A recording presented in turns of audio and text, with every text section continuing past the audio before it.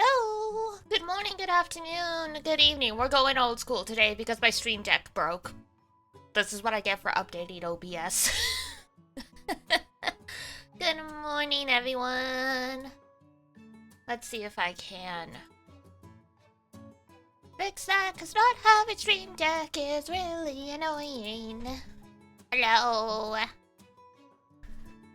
Yeah, I finally decided to update OBS because every time I open it, it's like, OBS did not close properly last time. Do you want to open it in safe mode? And I'm like, why would it break with that? I don't know. But none of the lights are on, and when I hit the transition to hit the C transition, it gave me the error. So I'm like, okay. I don't know, maybe updating OBS breaks the connection or something, I'm not sure. Waiting for OBS, waiting. You also get that sometimes? Delightful.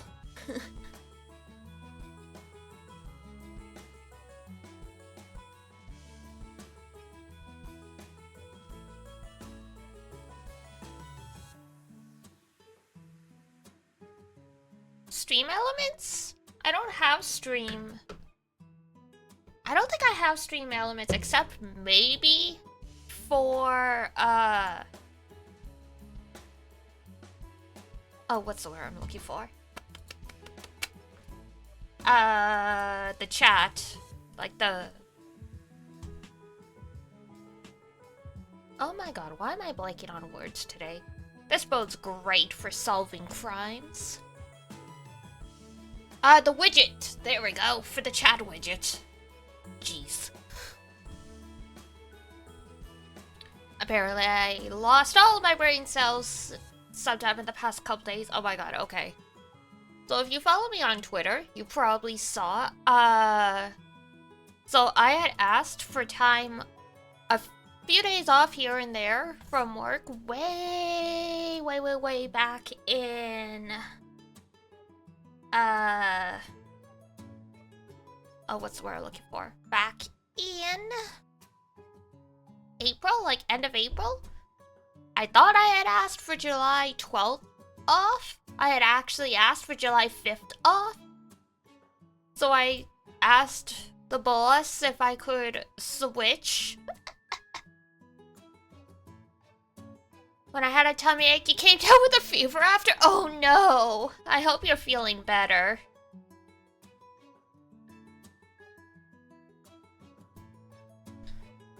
That sucks.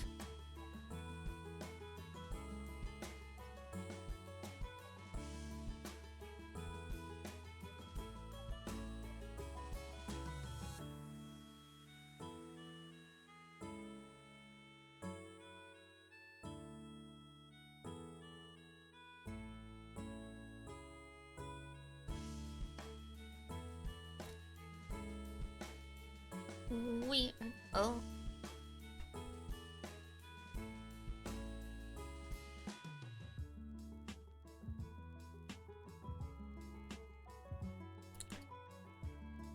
Da, da, da, da, da, da, da, da. Yeah, we're gonna have to go old school. Don't know what is up with Steam Deck. I'll troubleshoot that. Now time to check for updates. Oh, new version is available. Maybe it's no longer compatible. Now that I updated OBS. God damn it. Stop updating firmwares. I can't keep up with this.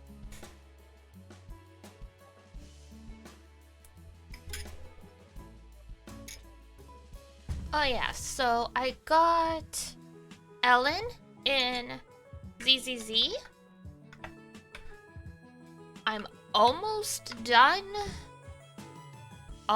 most of the extra stuff in the game.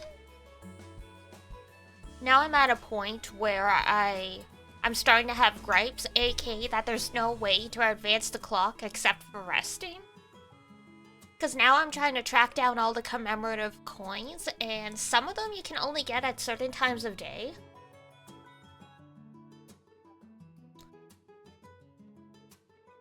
My baton pass was successful!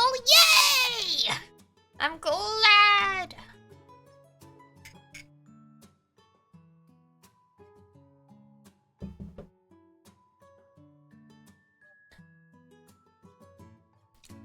Dreams are wild when you're sick? It's so true. Man, my dreams have been crazy lately too. I rarely remember my dreams well enough, but I know usually like they're not like the kind of crazy that it's like, oh, sometimes I do have like alien invasion dreams. That's the most common one. But I'll also get a lot of dreams where it feels like everything is 100% real. Like it's a normal enough life, but it's not my life, you know? Like I've had dreams of being like super successful corpo VTuber and hanging out with like people I watch in like the back rooms at like events and stuff, and I wake up, I'm like, huh?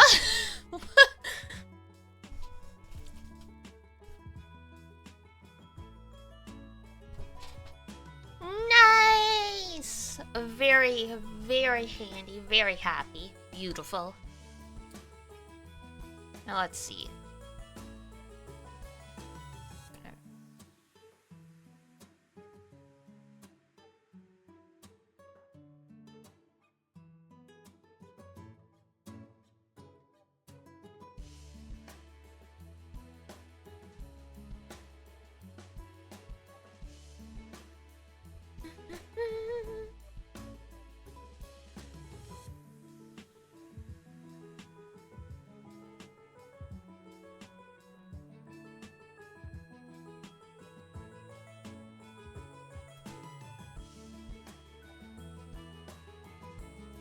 Cat fact!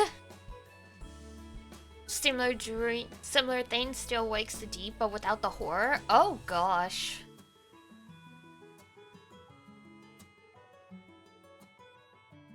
Yeah, that would be something.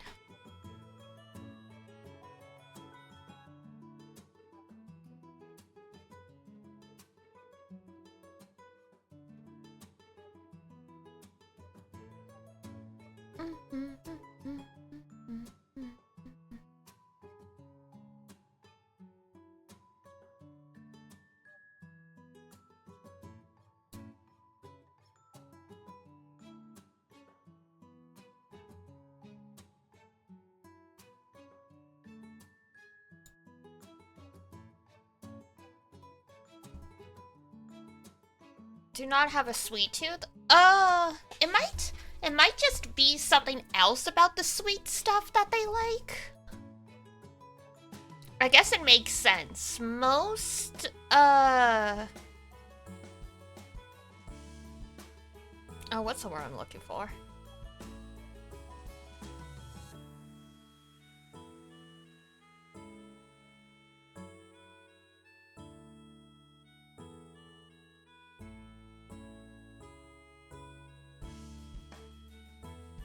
Yeah, okay, still, Stream Deck's still not happy. Alright, whatever.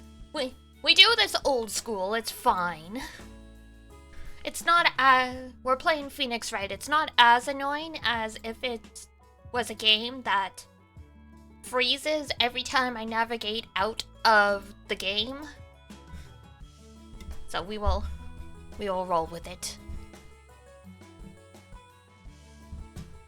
But yeah, my cats have never had human food, so I don't know if they have any interest in sweets or not. They didn't even used to be too interested in catnip. Now that they're grandma cats, they do to some extent. They want their natural painkiller, I don't know. Alright. The last time in Phoenix Wright, we were... Oh, what? Maya got kidnapped. Delightful. We trusted a butler with a stitched up face when he said, there's a phone call at the front desk for you, and that led to Maya getting kidnapped. And now we have to get an acquittal within 1 day for a client so Maya doesn't get murderated. Delightful. Poor Maya. She goes through it every time.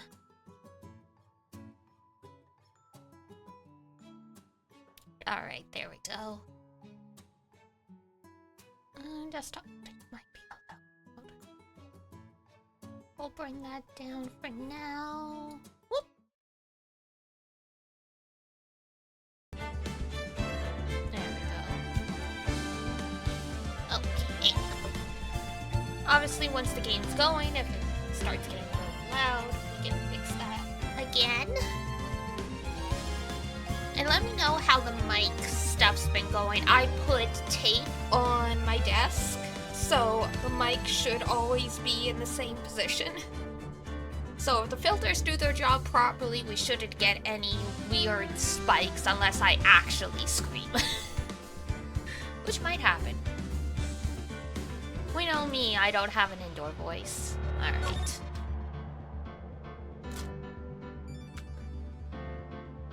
Farewell, my turnabout.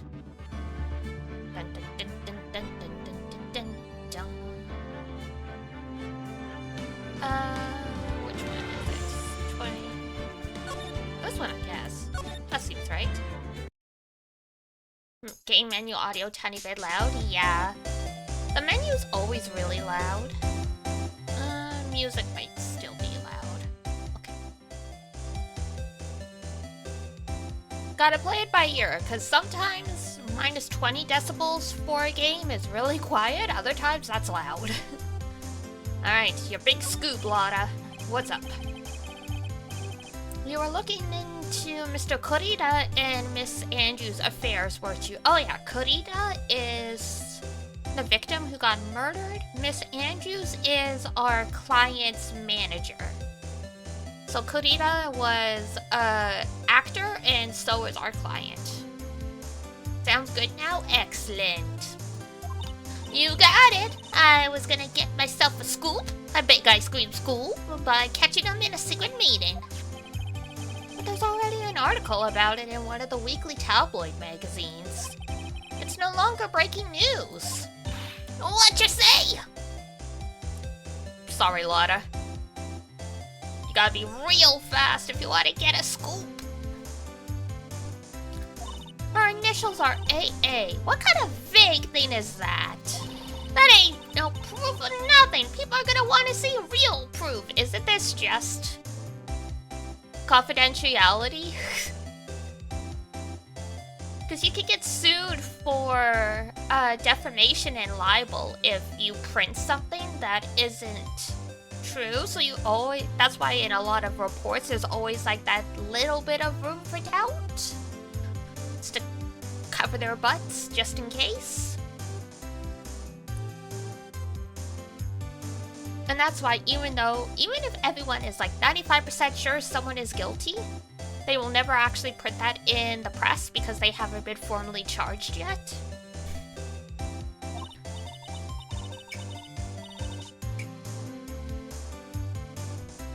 Well, at least I do, so that's what I was doing, getting photos. Oh! I'm gonna whip up the reader's interest with some gossip and a little misleading. As a journalist, you're not supposed to admit that you're lying. Then spice it up a little and have myself an exclusive story. Wow, Lotta. Nice journalistic integrity there. I already finished writing up my spicy article, you know? But yeah, the paper I wrote it on, my note to myself, it's gone. You wrote your article on a napkin? Your note to yourself? It was inside the case of my $1,600 camera. They done ran off together. It was the magician one? This is the case right after, and we're right at the beginning of it anyway, so you didn't miss too much.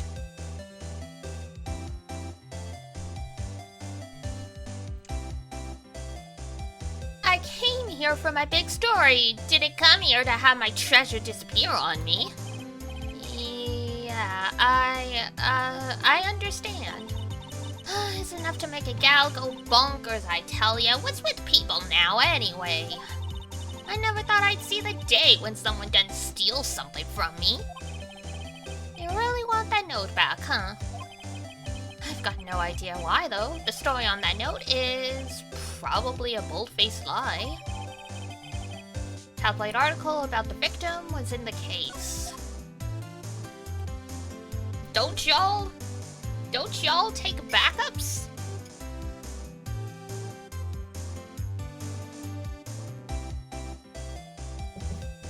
Who the heck writing interview notes on a scrap of paper and then losing it?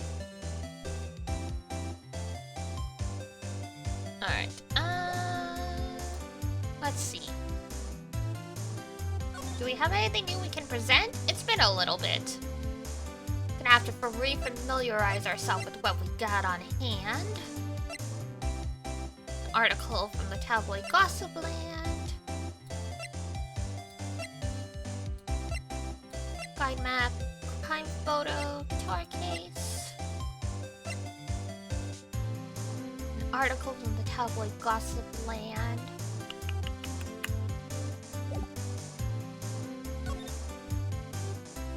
Let's see what else we got in here.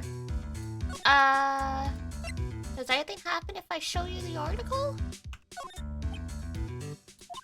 I told you, I hate trifling matters. It's a waste of time to show me things that are of no relevance. Oh, I'm sorry. My bad.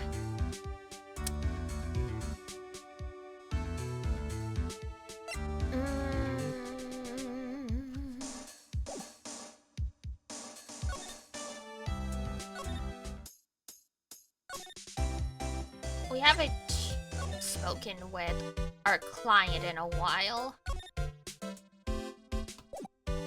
Wine, maybe?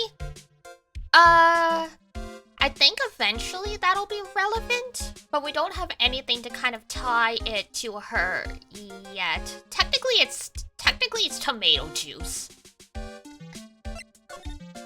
They say it's tomato juice, that's why it's like orange instead of, you know, burgundy.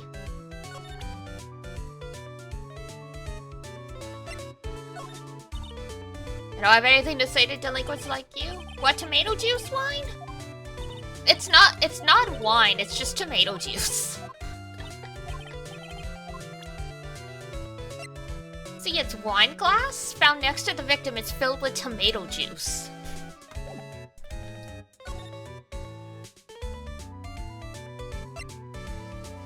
Oh, that's right, we haven't been to criminal affairs. There we go.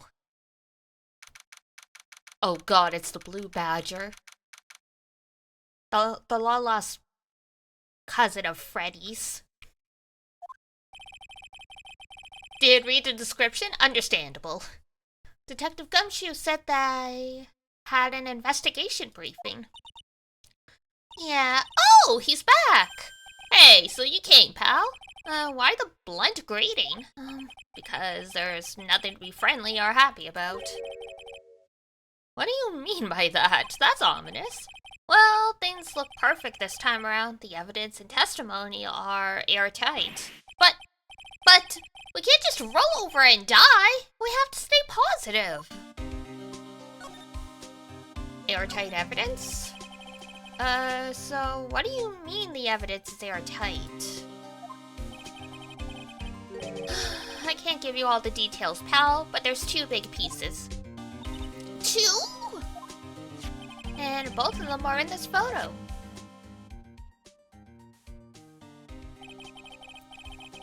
Ah, yes. The first is the button that's missing from the victim's chest. That's the button that you found during your search. Yep. I found it in the folds of the Nickel Samurai special pants. That makes it sound so weird. They just don't want to say Hakama. In case people can't remember that word. And the second is the knife in his chest, pal. The fingerprints on the knife in his the fingerprints on the knife in his chest, to be exact. Uh-oh. Whose are they? You don't even have to ask, little missy. It's obvious. They're mad on guards. Butter knife? It does look like a butter knife, yeah. But they were having steak. So I imagine it is actually serrated. It just looks like a butter knife.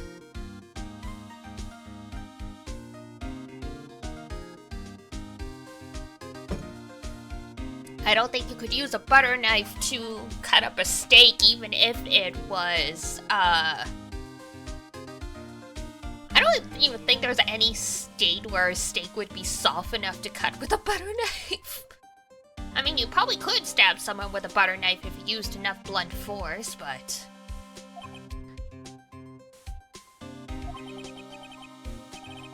Tomorrow's trial. Talk about being stuck between a rock and a hard place. Maybe that's the power of her samurai. Yeah, it's like he's like Shiki in Tsukihime, you know? As long as like he can cut anything as long as he has a decently sharp object.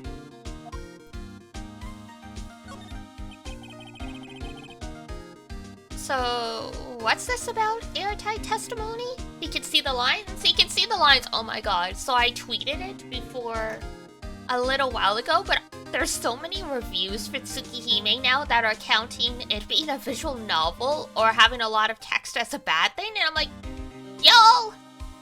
If this was a print novel, all of these things you're listing as cons would be good things. I know you gotta put something in the cons, but...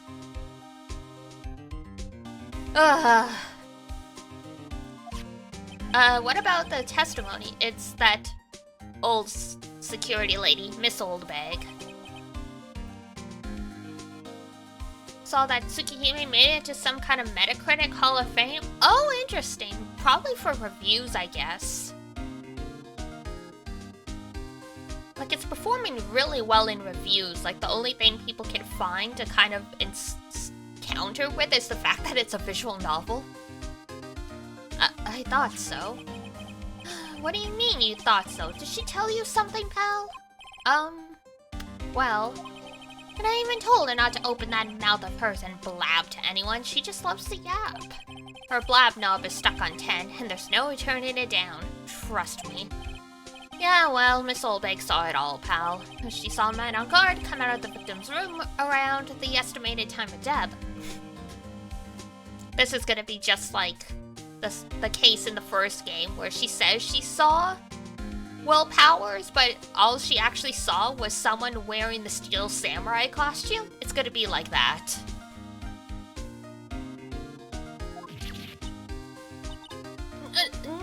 No way!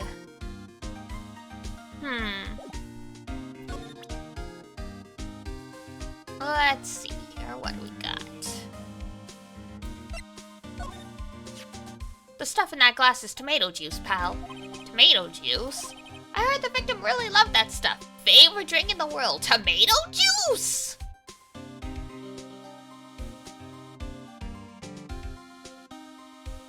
We sure that's not a Caesar? You sure that's not tomato juice with vodka? Vampire?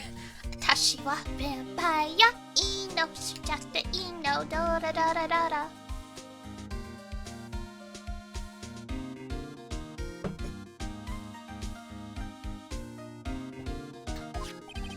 It was his favorite drink?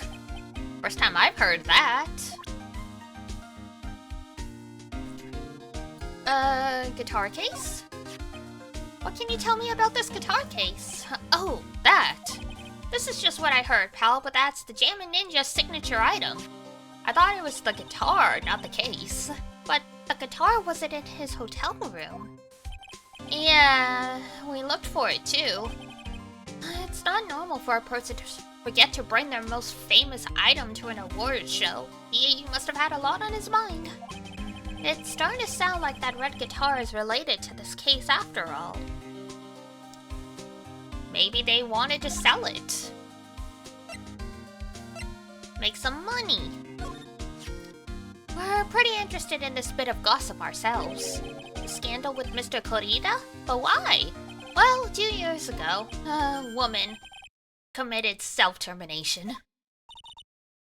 Suicide? Her name was Celestine Pa. And she was Juan Corrida's manager. The victim's manager? But that's not all, pal. Miss Inpa was Miss Adrian Andrews' mentor. She taught Miss Andrews everything she knew about the business from square one. Sudoku? Goddamn Sudoku. She messed up the daily New York Times crossword Sudoku, and that was it. She had made a pact with a witch when she was young that if she ever failed a Sudoku puzzle, she would die. A woman who was both Mr. Corrida's manager and Miss Andrews' mentor. Could her Sudoku death have something to do with this case? Do you want to know more about her, pal? There we go. Talk. Celeste. She was the victim's manager and also Miss Adrian Andrews' mentor. It's been 2 years since her self-termination, and now those two are linked by another death. Or maybe it's just a coincidence. Oh! Ah! I was just about to say, oh god, here comes Francisca. I'm getting sick of dealing with one foolish idiot after another. Wow, I actually managed to get an accent there for once. I wonder if I can keep it. You can't seem to stop aligning yourself with the enemy, can you? I don't need a traitor in my midst. You don't? You don't mean? I do. Scruffy, you have 30 minutes to get out of here. You are no longer needed. Goodbye. That's... Wait, please wait, sir. If I don't get this month's pay, I'll stop. Quiet. If it weren't for traitors like you, I would have won. Is that what you want to say? Who? That voice! Edgeworth! It's been a long time. This person! This is Mr. Edgeworth? What am I going to do with you? Still blaming others when things go wrong? You haven't changed a bit, Francisca. You!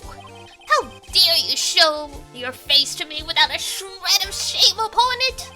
You've soiled the Von Karma name, dragged it through the mud. You even ran away with your tail between your legs like the ill-bred dog you are. Are you talking about the Von Karma family creed? To be perfect in every way? Let's hear it, Francisca. How are things going? I hear you are having a rough time maintaining perfection in this country. Against my ex-boyfriend. You seem to be getting crushed under the weight of it all.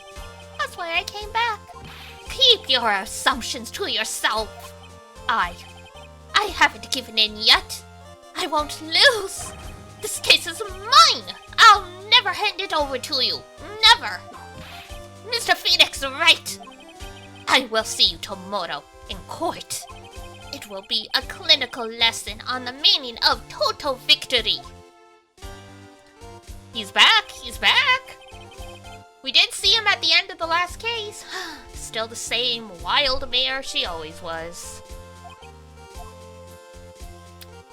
Well, this is awkward. You kind of broke up with me by just fleeing the country with a note. Tomorrow's trial, I guess. I thought you, the prosecutor Miles Edgeworth, had gone and died. Mr. Nick! I never wanted to see you again. I think that's enough of a warm welcome for someone you haven't seen in a year. Are you going to run tomorrow's trial? You heard her, right? That wild mare hasn't given in yet, it seems. So no, I don't think I'll be making an appearance. Your hatred for me is unhealthy, not to mention one-sided. But I will say one thing. When the breakup was only wanted on one side. You can't win on your own at the trial tomorrow. What is that supposed to mean? I have something definitive that you lack. And working together is the definition of teamwork. It's the power to find the truth. You have changed a lot since the first game, buddy. But truth? In order to understand this case, you have to understand a certain truth. Well, if you ever feel the need for my assistance, it is available to you. I'm not in charge of this case, so I can be a bit more generous with information. I guess his vacation went well, yeah? I guess he went and found himself and all that good stuff. Just what is going on inside his head? See, this is the problem. This is how our relationship fell apart. He doesn't communicate. Proof of von Karma blood. A lot of things may have happened. However, Manfred von Karma was still my mentor. It's now that I think about it, it's kind of weird that the guy killed my father or that he took me in as his prodigy. That's kind of fucked up. A perfect win record is proof of a von Karma. 1 year ago, you could not establish guilt in a few cases. Are those losses the reason you suddenly disappeared from the prosecutor's office? Did you leave because you had lost your perfect win record? To think your motivation for prosecuting trials was so selfish. It'd have been better for everyone if you never came back from the dead. Jesus, Phoenix. He took this very, very personally.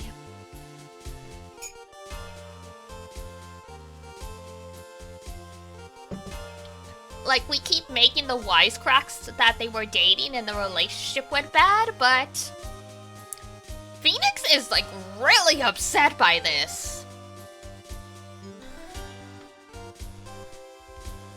Like, I get that it's not exactly nice to just leave the country with just a weird, vague note and make everyone worry, especially when Nick is technically the cause for all of this. I see. Then let me ask you something. Why do you stand in the courtroom? What is your reason? Why stand in court? Well, with Francisca, she almost always says, "I will defeat you this time," the instant she sees me. But the courtroom is not a personal battlefield for prosecutors and lawyers. I stand in the courtroom to defend my client. To save their lives. To save their client, you say. Those who think only of their own ego-driven goals. Those kinds of prosecutors are reprehensible to me. Even if you're a prodigy. Or someone like you, Edgeworth. It looks like there is still a lot you have yet to learn. Excuse me? Well, that's enough for now. The time when you will see is coming soon enough. Well, thank you. Do you know anything at all? An useless energent? Ah, fuck you!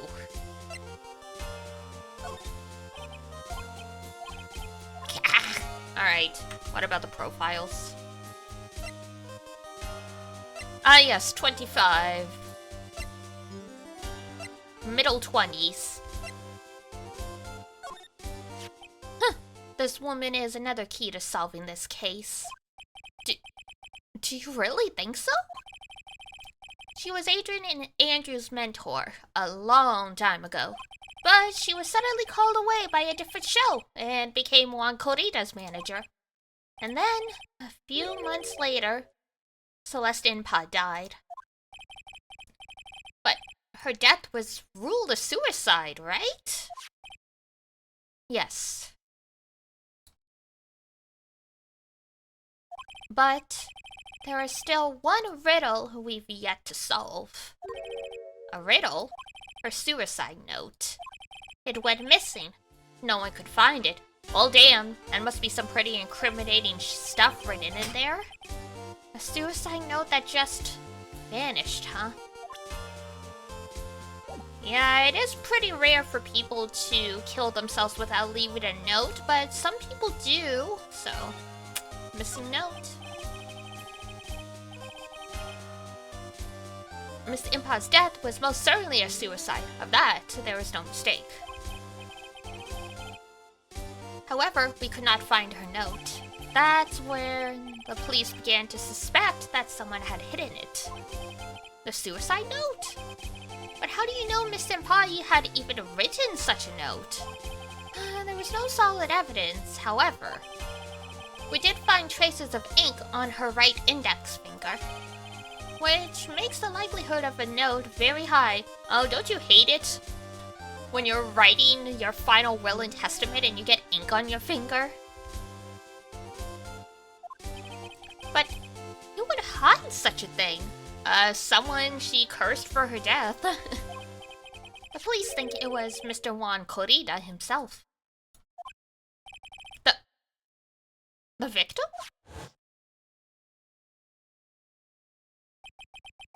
Well, there is a note on the table.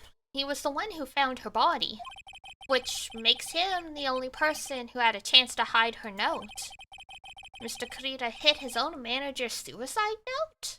But why? As long as her note is missing, any speculation beyond this is meaningless. For now, I think you should look this over. This is the suicide report. Part 1, anyway. Why do we only get Part 1? Give us the whole document, you bum.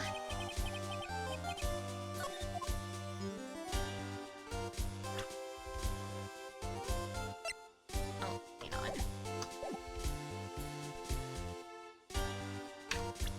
on. Let's see here. Oh, can I only check it from the frickin' present screen? Nope, alright, so what's in the... I don't like to look through reports. I like suicide reports even less. Worst of all are the reports that have multiple parts like that one. That has two. 2 parts? What you just handed me is the first part of the report. Here's the second part. What? Why didn't you just give me both of them? The second part of the report is about an attempted suicide. The attempter's name is Adrian Andrews. Miss Andrews? What did she do? Some really don't leave notes? Yes.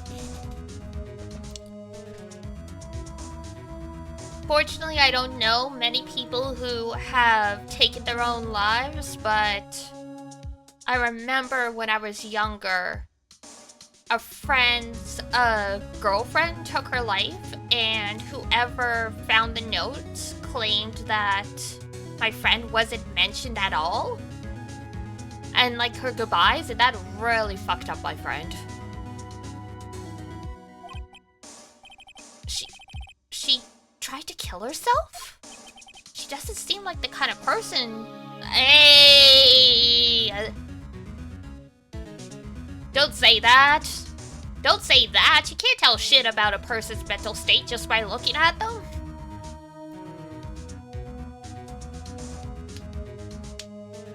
That's discriminatory.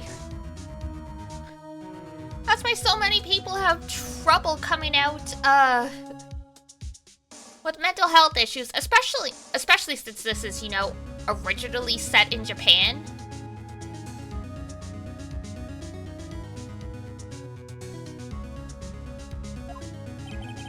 You think she's a strong career woman? That's just what she wants you to think. Adrian Andrews, she has a certain secret she's always trying to hide. A secret? Her dependent nature. Oh, she's unhealthily codependent. Yikes. That's what she was really like on the inside. Miss Andrews? Dependent? Talk about the exact opposite of what that woman is. Well, I mean, fake it till you make it, as they say. Oh, there we go, dependent nature. What's this about Miss Andrews having a dependent nature? Miss Adrian Andrews' attempt at suicide was a few days after the death of Celestine Puff. And why did Adrian Andrews think about committing suicide? Because she had apparently lost her will to live. Lost her will? But why would she? In any other series, you'd be like, oh, she was in love with her. But no, apparently she just really, really looked up to this woman and can't do anything without someone telling her what to do. But why would she? Her pillar of strength, her mentor Celeste, was gone forever. That's why. Why would that, Phoenix? You've got about as much empathy as a tablespoon. Is this what they call following someone to the grave? Phoenix, the 6-year-old understands this better than you. You should be ashamed of yourself. After her attempted suicide, Adrian Andrews started attending counseling sessions. She is someone who needs a person in whom she can trust absolutely. And once she finds that person, she'll do anything she can to keep them near. Oh god, yeah, that is codependence. Man! I went through a period like that. That's a rough time in your life. Like, I don't think anyone chooses to be unhealthily codependent. It just happens because It just happens because of the shit that's going on in your life. When someone throws you a lifeline, you hold on for your dear life. Without such an anchor in her life, her crippling anxiety stifles her ability to live. Oh, yeah, the anxiety, there it is. And that's the nature of her dependency? Someone please get her some antidepressants, it would probably help her a lot.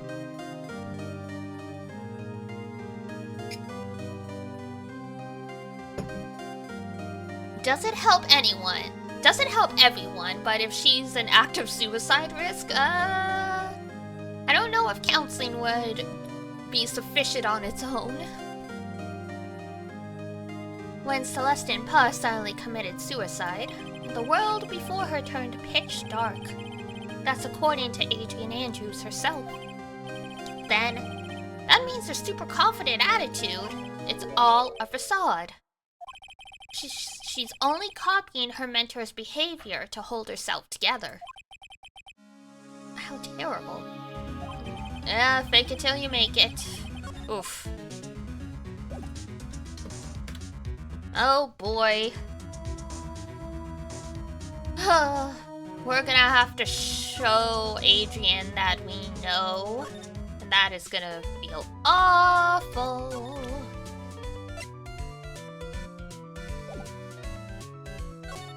Anything new? No.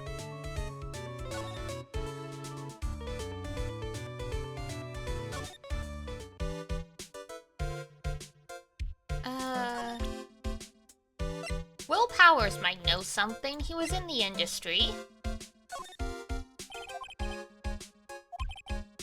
God damn it. Wow. Alright. Lotta might know something.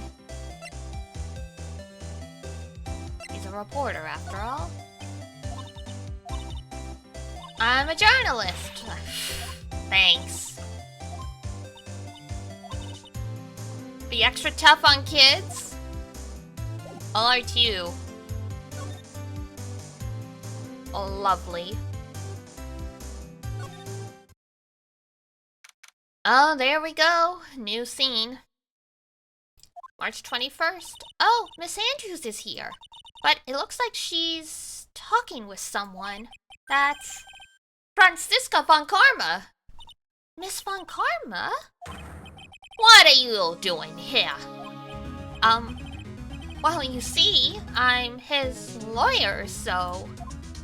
Huh, you've got some nerve following me around. Following you? That's you, Miss Von Karma. You're the one doing the following. Pearls? You're always following after that detective with the little beard. Me? Following after Scruffy? Don't make me laugh. Let me show you something interesting. Little girl, I am confessing to a crime. Yeah, she bugged him. She's literally got a tracker on him.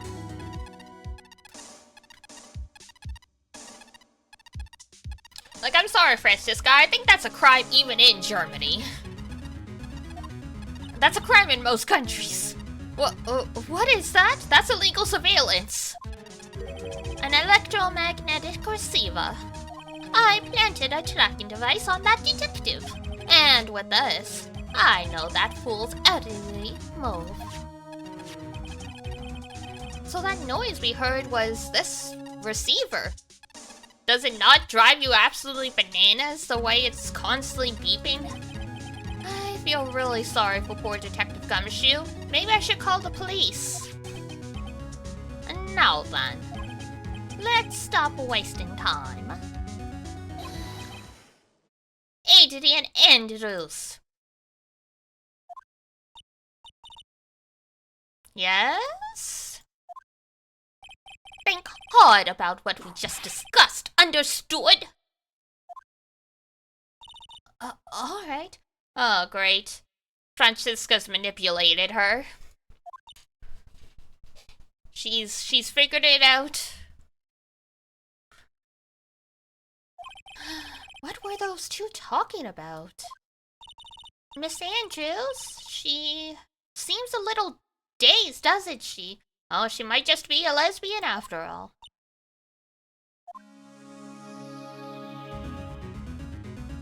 I mean, Francisca's the same age as Maya, though, so, just barely legal, I think.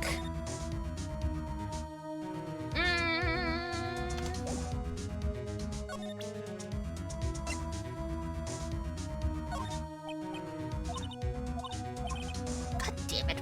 Fine.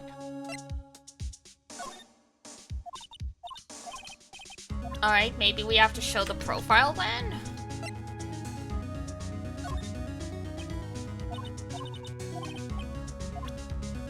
Bitch!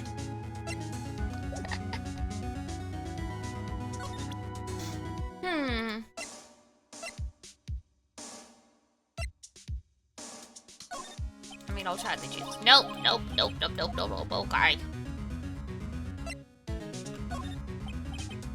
No, we haven't unlocked the Psyche locks yet, okay.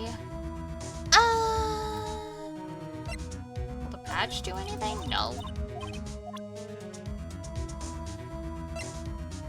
Alright, maybe we have to go talk to Matt.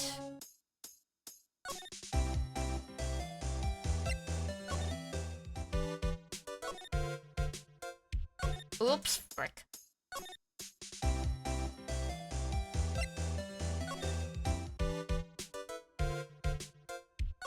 We got more transitions here than Virtue's Last Reward.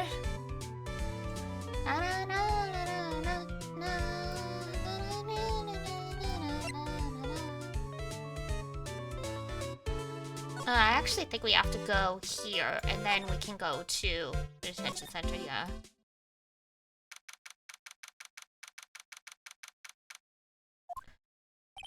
Ah, the lawyer dude. So what did you find out? Well, I'm still in the middle of investigating. I see. But I've already told you everything I know, dude. I don't know about that. What happened? Can you tell me about your activities last night? After I got the award, I took a break and went back to my room. I had that post-ceremony stage show to do. So I was in my Nickel Samurai costume. And you were alone the entire time? My manager was running around being busy, so yeah. Because of the press conference you were supposed to hold after? I told you, dude. I had got no idea about any press conference, alright? That's strange. I thought Nick Samurai was going to confess something. Anyway, when I was leaving my room, that's when I noticed it was kinda noisy. Mr. Kurita was already dead at the time? Yeah, that's what I gathered anyway from my manager. I'm beginning to gather that this guy can't do a thing on his own. Ah, the codependent leading the codependent. And that's when the detective in the green coat showed up. He searched me, and then, out of the blue, the dude arrested me. The victim? About you and the victim, Mr. Juan Kurita, what sort of... That's got nothing to do with anything, dude. Man, with that face of his, you can't even tell he's the same age as me. And he wanted to try to make a jamming ninja movie, even though we all know it'd fail. The Nickel Samurai still won in the end, right? Yeah, I took the Grand Prix by storm. So why would I, the winner, have any reason to kill that guy anyway? Dude, you'd think it'd be the other way around, you know? True. Profiles?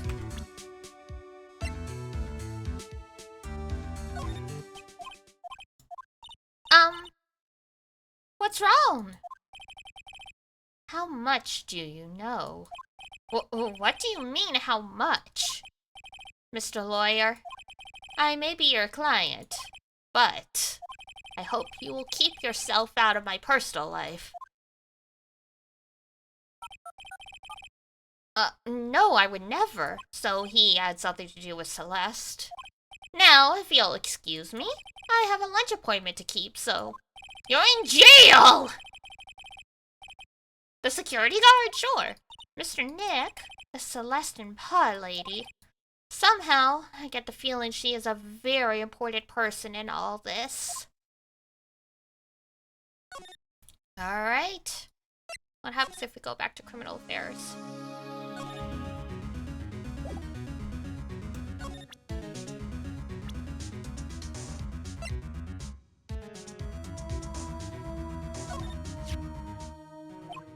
This woman is the key to solving this case. You really think so?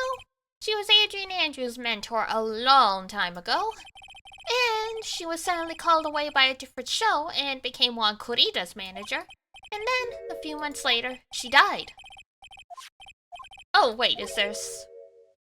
Yeah. It's a repeat. Whoops. Okay,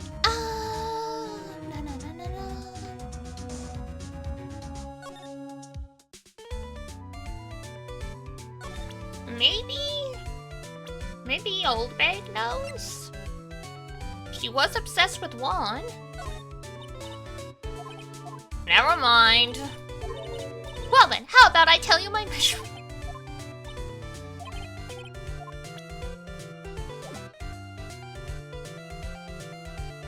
God. Alright.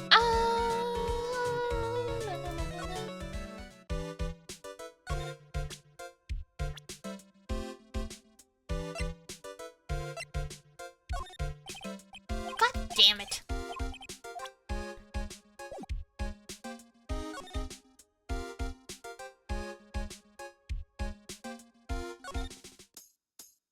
Why are y'all all so useless?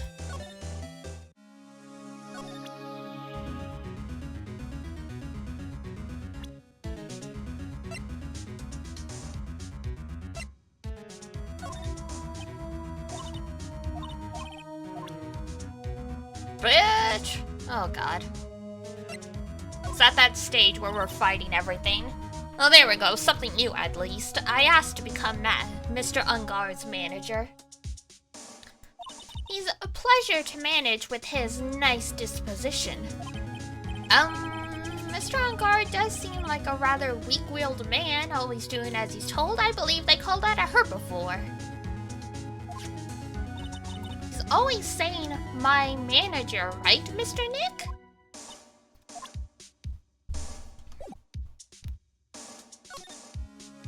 Ah, there we go. Motive for murder. do you have any ideas as to why Mr. Corrida was murdered? Why would you ask me about such a thing? I mean, apparently you knew both of them. I'm just doing my job. So do you have any ideas? There we go.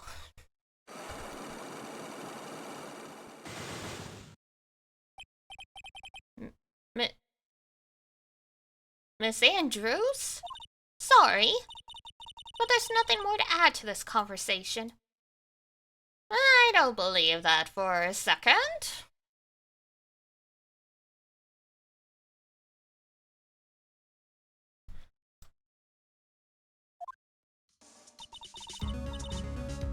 Is it a psyche lock, Mr. Nick? Yeah. There's going to be more and more of those lately. Alright. Hopefully we've got everything we need. Present!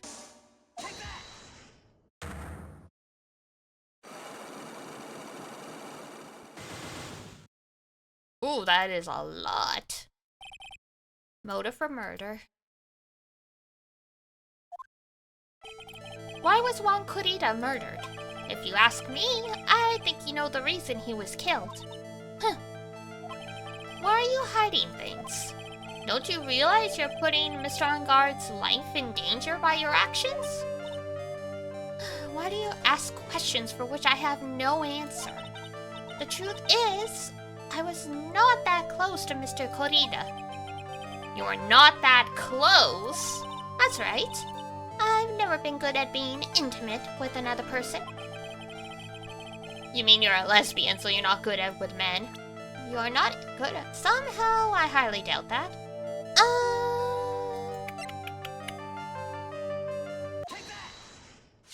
You and Mr. Corrida had an intimate relationship, did you not?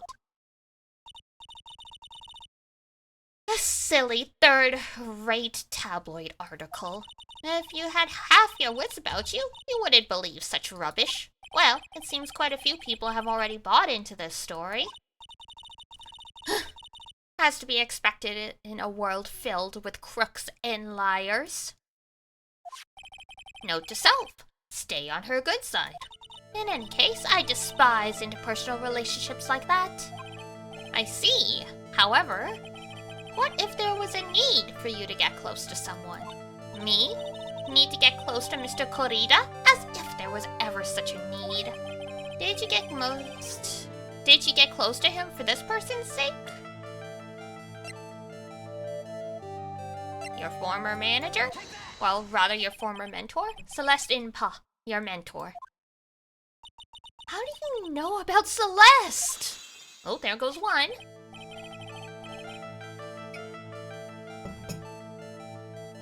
Miss Inpa, she committed suicide, didn't she? But it looks like no one knows why. Right before her death, she was Juan Corrida's manager. So, I believe you got close to Mr. Corrida so you could find out more about her suicide. You have a great imagination. You may have a future yet as a slimy muckracker for a putrid third-rate tabloid. Well, thanks. Miss Andrews? There was no mystery surrounding her death. None. It would be pointless for me to force myself into a relationship for nothing. Is that really true? Was there really no mystery at all? I don't believe you were completely at ease with the way her suicide was resolved. Evidence. Where is the note? Miss Impa's suicide note was never found, was it? It looks like the police were under the suspicion that someone had hidden it. Like, maybe the person who discovered her body? Mr. Corrida? Oh, Juan? And Miss Andrews, I believe you thought the same thing. That is why you became intimate with Mr. Corrida. I've sat by quietly and listened to your insulting ramblings long enough. It's true that Celeste was my mentor. However, allow me to say this again. It had nothing to do with me. I didn't even know that her suicide note was never found. I'm a person who doesn't care about what goes on in the lives of others. That's the impression you like to give. However, I don't think that's who you really are. What? I have evidence that says otherwise. This is proof that Celeste Pa was someone very special to you. Damn, hitting her with her own suicide report. Miss Andrews, you nearly went through with it too, didn't you? Went through with what? Ending your life. Miss Andrews, you look and act like a very strong woman who has it all together. You don't ask for anyone's help, relying only on yourself. Yes, I've been very independent ever since I can remember. However, that is all just a lie, a facade. You've always searched out people on whom you can depend on. That's... like...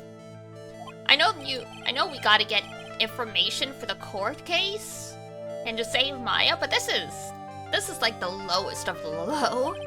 Which is why, when she passed away, you lost everything you had. Stop! When Celeste passed away so suddenly like that, I died a death of my own, but no matter how hard I tried, I couldn't stop thinking about what had become of her note. You must have heard about the police report. The one that said the police suspected Mr. Corrida of hiding Miss Impa's note. You heard about it and thought to recover it from him by getting close. Am I right? If that's the case, then everything changes. What do you mean? What topic did we start this conversation on again? It was, why was the victim killed? Exactly. Somehow, Miss Andrews, it seems that you have become the one with a reason to want Mr. Corrida dead. Me? Miss Impa was everything to you. And then she died. And you would do anything to find out why she killed herself. Even commit murder. Murder? Oh, there we go. Dust our hands off.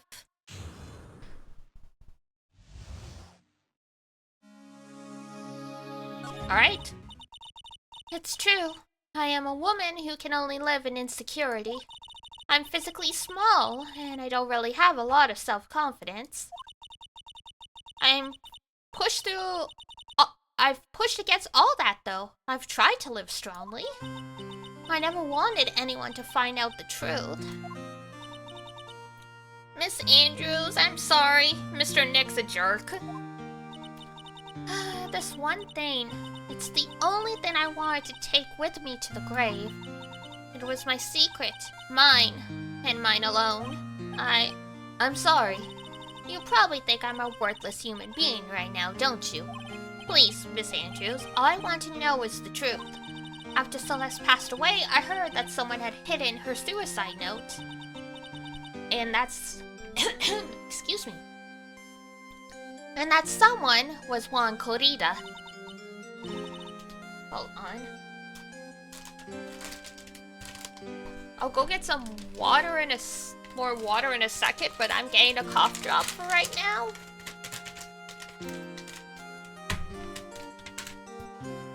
It's both humid and dry in here.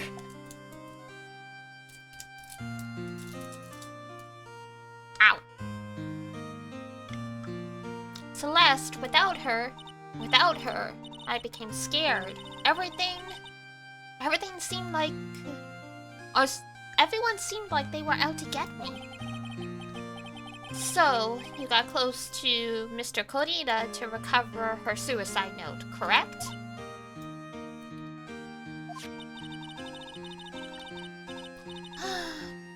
Looks like the tabloid reported the truth after all. Ironic, isn't it? A tabloid getting it right? Yeah. Well, like they say, where there's smoke, there's fire.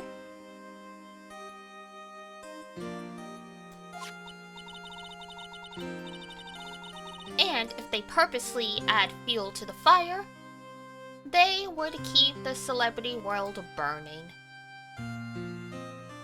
Damn.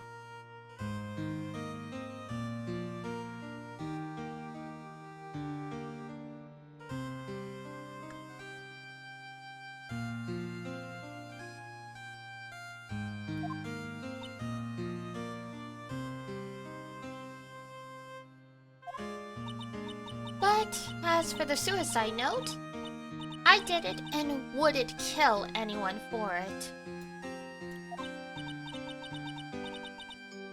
It just doesn't suit me, that's all. I don't know about that. Well, that's enough for now. I still have work to do, so... I understand. Oh, I have one small favor to ask. My attempted suicide. I'd like for you to keep it a secret.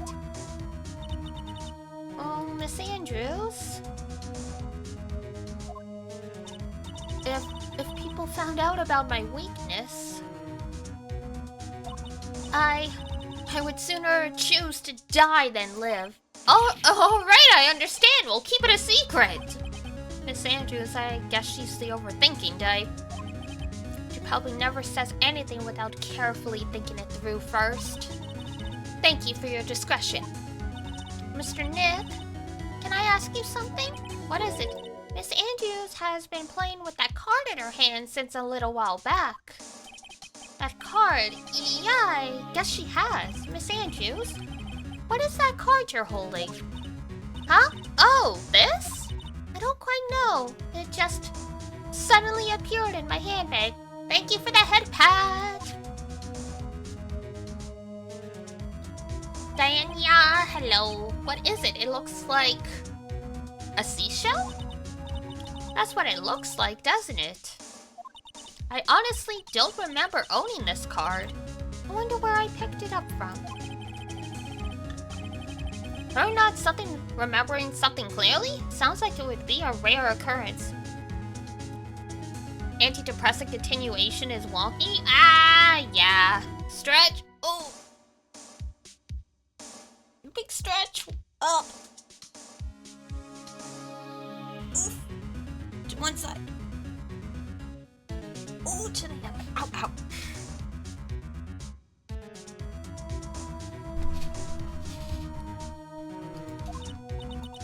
Well, I must be off.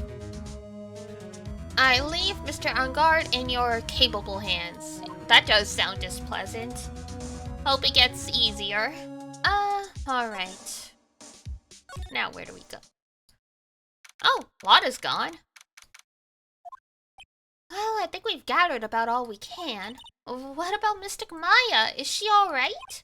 Oh, Pearls, she looks like so worn out by all this. She hasn't slept at all, and has been walking all over the place with me today.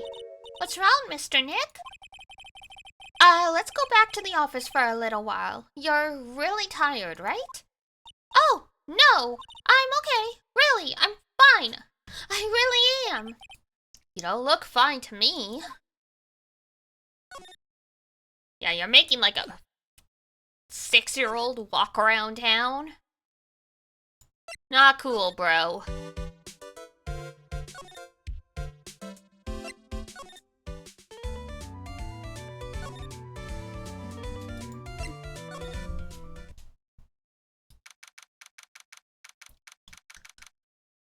He underestimates children's stamina? I mean, it depends. She hasn't slept.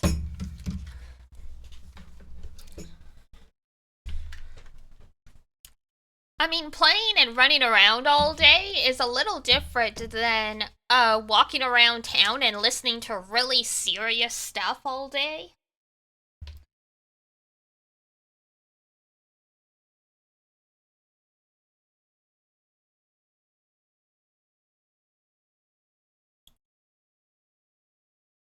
It depends on the child. But then again, this is the child who walked all the way from the countryside to the city to attend trial because she didn't know trains existed. So what now? Well, we did find out one thing for sure. Miss Andrews has a motive. You mean Miss Impa's suicide note? That's right. She was also the one to discover the victim's body. Clever. Uh-oh. The kidnapper's calling. Ah! Mr. Nick, the transceiver! Hello? Red and Co. Law officers, why are you answering like it's your phone?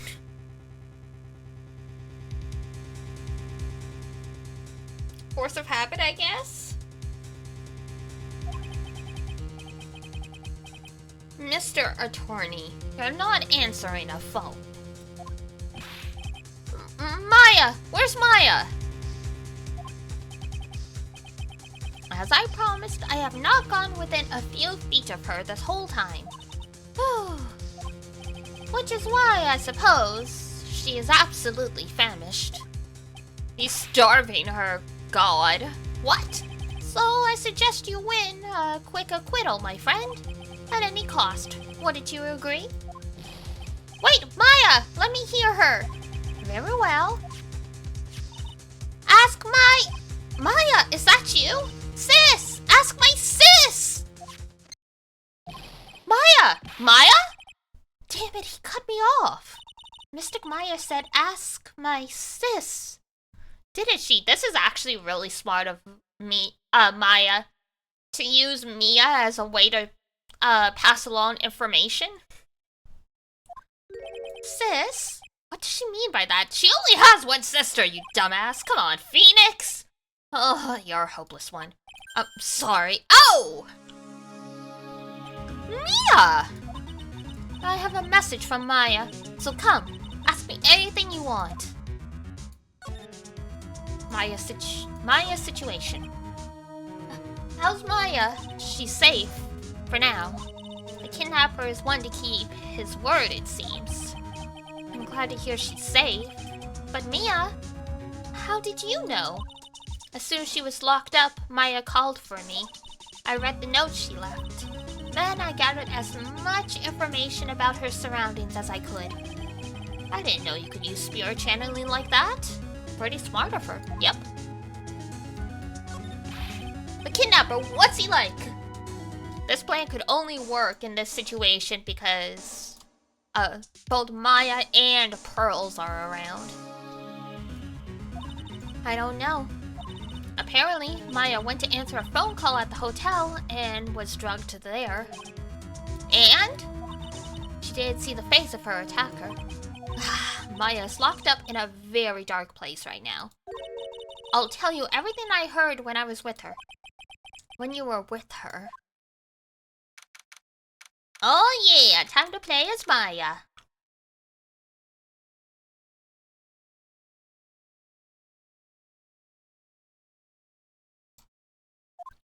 Mlem. Oh, it's Luna from Sailor Moon. I'm starving. I could really go for some apple pie. I mean, at a time like this, sweets are the only way to go. I mean, there's wine. Not really a substitute for food, but I guess it would give you some calories. I have to say positive. He promised he wasn't going to kill me. I'm not going to die. Sis, I wonder if you're with Nick right now.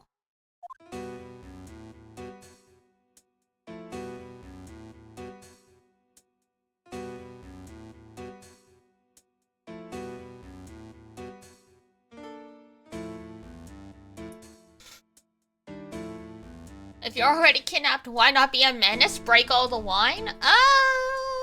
I imagine you don't want to aggravate the kidnapper? I don't know. Huh? Someone dropped a card here.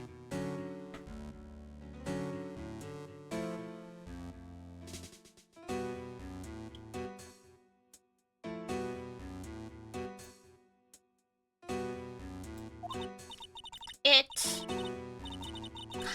like a business card. But there's no name on it.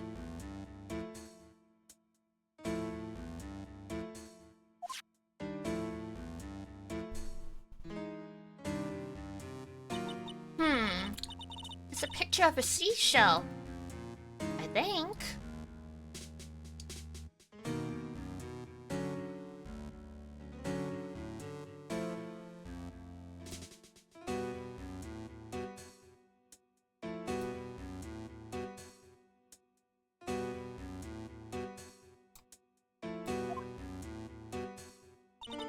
What a strange card.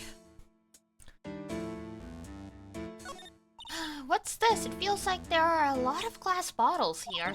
And these... they feel like barrels. I'll pass. Too bad I'm really hungry and not really thirsty. I mean, yeah. Stop the kidnapper? Maya's pretty tiny. I don't know if she would be able to do that, but it is a good idea. There's all sorts of stuff piled up here, but it's too dark to see. Okay, what's up with the door? Drat, it's locked. But the door's lock seems easy enough to open. On TV, the hero always uses a plastic card or a stiff piece of cardboard. Then click, they magically open the door. I wonder if there's a card like that around here. Oh, that's it! The shell card! If I use this, maybe I can get the door open. This might be my key out of here. How do you even use a credit card to get the door open? Like...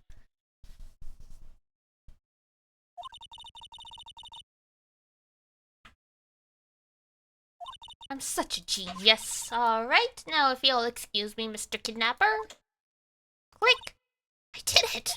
Cat burglar Maya. Okay, now I'm getting the heck out of here. I shouldn't keep Nick waiting. Or worried. To be continued.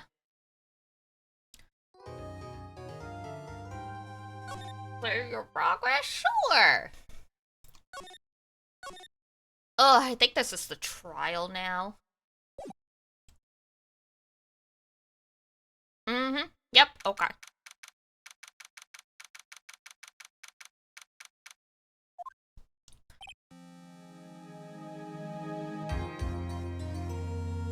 You wiggle it behind the... Oh! The latch?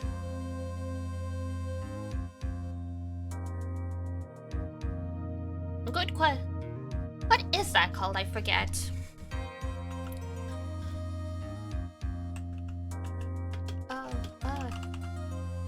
Door.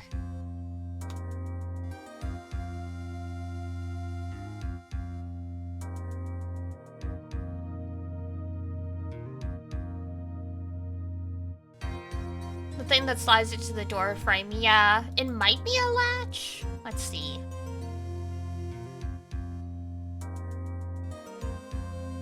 It's tumbler lock.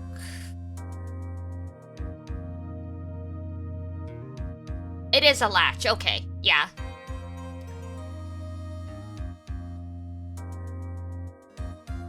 Also called plunger tongue spring thingy.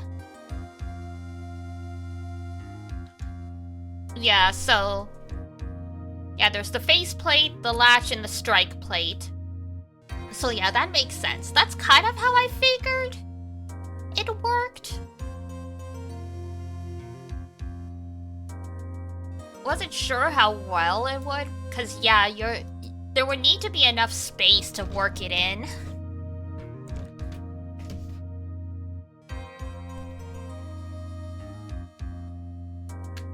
You could probably also kick these kinds of doors in, but Maya lacks the required mass. Yeah. Related to breaking stuff, if she found something heavy enough and had enough time, she could also try breaking the doorknob off the door. In a lot of cases, that will disengage the lock as well.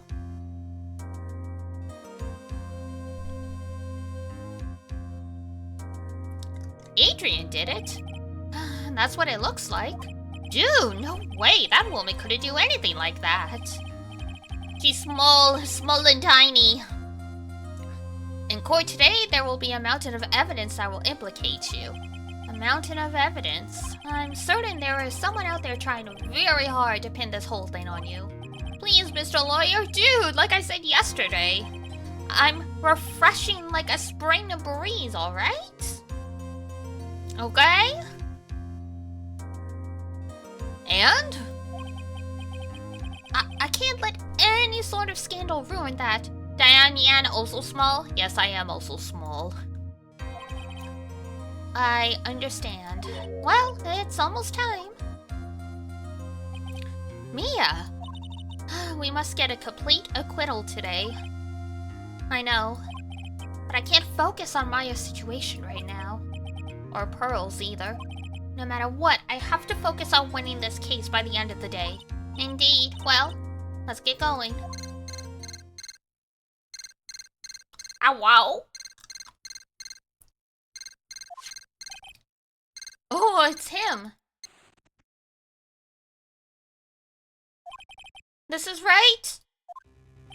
Good morning. This is it, Mr. Attorney. The day of the trial. Note to self if locking up Diana, she cannot kick a door. Oi! Don't just casually start planning my kidnapping in my chat. Mia Pearl is something else? Oh yeah. Wait until you see the full sprite, because she's a grown woman wearing a 6-year-old's outfit. In reality, that outfit would hide absolutely nothing. In the game, it is just barely PG. Good morning, this is it, Mr. Attorney. The day of the trial. Maya. She's unharmed, right? Well, when I checked on her earlier this morning, she seemed a bit, how shall we say, tired. Step 1, grab the Danya. No! No grabs! Where's a magical outfit? No kidding, right?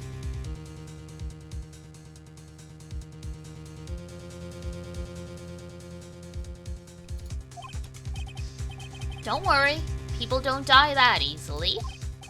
Besides, what you really should be concentrating on is winning today's trial.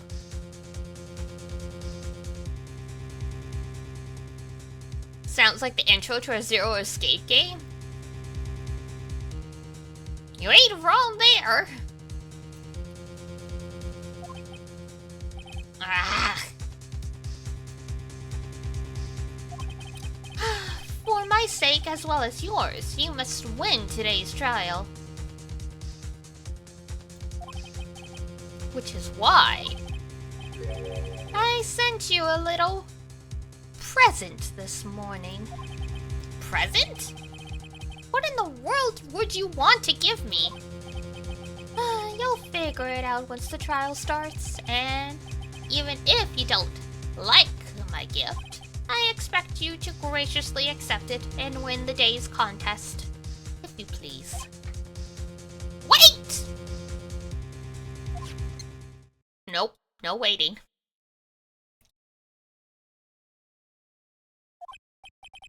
That kidnapper sent me a present? I'm sure it's nothing horrific.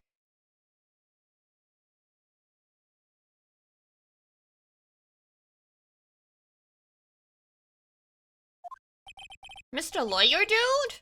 Who is that? No one. It has nothing to do with you, so forget you heard anything. Dude, did your nose just get longer? Maybe.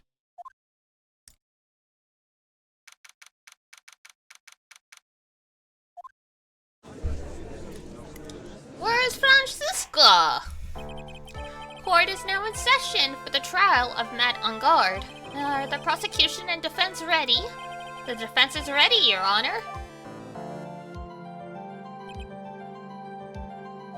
I say, Mr. Wright, what happened to Miss Von Karma?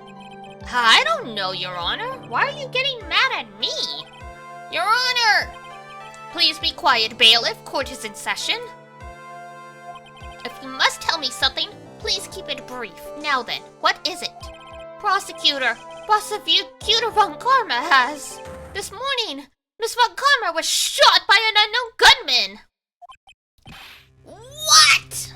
Nice present. Shot? Somehow.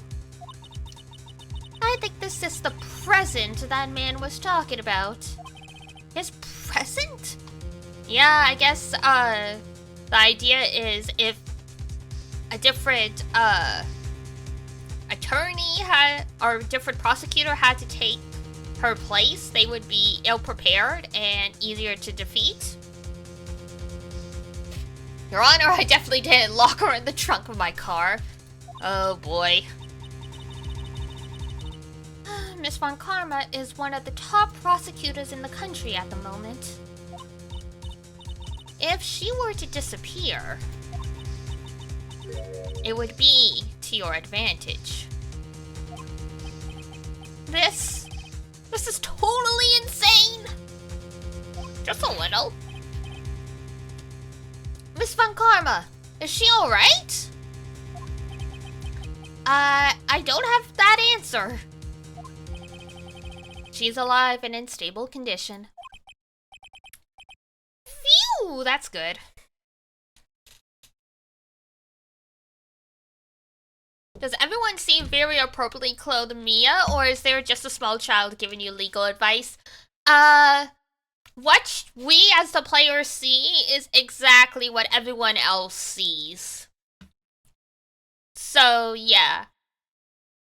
They just see a very, inappropriately dressed Mia.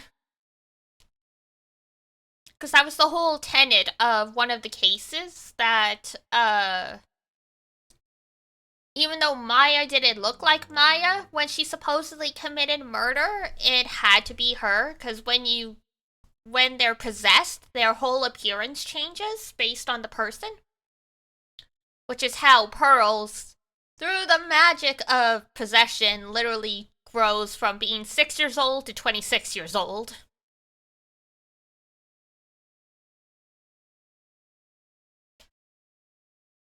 And it's also how they're able to use Mia to get information out of womanizers in some of the other games. Because suddenly these dudes are very willing to talk when it's Mia. Or it's like Mia inside of Maya talking to them, and she's this black-haired beauty with giant badonkadonks.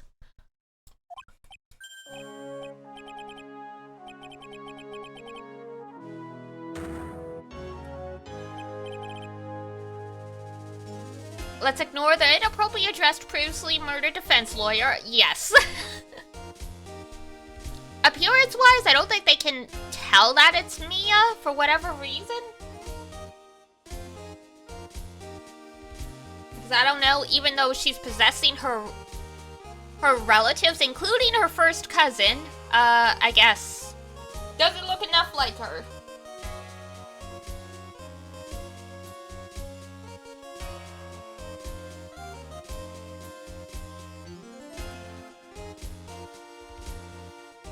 Your Honor? Hey look, it's Edgelord! It's our ex-boyfriend Edgeworth! And by our, I mean Phoenix's. Due to the circumstances, Miss Von Karma can not appear in court today. I, Miles Edgeworth, will be taking her place. The prosecution is ready, naturally.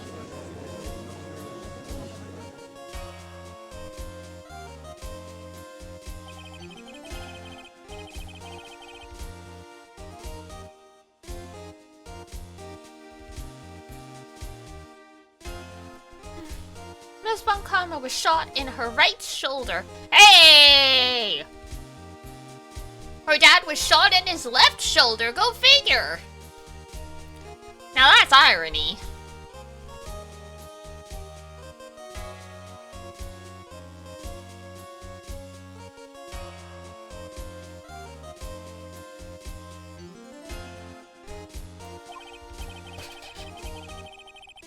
Nick versus Edgy, just like in the old days. Yep.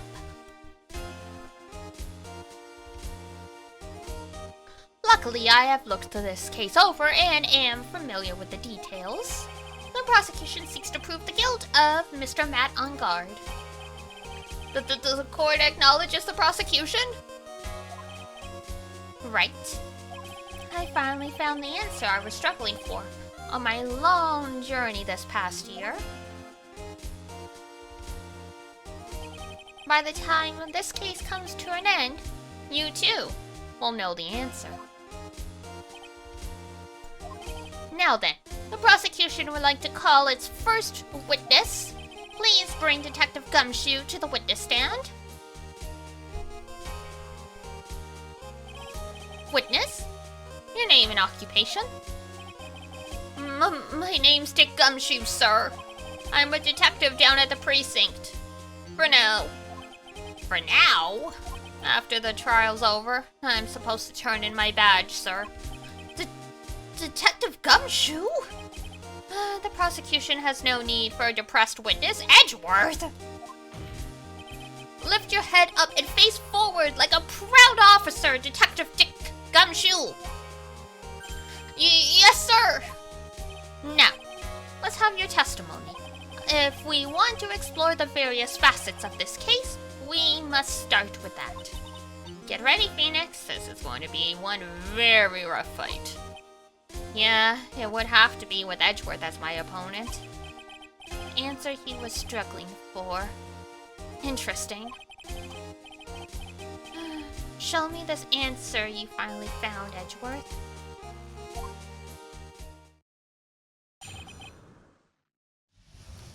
Bare facts of the case. The murder happened after the Hero of Heroes award ceremony, sir.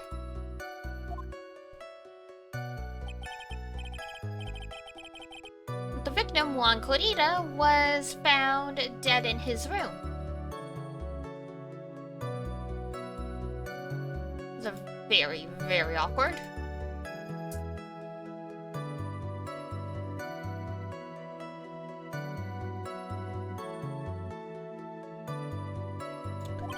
After looking into the cause of death, we believe he was definitely murdered, sir.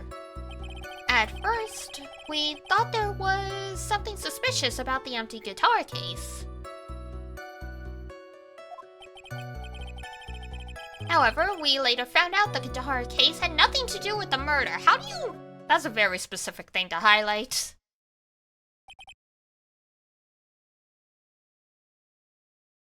So obviously we gotta press him on that, cause that doesn't seem correct. After the award ceremony ended, the victim was alone in his room? Yes, sir. Both the victim and defendant went alone to their rooms, sir. I see, Mr. Wright. You may begin your cross-examination.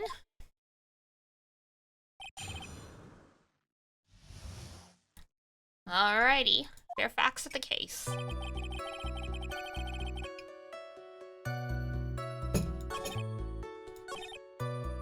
We definitely believe he was murdered. At first we thought there was something suspicious about the guitar case. Why did you stop? And why did you think that? Because it was empty, pal.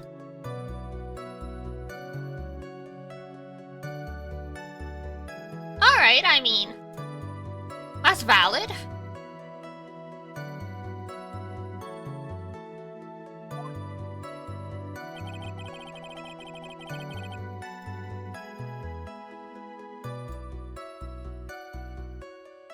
The Jammin' Ninja doesn't go anywhere without his bright red guitar. And we couldn't find it anywhere at the scene of the crime. So naturally, you know.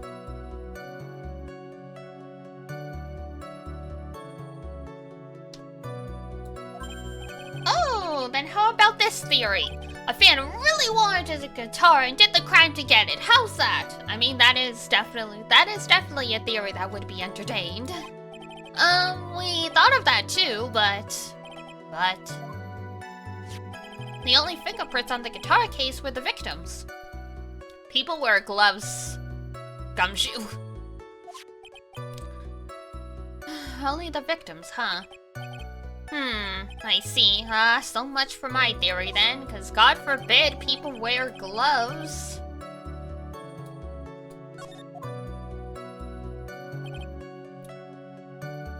Let's see here. What happened? Why did you think he was murdered then? Let's try that one. The cause of death, wasn't that because Mr. Korita was stabbed in the chest? With a butter knife? That was quite impressive. We're still not sure how he managed to pull that one off.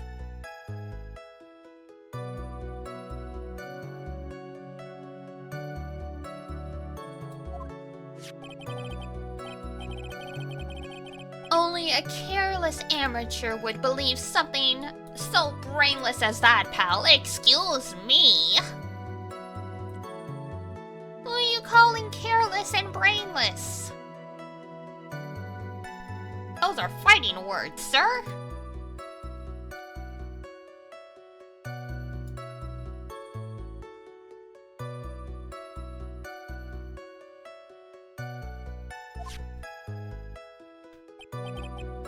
Take a good hard look at the crime photo. Now, a real pro's attention would be drawn here, to this bandana. Banana.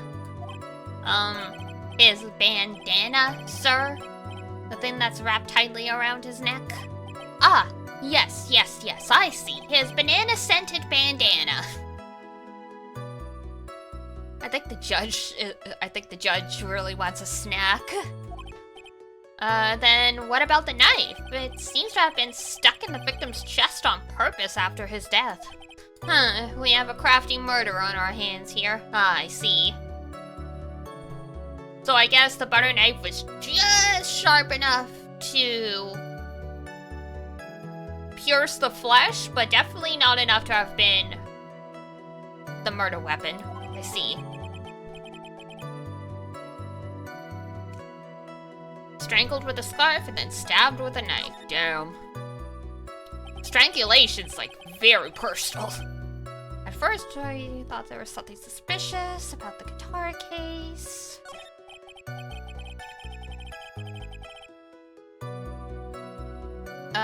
So why doesn't it have anything to do with the murder? What convinced you it had nothing to do with the case? The guitar wasn't at the Gatewater Hotel that night. Well then, where was it? The bright red guitar was eventually found at the TV studio. The victim, Juan Corrida, had apparently only taken the case with him, sir. Weird? So you mean he forgot to put the guitar inside the case? Yes, sir. Even when he was on stage for the ceremony, he didn't have his guitar. So that guitar case was empty even before he got to the hotel. Yeah, that's right. So it really had nothing to do with the case after all. I believe that is enough. First, the victim was choked to death with his bandana. Then after the victim was dead, the killer deliberately stabbed him with a knife. Which brings me to my next point. Why then did the police arrest Matt on guard? Because there was reason enough to suspect him. Oh, here it comes. Looks like Mr. Edgeworth is back at full swing. Very well, Detective Gumshoe. Please testify about this matter. Yes, sir. Why arrest on guard?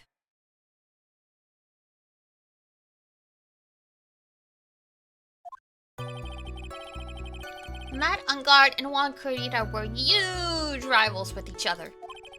They thought the other guy was in his way. That's enough motive in my book. As for evidence, there's the Jamming Ninja's button. It was ripped off the ninja costume and was found in Matt Unguard's hakama.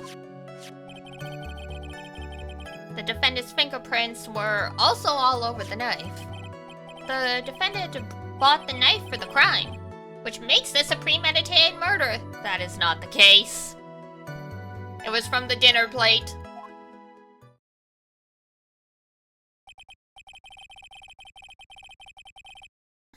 So the defendant's fingerprints were found on the knife used in the stabbing. It was sort of sticky on the handle, so the fingerprints came out pretty clearly, sir. Ew, used knife. In the grip gate, water is engraved? Oh my god. Gumshoe, he bought the knife. It says the name of the hotel. And there's this button. That was found in the defendant's clothes, was it? Also, this button is covered in blood? Yeah, we know that's the victim's blood on it, sir. What? All of this points very clearly to the defendant, doesn't it? Yes, it most certainly does, Your Honor. Ready to give vignette, right? Huh. I'll find the hole in your argument somehow. You can press as hard as you like. Just hurry up with your usual pointless questions. Oof.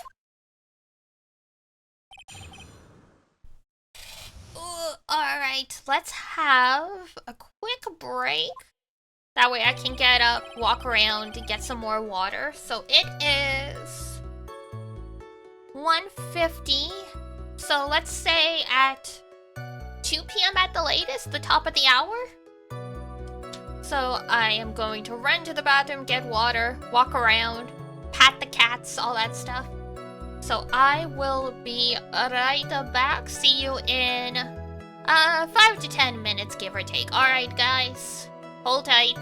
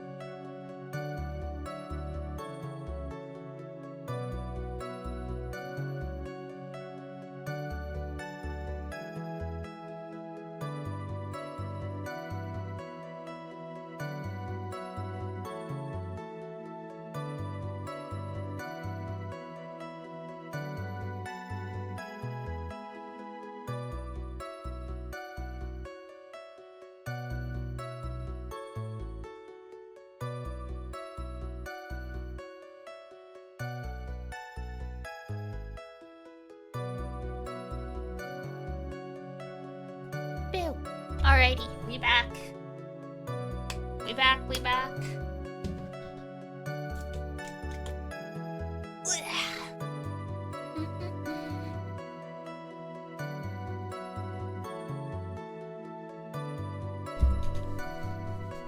It's not too crazy hot in here. Still pretty warm. It's 28 Celsius. Ick. Glad the humidity's not higher. Alright, back to it. Thought the other guy was getting in his way. That's motive enough in my book. Okay.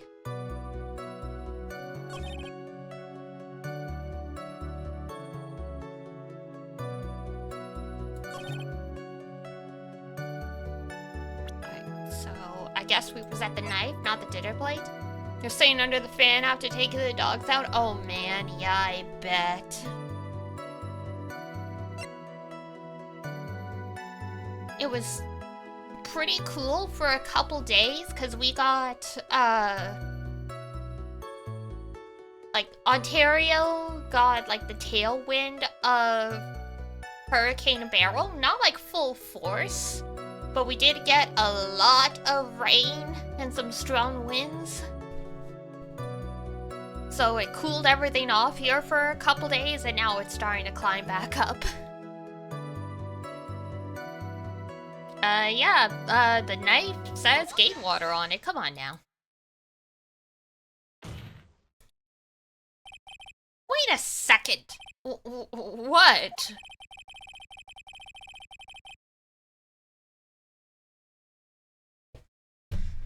Oof, yeah.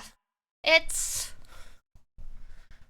not that yet. It'll probably get up there soon. Because, I mean, indoors it's always warmer in here than outside. Because it's an older building anyway.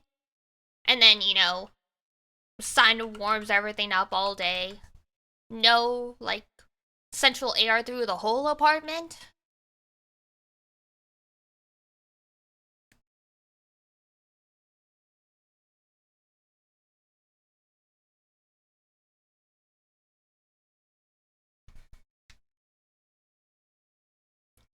And I have issues with insomnia, so to make things even... Whoops! To make things even worse, it's one of those things where it's like... Should I, like, get, like, an AC in my room so it's hot? But then the times I've tried, it is too noisy for me to sleep properly. So when it starts getting really hot, I throw the mattress on the ground and I sleep on the floor. Because it's much cooler down there.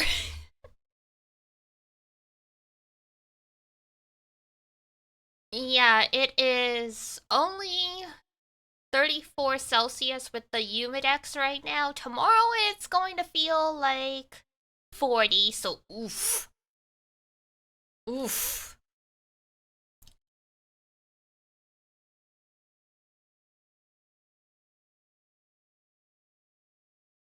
Your AC is perfectly quiet? Lucky you.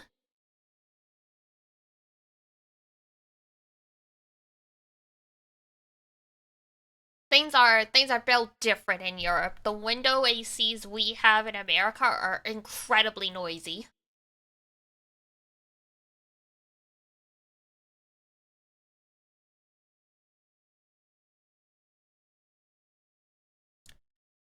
Like, the mic doesn't pick it up, but there's a constant thrumming in my apartment from the AC.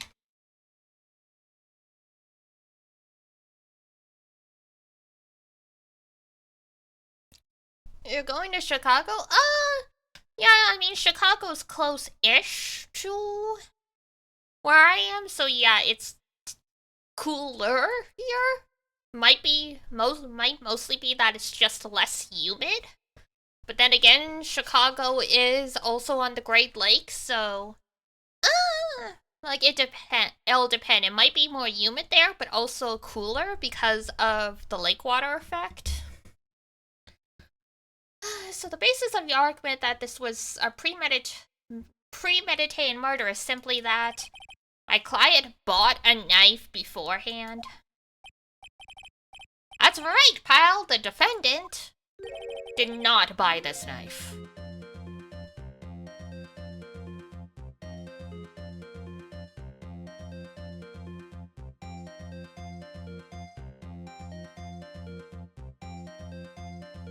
Take a small cut in the humidity. Yeah, the humidity you get from a subtropical region is gonna be very different than the humidity you get from being around the Great Lakes. Huh? Take a good look at the handle of this knife and you'll see what I'm talking about. Huh? It has a Gatewater seal set into the handle. Gatewater? I think I've heard that name somewhere before. That's the name of the hotel. The Gatewater Hotel? Uh-oh. The murder knife was actually property of the hotel, which means this murder was not premeditated. Doesn't mean that Matt did not kill him anyway. Yes, that is very true. This is a very big... What is it, Mr. Edgeworth? I'm sorry, but the defense is simply too careless. What?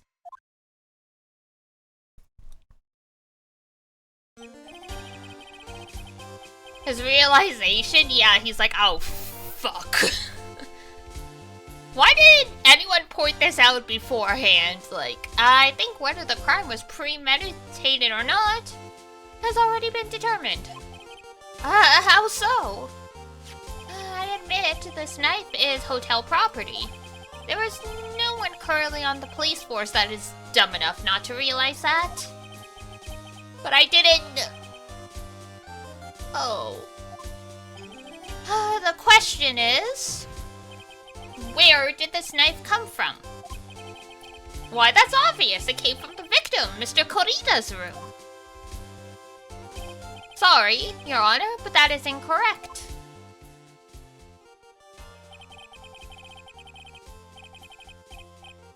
The victim ate a last meal before he was murdered. With that being the case, I would like to draw the court's attention to what is on top of the table.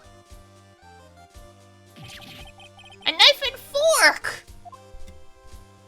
Could have asked for an extra knife.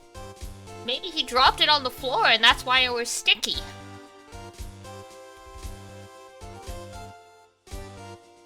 That looks like the Hello Kitty girl. You mean like actual Hello Kitty?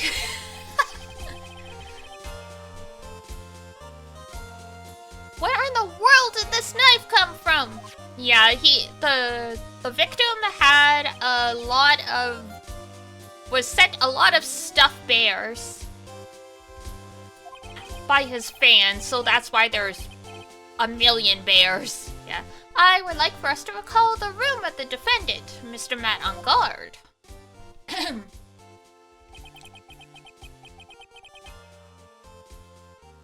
Especially what was on top of his table. Only one fork? There is something missing, perhaps. It is a single knife? Not a missing knife. What if he dropped it on the floor? That guy is a weeb? It's not his choice. His fans sent them all to him.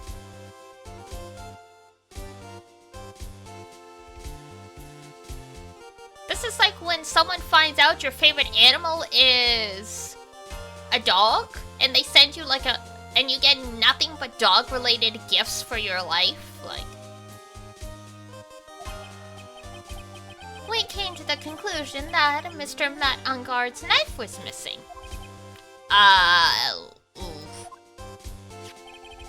Mr. Unguard had gone to the victim's room with the knife he had used during dinner. Why would he carry a knife on a visit? To kill, of course. With a butter knife. You're like blah and everyone says you're a femboy? People don't even know what a femboy actually is. People just like to throw shit around that they don't actually understand. Most of the people in my chat that are guys have mentioned having at least one plushie. It's not that weird, it's...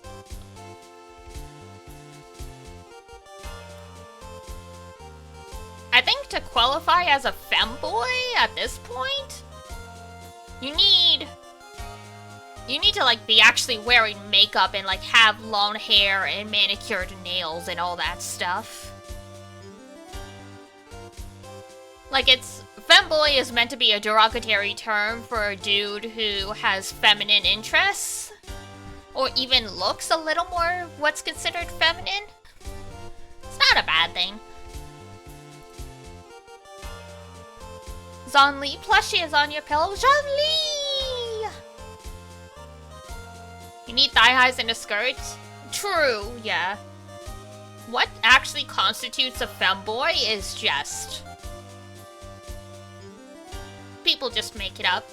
Zhongli is like the most popular Genshin character for men, though, according to the poll Hoyoverse did. So having a Zhongli plushie? Ain't that weird? That's not weird.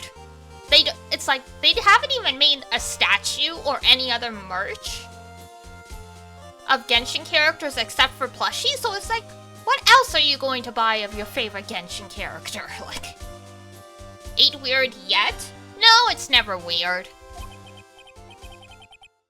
You'll never convince me it's not weird. Just because I don't share someone's interest or understand their you have his vision? That's not weird. That's not weird.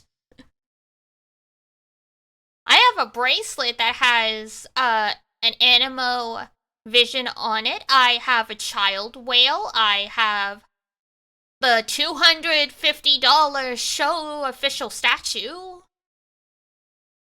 It's still not weird. It's still not weird. You saw Gentle House figures yesterday? Oh yeah, in English it's the cunning hairs. It's weird how that translation got shifted. But yeah, it's not weird. You'll never convince me any collecting stuff is weird. Even if you told me you collect teeth, that's not weird. So confused by that? Yeah, I have no idea why it's the cutting hairs. Oh, we're talking about Zenless Zone Zero?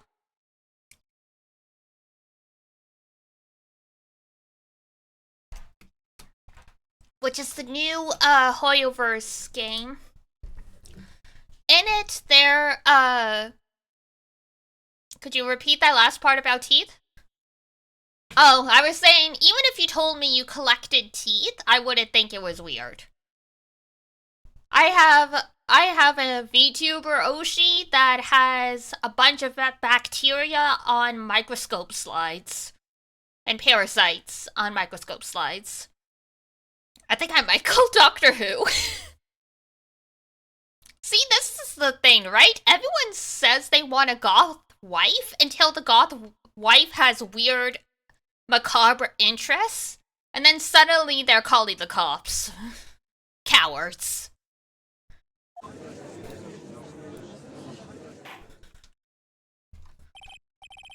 Is it Shiori? Yes, it's Shiori. I love the stream she did where she like talks about her weird niche interests, like about like all of like the different vitamins and stuff, and she did like a whole slideshow of all of her slides of bacteria and stuff. That's when it's like, damn, the nerd,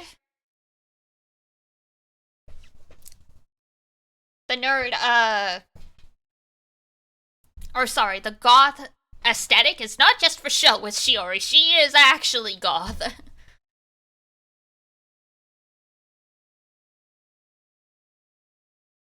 You want any... that includes the goth ones? Same. Fair enough, yeah. But yeah, case in point... As long as your interest doesn't hurt anyone, you'll never convince me that it's weird. Just because I don't understand why someone is into something doesn't mean we can't just accept it and let people enjoy their lives.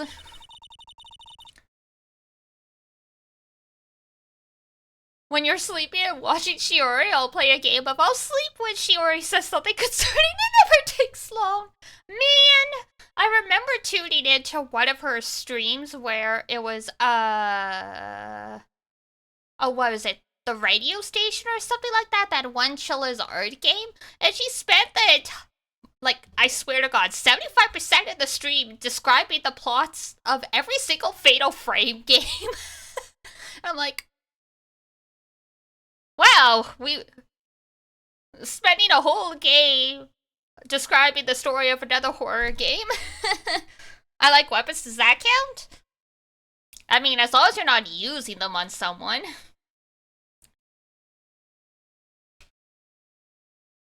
It's a little hard to say that's weird and concerning when a significant portion of the United States just has multiple guns in their homes just for the sake of having multiple guns. Like, in southern US, that's pretty standard. Yeah, exactly.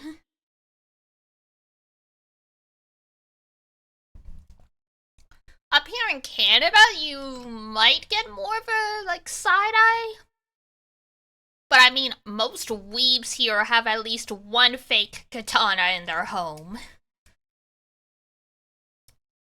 And I know, cosplayers who display their prop weapons on their walls and in their living room, including, prop rifles, so, that's why I said, as long as you're not hurting someone. You want to go to the US? I do not recommend it, but all the power to you.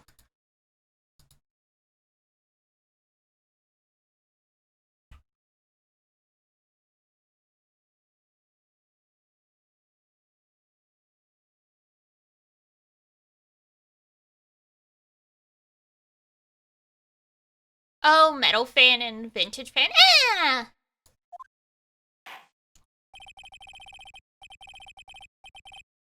A murder weapon with fingerprints and a button from the victim's costume. There is quite a sizable amount of evidence here. The replica is... It's Gerald's sword? Oh, nice. Your presets in real life.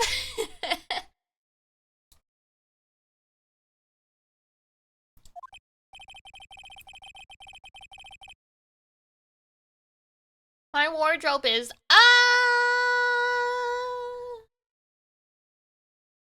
lots of red, white, pink, and black. And plaid. Because I'm a lesbian, of course I have plaid.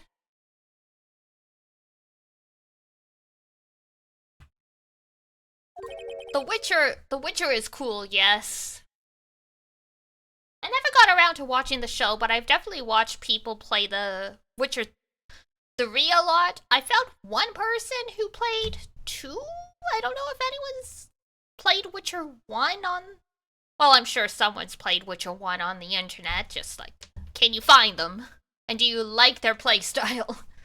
Although, I wouldn't mind if the defense were to present evidence not yet shown to the court. Evidence not yet shown? Oh, from Devil May Cry? Man! I haven't heard anyone talk about Devil May Cry in a while.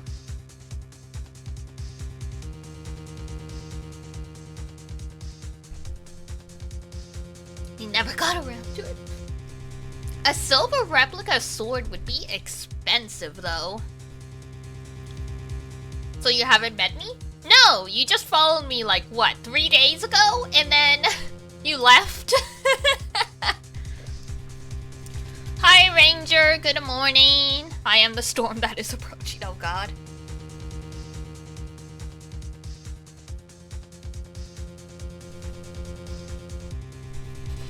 Oh, a replica of the sword. Okay, I get it now. I was like, hold on, 6 days, not 3? It was a week ago? Damn, you're right. Shit. So let's have respect for each other. It means evidence that the court hasn't seen yet. In other words, new evidence. What does the defense have to say about this, Mr. Wright? Well, Phoenix? The judge is favoring the prosecution right now. If we answer with something wrong here, that gavel of his will be ringing out to the sound of our defeat. Mr. Wright? Do you have something important and necessary to present to the court? Do we? That is the question.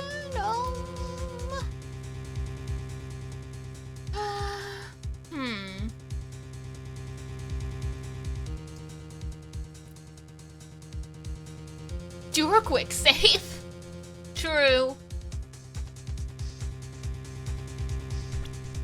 I think I know what this is. I've played all the Phoenix Wright games before, but it's been a while since I've played this one. I do. The wine glass, I'm guessing? No one pours a glass of juice before murder? I don't know. Not sure what the logic is, but that's the only thing that makes sense. One piece of evidence that catches my attention. Something that this court has yet to see. Mr. Wright, I will say this one more time. I do not feel this trial needs to continue at all. However, I am giving you one chance, and only one. What the judge is saying, right, is don't try pulling one of your usual bluffs here. But those are all I've got. Oh, if I mess this up, it's curtains for all of us. You may now present one and only one piece of evidence. Damn, Jesus.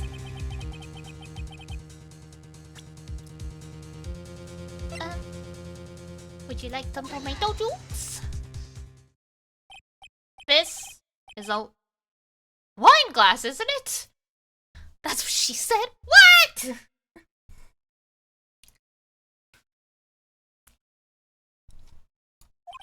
Please look at the photo of the crime scene one more time. The scene is a mess because of the victim's struggle against his assailant. The vase was broken. His makeup is all over the floor. These were... Oh! I guess they're pointing to the fact that if there was a struggle? Well, we'll see what Phoenix is cooking. These were all things that were at one point sitting on top of the dresser. Well, I see your point. However, this glass that is sitting on top of the dresser is mysteriously untouched. The only thing that had not fallen over along with everything else is this wine glass. This piece of evidence is more than strange enough to warrant further consideration. We gotta figure out why the glass was there. That's it. Saul Goodman? Oh god.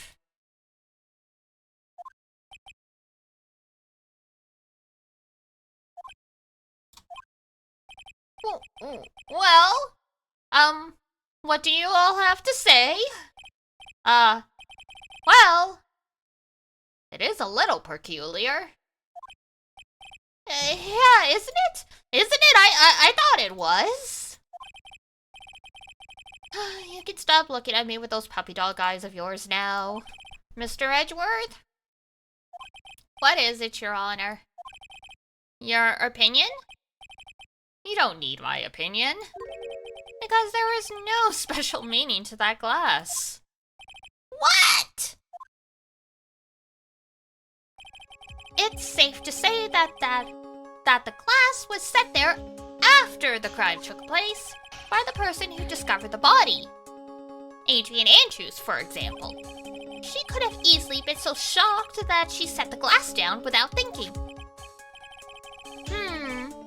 That does sound very plausible. Mr. Wright? Could Miss Andrews really have set that glass down without thinking? I think that is exactly what happened.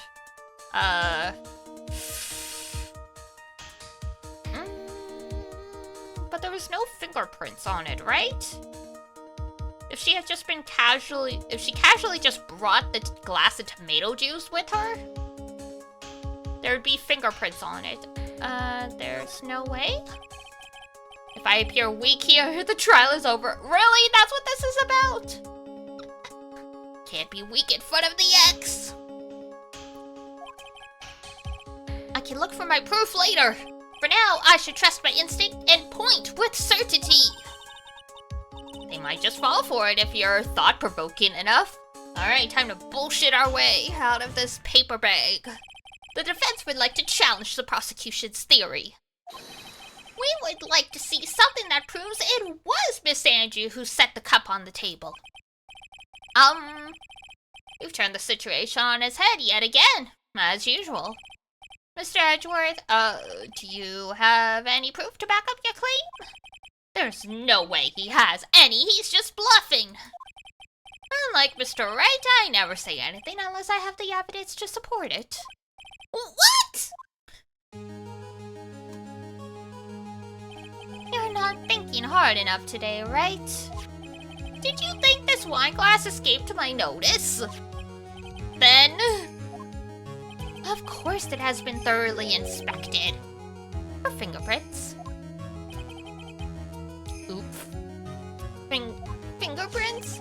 There was only one set of fingerprints left on this wine glass.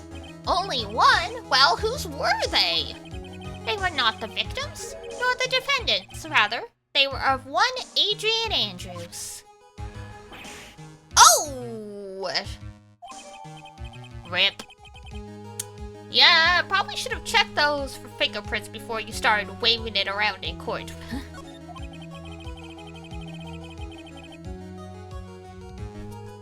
That's why I said that the person who had discovered the body had left it there. Are we done here, Mr. Wright? I can't believe I fell into another trap! Miss Andrews was probably holding the glass when she went to see Mr. Corita.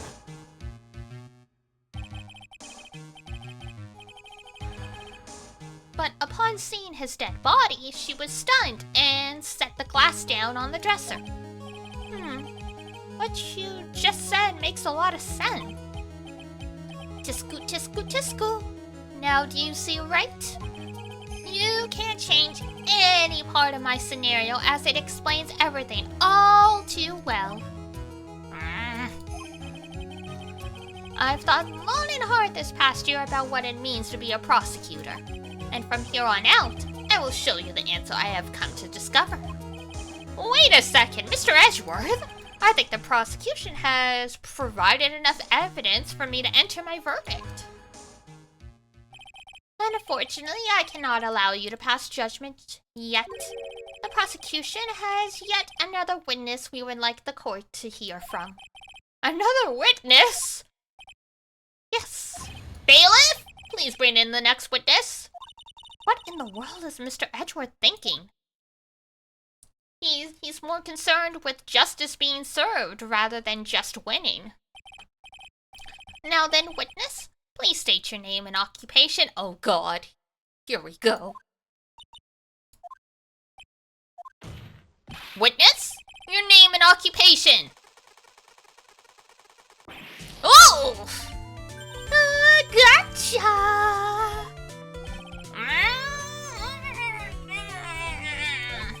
I wonder what happened to that calm composure he had earlier. I mean, every time he sees this 60-something-year-old woman, she hits on him like there's no tomorrow, so I would also not be happy. Oh, Angie, boy, it's been, what, a year since we last met? Who's this old geezer? Wendy, old bag. She's got a crush on Edgeworth. And it's terrifying. You should be more happy to see me. I saw the report with her testimony. But who knew that under that helmet? It was the Wicked Witch at the witness stand! I tell you, this time I know what I'm supposed to do. So today I'm going to tell you everything and anything. Even things that don't have to do with that terrible crime. Miss Witness, that terrible crime is all the court needs to know.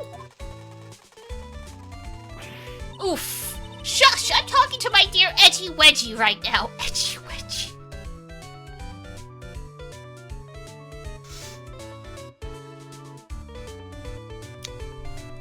I guess the ring on her left ring finger is just for show. Don't interrupt us, Gramps. I think he is the same age as you if... yes, madame. Ray guns do not rat-a-ta-ta. I mean, it's a toy. It's not a real ray gun. Dear God, what am I witnessing? Don't worry about it. Is she in the third game? I can't remember. No, please, by all means, interrupt her. Please. Oh. Anyway, witness, your testimony, please. It's true what they say, that youth are headed nowadays. Not that I mind at all, Edgy. Ah! Now then, what should I start with? You're still gonna be mad about it?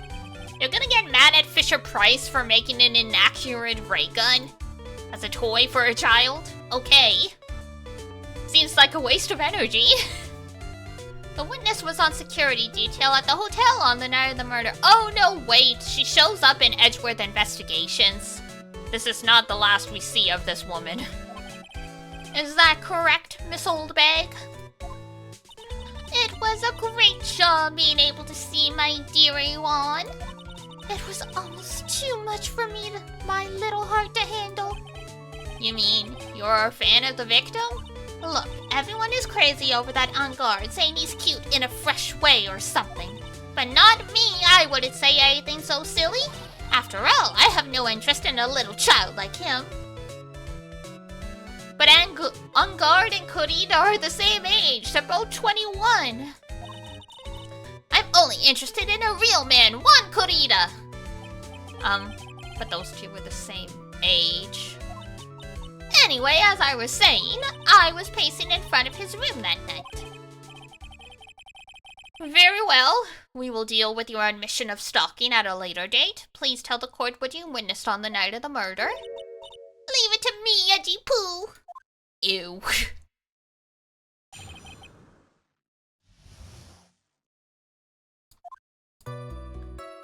Anyway, after the ceremony, I went to pace around in the hallway in front of his room.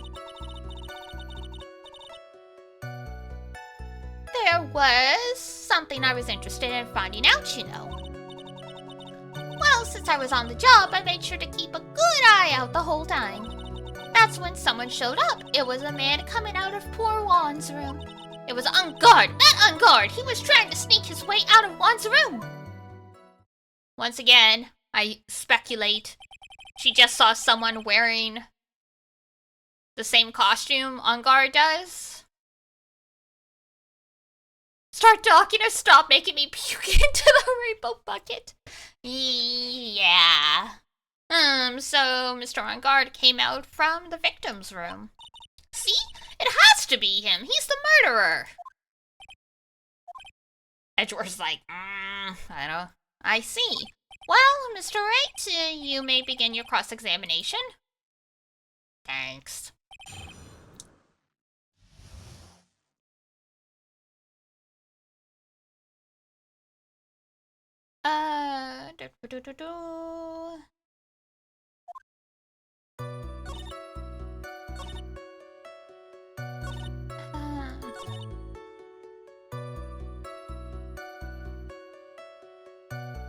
Yeah, how can you tell I was on guard? Let's start there. You saw my client? Are you sure about that? Yes, see?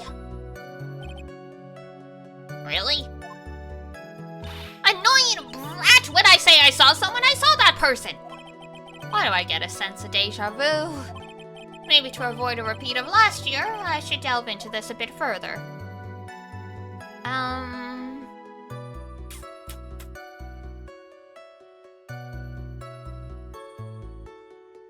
A person's clothes, person's face, what the person was carrying.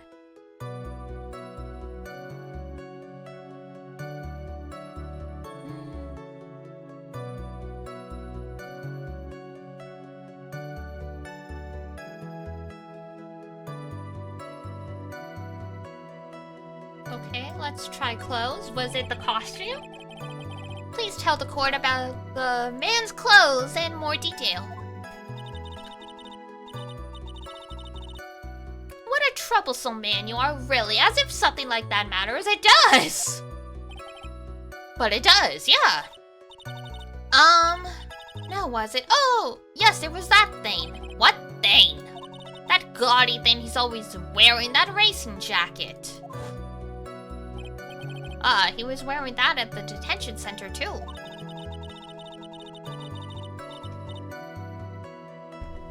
Pantaloons!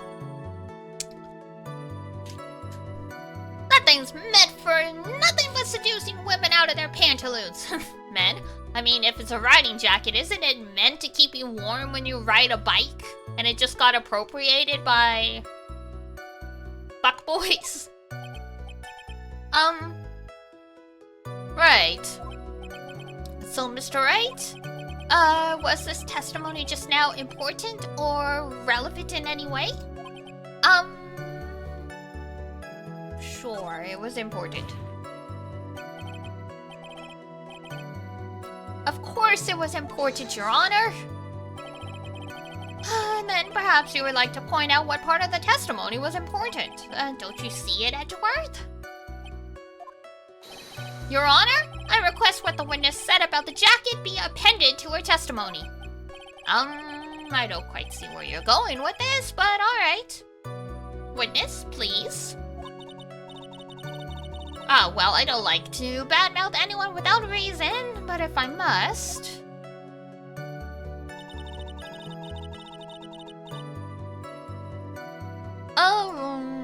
And it can't have been that because...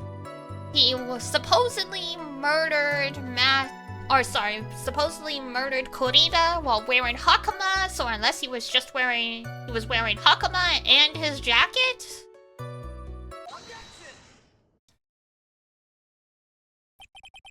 Miss Oldbag. What?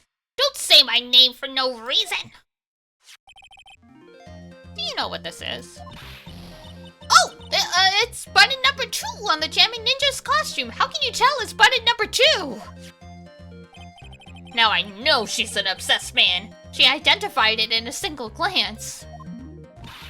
Give it here! Give it here! If you don't give it to me, I'll punish you with this! Wow.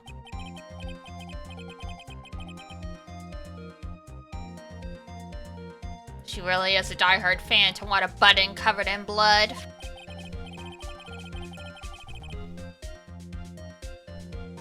She's the kind of fan that would write a note in blood to her Oshi. Because she heard it would cast a spell on them or something and make them fall in love.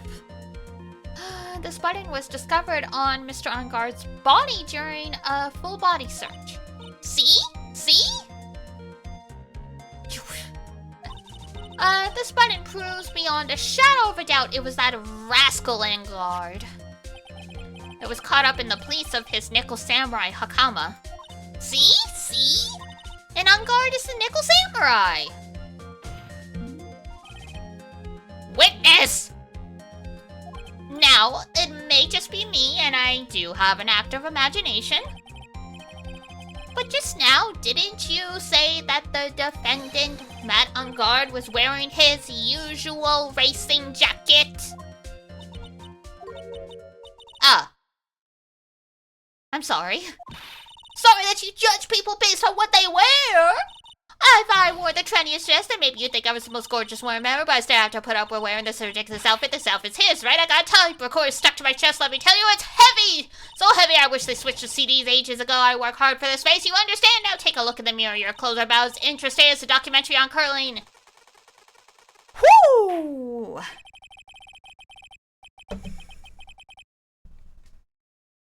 I'm taking a drink of water after that.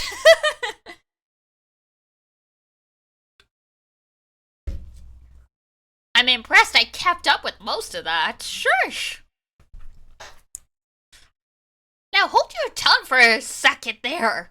So what you saw in actuality was not Mr. On Guard the man. Rap karaoke stream when?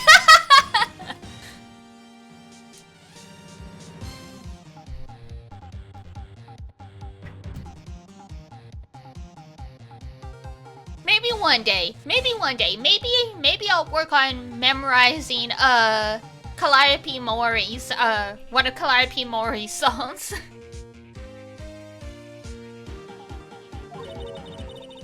But when you think about it,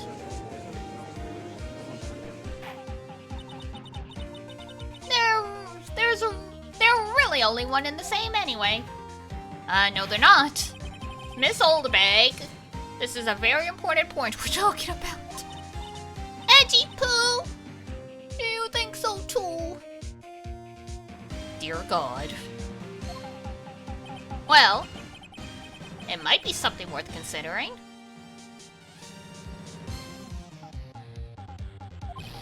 Just say it's important and agree with me for a change. Why are you always like this?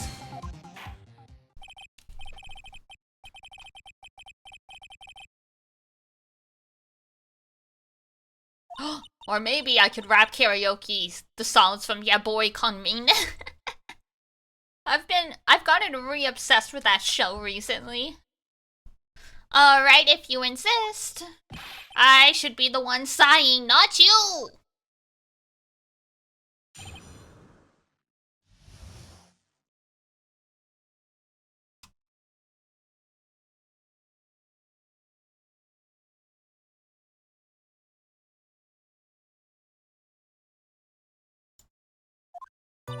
On guard. Yes, now I remember. That Nickel Samurai, that's right. It was the Nickel Samurai that I saw. Yes, it would have been convenient for him to wear his costume during the murder. He had to go to that post-ceremony stage show right after the crime, you know? So he must have worn that Nickel Samurai costume when he was stabbing poor Juan. Changing her story, like... Oh, God. I knew it! I knew you'd say he was inside that costume! It is literally the same issue as a year ago. You useless witness! What? Did you think there could have been someone else inside that costume? Don't be a bad little boy thinking such rude things. But the possibility does exist. Ah, onions today, I told you there was no way it was anyone else. How do you know that? Because I said so. And what I say is the truth. That is not a reason! Oh, at least she's just as delightful a witness as she was a year ago. Mr. Wright, you may cross-examine the witness. Do I have to? I'm pretty sure she could be arrested for perjury at this point.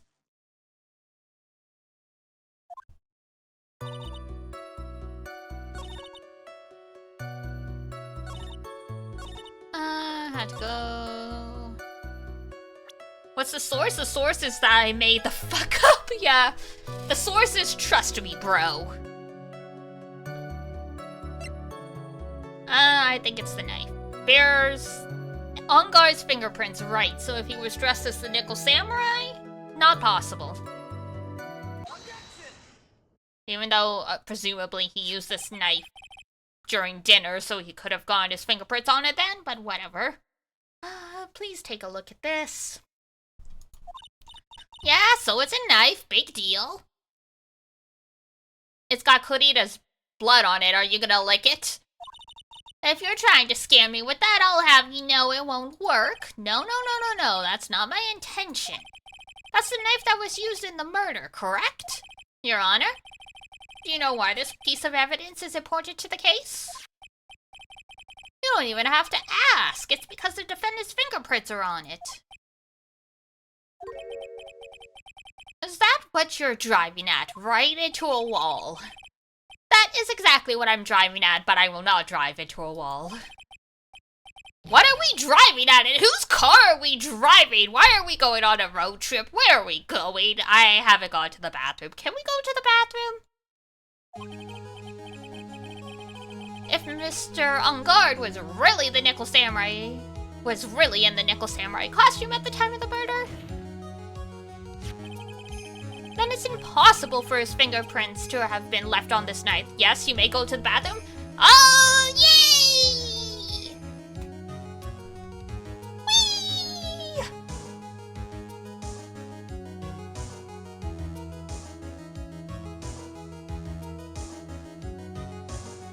Nah, I'm just fooling.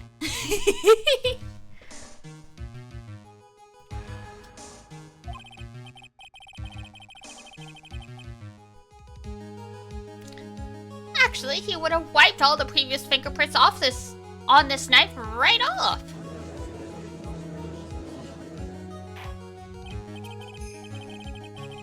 Oh, that's right. The Nickel Samurai wears gloves, doesn't he? He probably took his gloves off before he began the stabbing. Well, I mean, probably couldn't get a good grip on the knife, but I'm starting to like you. Thank you.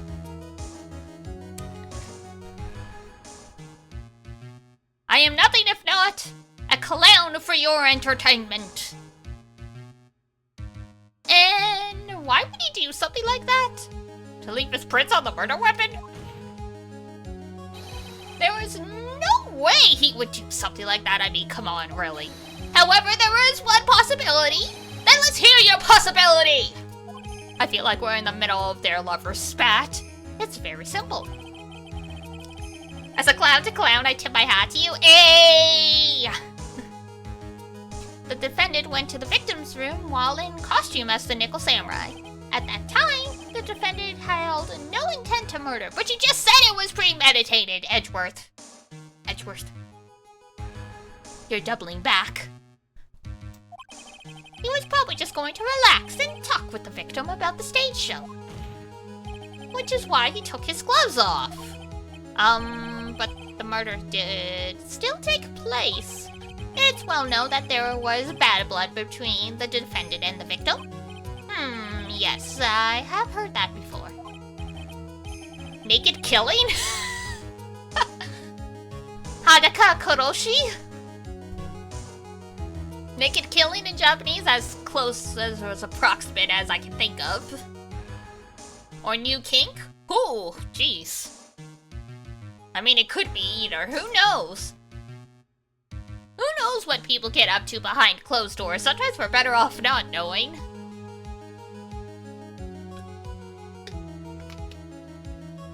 Hydrate? Thank you. I just actually took a sip of water. Oh, and the posture check. Ooh, don't worry. I'm pretty. I've been trying to keep my back straight. So, let me get this straight. Edgeworth's theory goes like this. When the defendant went to the victim's room, he had no intention of killing him. Now, up to this point, are there any problems with this theory? There is a contradiction.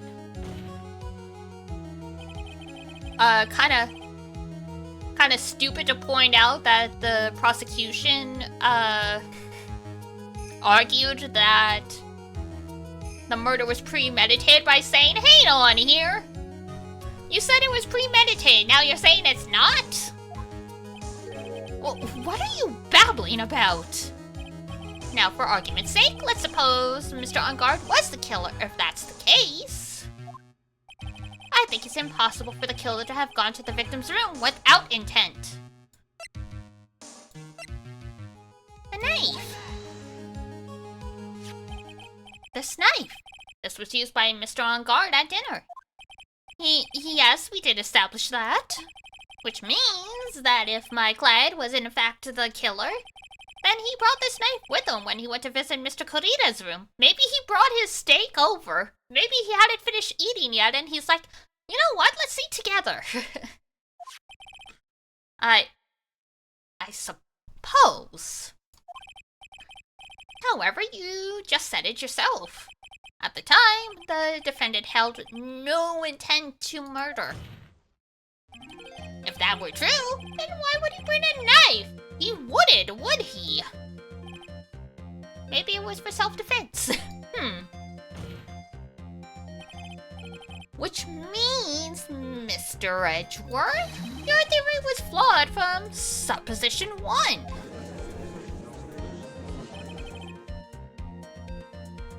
And one more thing. If the murderer was wearing the costume at the time of the murder, there should be glove marks left on the knife. Which means that the defendant's fingerprints shouldn't be all over it like bees on a hive. Shouldn't it be bees on flowers or whatever?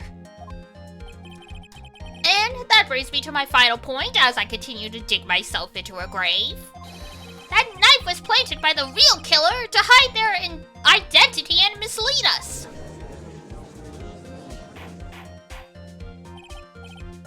Order! Order, I say! Order in the court! French fries? Curly fries? Who was it that ordered the number 5 combo? Was this knife really planted by the killer? Why would the murderer do such a thing? To frame that on guard. It's to frame my client, Mr. On Guard, of course. To frame? Aren't you forcing the interpretation just a little too hard on this one? But we just established that the witness saw the Nickel Samurai in costume. If that were true, then there shouldn't be a single fingerprint on this knife.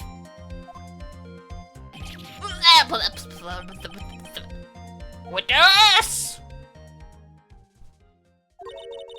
Looks like I've made your life a tiny bit more difficult, huh, Edgy Poo? Witness? Did you? Or did you not really see the Nickel Samurai? Well, I guess at first I might have forgotten, but... well, that's convenient. Are you saying you mixed up Mr. On Guard with the Nickel Samurai? His character on TV? But I mean, I can't really do anything about that now! Look, I was waiting around in front of their doors because... well, I wasn't waiting around for the Nickel Samurai, that's for sure. She wasn't waiting for the Nickel Samurai? Alright, then who were you waiting around for? We know this. She's been very upfront about it. That's top secret to anyone outside of security. That's a lie. I have a feeling that you were waiting for Mr. Juan Kurita. Am I correct, witness? Haha, haha. The way you think, you are a sad amateur with a terrible case of nearsightedness. Amateur? Me? What am I an amateur of? So, Old Bag was waiting around in front of the victim's room. But it doesn't sound like she was waiting to catch a glimpse of Mr. Kurita. Oh, she was waiting for Adrian. She wanted proof that her idol was in a relationship. Creepy.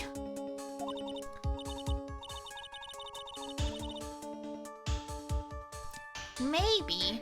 Phoenix? Maybe the Old Bag was waiting around for that person. Huh, if it's who I think he is hinting at, it's certainly possible. Miss Old Bag, you were waiting for this person.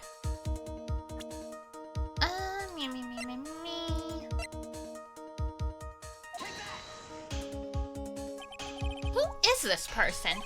This is Adrian Andrews, Mr. On Guard's manager. But why would the defendant's manager be in the victim's room? It seems that this is the latest rumor in circulation, Your Honor. Oh, this is... I see. He's reading the paper.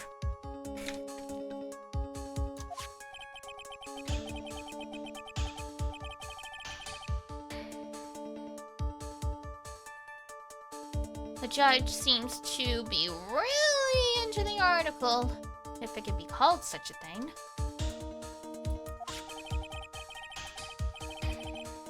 Then, this manager with the initials AA, are you saying it's...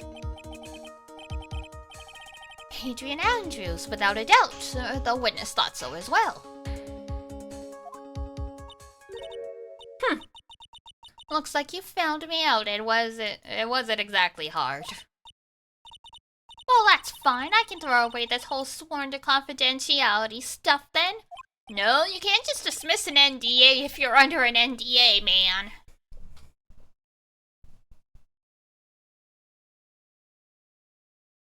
That's not how legally binding documents work. Witness? What in the world are you? Watch out, Phoenix. I've got a bad feeling about this. A very bad feeling. The old bank's about to go turbo. I got some information. Some very secret information from a certain source. So that's why I was doing my own little investigation. In secret, of course. But what for? Oh, just for myself. Personal reasons and all that. Well, Mr. Edgeworth, how will you proceed from here? I really don't want to do this, however, I cannot simply let this point slide. I see. Very well then, witness, please testify about this secret information. Get ready! This is going to take the wind out of you young'uns! I'm sure we're all capable of handling this, really. It's not like we're 10 years old. Well, Pearls is pretty close. She's under 10. Secret information. That Ungard is one evil man! He thought he could ruin poor Juan by causing a huge scandal. So to do that, he sent his own manager to get in close with Juan. I cannot condone such dirty tricks, so I took action. Oh, and this is top secret. You got that? Nobody else but you and me know yet, okay? Too bad it's in the court record. The defendant sent his manager? What a distasteful topic for this court. Y'all talk about murders and other serious crimes all day, but you draw the line at emotional manipulation?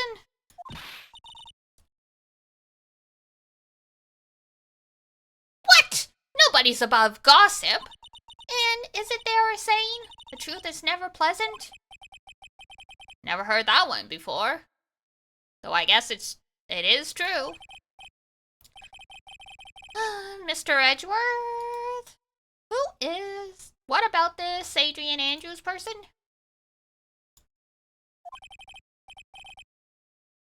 We have looked into the matter. And found that the truth the article proposes is in fact baseless gossip. Now there was a shock. But should this be true, then this proves that the defendant did bear ill will towards the victim. I mean, it wasn't exactly a secret that they hated each other. You don't need that as proof. So this means I have to smash this rumor once and for all. Now then, Mr. Wright, you may cross-examine the witness. Be careful. The old bag seems rather excited right now. Oh, great. That's right, Ungard is nothing but your average foul-blooded youth.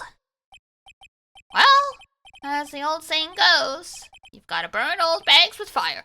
Whoa, buddy. time to fire up the afterburners and hit the highway to the danger zone? Was not expecting a reference to that song. Highway to the danger zone. Oh my, yeah, Phoenix is getting personal about this.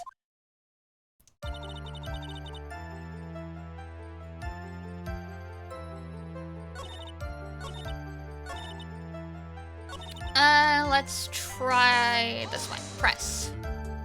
Wait! What? I'm a busy woman. Tea time with the kids is over. Secret information that no one else knows yet. If that's true, then how do you know this secret information? She has Lotta's camera!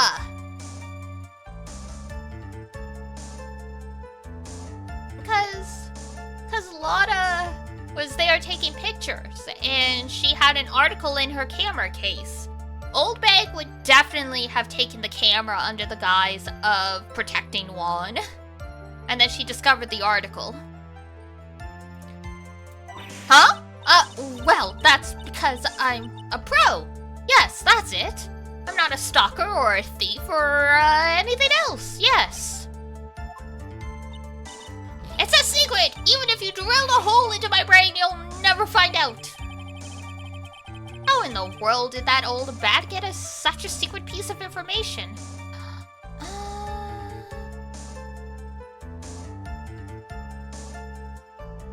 I present the camera, That's gotta be it, right? So no one else is supposed to know this secret information, correct?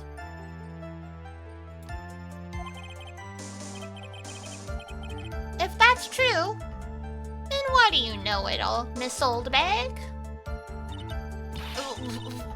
Why are you looking at me like that? Stop that! Nope, you did it to yourself. Witness? I hate to say it, but this is how you came to acquire your secret info, isn't it? You stole our camera!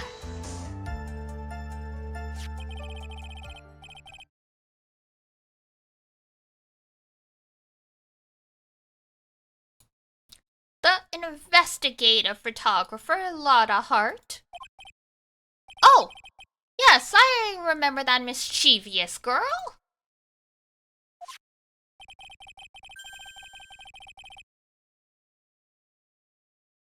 She reported that she had lost a certain note she had written to herself.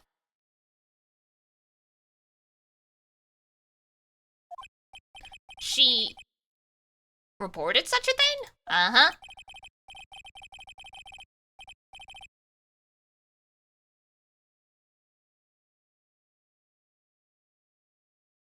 On that piece of paper, she had written down some of her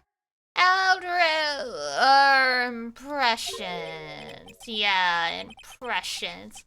About the relationship between the victim and Miss Andrews. What? Outrageous ideas, you say? Yeah, outrageous ideas.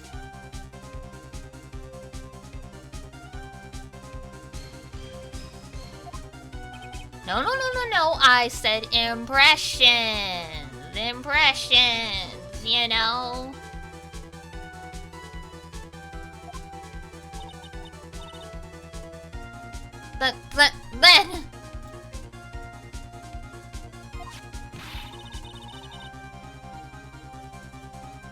Then everything written on this piece of paper is completely meaningless? Oh, that's it! That's the note! No, you see, this is something completely different! And this is my top secret list of groceries to buy! Huh, then you are the one who took Miss Hart's note. I'm a huge fan of Juan's, that's why. That infamous puffy-haired whippersnapper. She's working with that evil on guard. She said so herself. On guard! I'm his sidekick!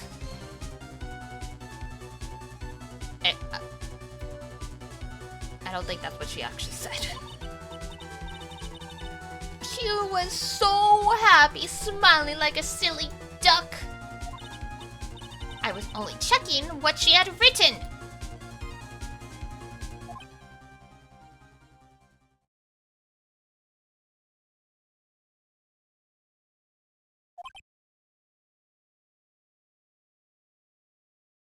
Well, ain't she nice? Etchy Poo! You believe me, don't you? No. Never.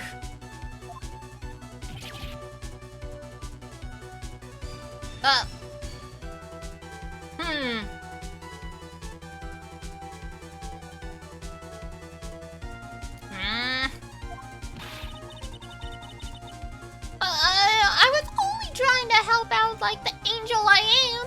I don't know about that. There was only one little piece of paper. I've never taken anything else before. You really should come up with a supply of cheese to match your vintage wine. Sheesh. Haven't heard that one in a while.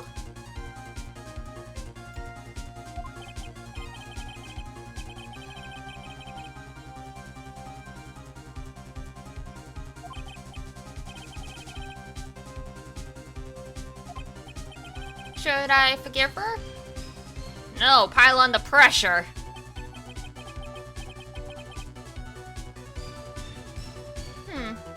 If I let up on her now, she'll get away.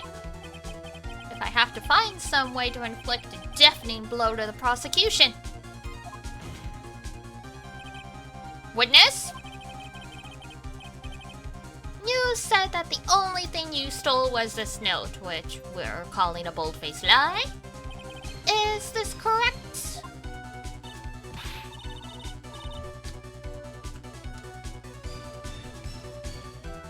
Stole? Oh, no. I saved this piece of paper from the terrible lonely trash can, that's all. You're lying, damn it, and I can prove it. Are you? Are you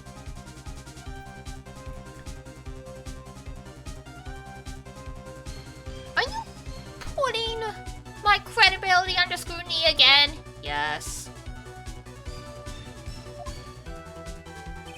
Miss Oldbank? I don't believe that the note that is the only thing you stole that night. It's gotta be the camera, right?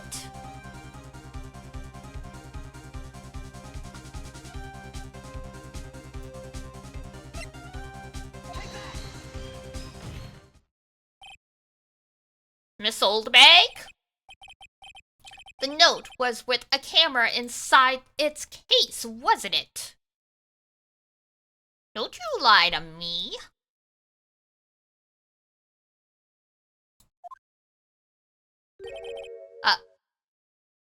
Camera?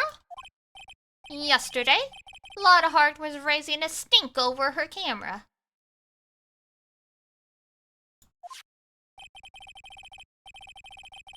She kept saying something like, my sweetie, $1,600 camera disappeared on me. Why? What? Witness? What is it, Gramps? If you have the note, then it is only logical that you have the camera too.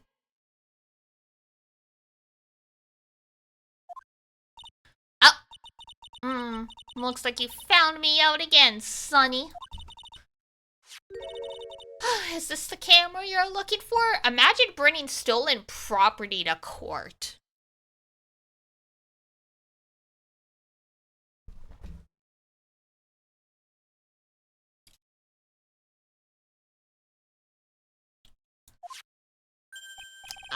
That's What? Even though I look like this, I'm still a person, you know? I still eat meals like you. I fall in love and borrow things from people. I think your definition of borrow is a little off. I saw that woman's business card and that's when I noticed it said Slime Bag Celebrity Photographer Extraordinaire. Oh, Lotta.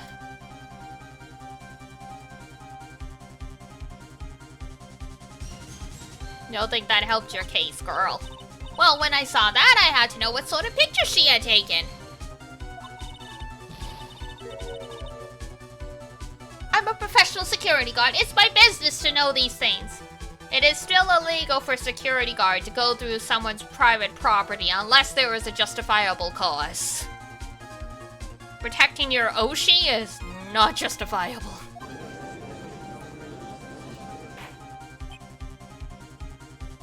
Bailiff? Check the camera's photos, hurry! We must examine them at once!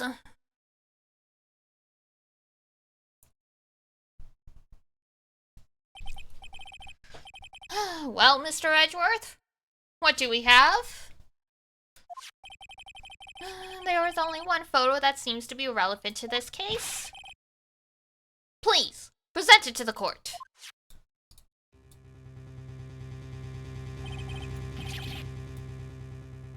The Nickel Samurai. This is the Nickel Samurai. See, I told you, that's the guy I saw. This proves that the witness was not lying earlier about this matter. This photo added to the court record. Even a broken clock is right twice a day. What does this all mean, Mr. Edgeworth? This photo by itself does not prove that the person in it is the defendant. However, in his own confession, Mr. Engard clearly stated that at the time of the murder, he was still in his Nickel Samurai costume. If this is the case, then this Nickel Samurai is someone in an identical costume. The defendant. Don't know about that. How did it come to this? I think this brings us to an end. We have examined every piece of evidence thoroughly. Whoops. Misclicked. Final comments, Mr. Wright? The court will consider them before we close. Do you agree that this photo is decisive evidence against your client? Is this photo really? If this photo really is decisive, then we're done for. If I raise an objection here and blow it, then it would put Maya's life in jeopardy. I can't make a mistake here. There's only one road out of this mess.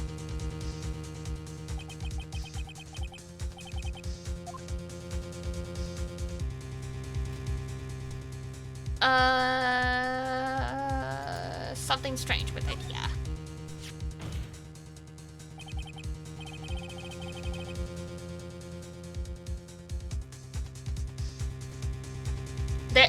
There's something strange with this photo. I knew this was coming, right?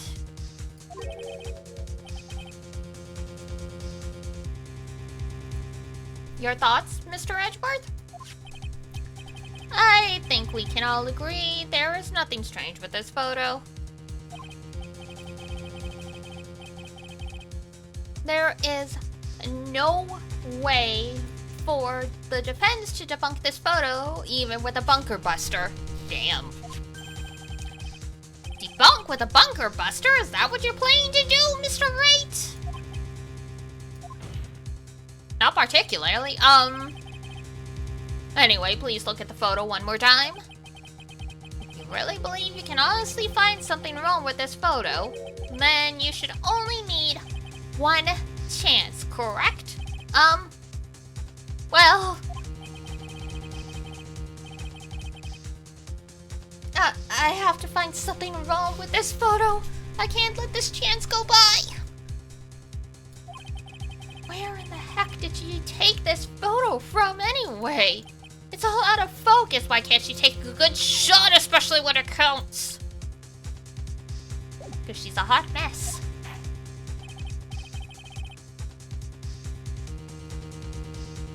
Now then, let's hear your objection. What about this photo is strange? It is the feetsies. I would like to direct everyone's attention to this area right here. What are you pointing to? His ankles? If you could see this person's ankles, that would be one thing. However, you can't. And what does that mean? The costumed person in this photo could not have been Mr. Ungard. What is the meaning of this?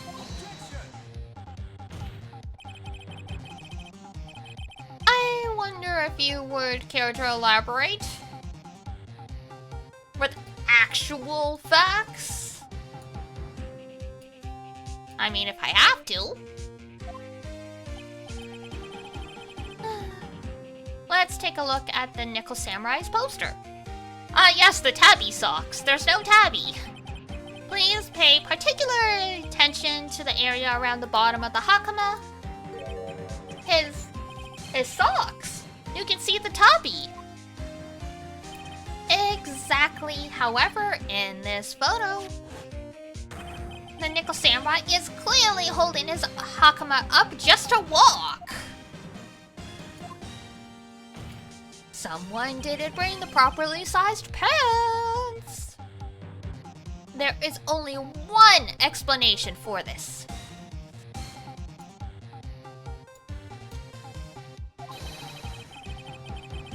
The person inside this costume is clearly much shorter than the defendant. Like, come on here. Use your brains.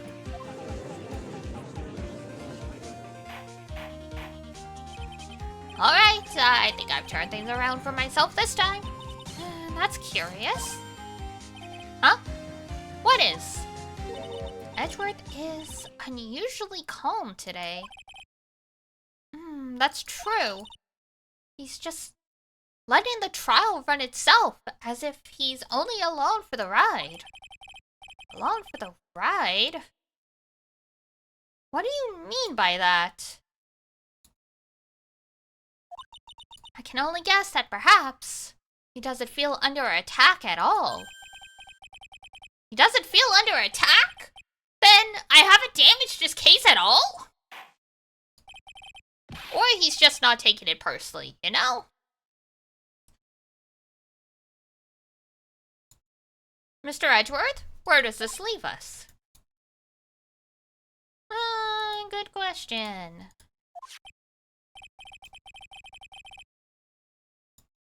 If the person in this photo is not met on guard, then everything the prosecution has tried to prove has become meaningless.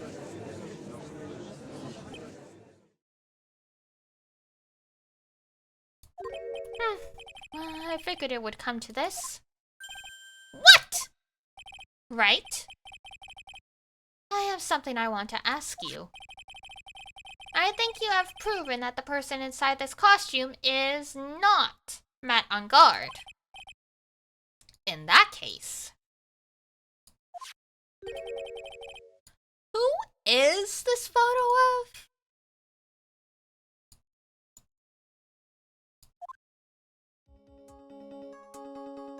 Who is the person wearing the Nickel Samurai costume? Don't stress out over this, Phoenix. It's very simple. What you should be focused on is Edgeworth's attitude, don't you think? Yeah. Why is he so calm? Mr. Wright, let's hear your thoughts. Who is the person in this photograph? It's gotta be Adrian.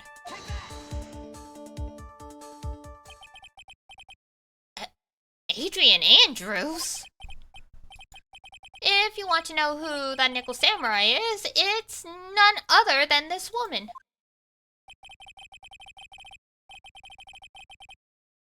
And why would you say it must be Miss Andrews? What in the world points to her?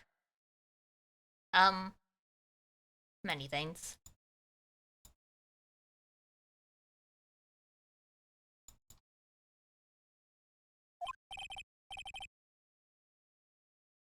Well, for starters, she's short, and she can freely move in and out of Mr. On Guard's room. Finally, she had dinner with Mr. On Guard that night.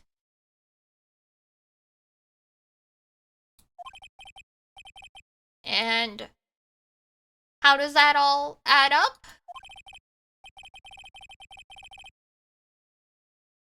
It means that it makes it very easy for her to get a certain item. A certain knife with Mr. On Guard's fingerprints all over it. A knife that was used as a murder weapon. Uh-huh. Why don't you just say what it is you want to say, right?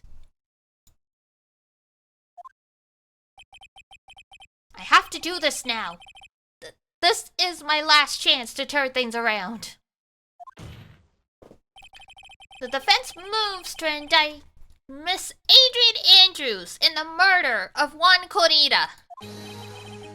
It was Miss Andrews who tried to frame the defendant for the crime.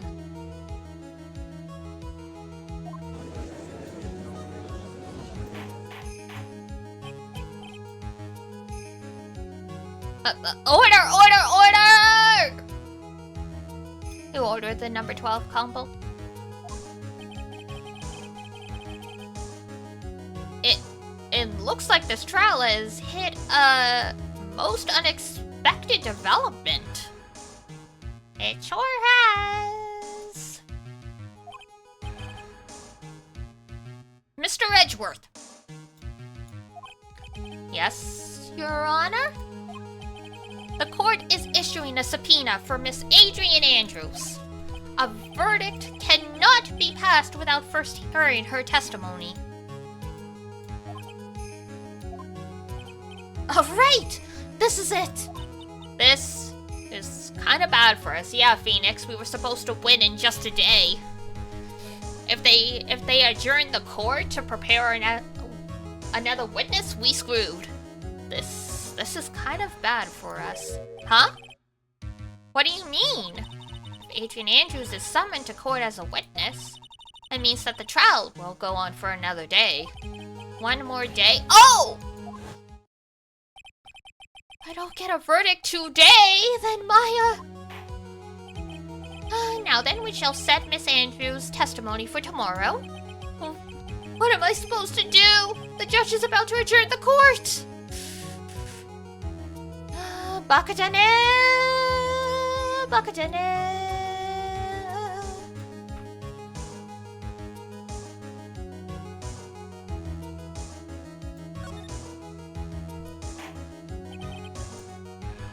Now then. Please, Your Honor, continue the trial. You must pass a verdict today.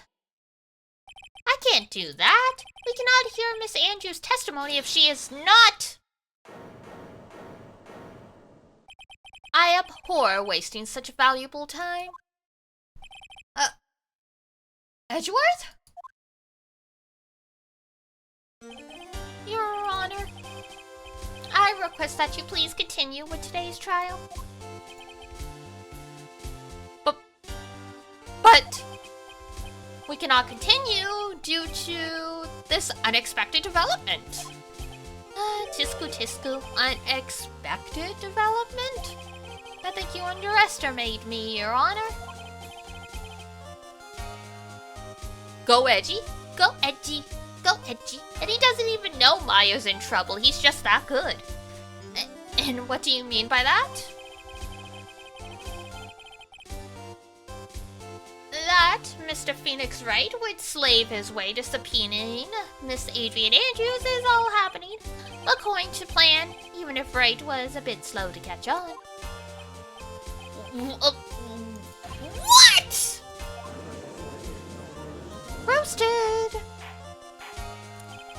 What is the meaning of your statement, Mr. Edgeworth? Miss Adrian Andrews is currently waiting in the prosecution lobby.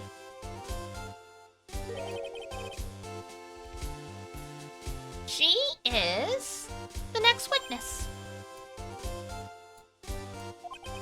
Everything was planned out in advance by this man! Somehow, I knew there was no way Edgeworth would overlook Miss Andrews. Looks like this battle is far from over. Exactly. Very well. We will call the next witness. However, before we proceed, we shall take a 10-minute recess. Please prepare your witness in that time, Mr. Edgeworth.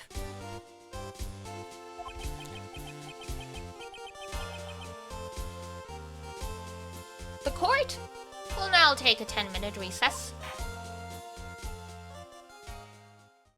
To be continued.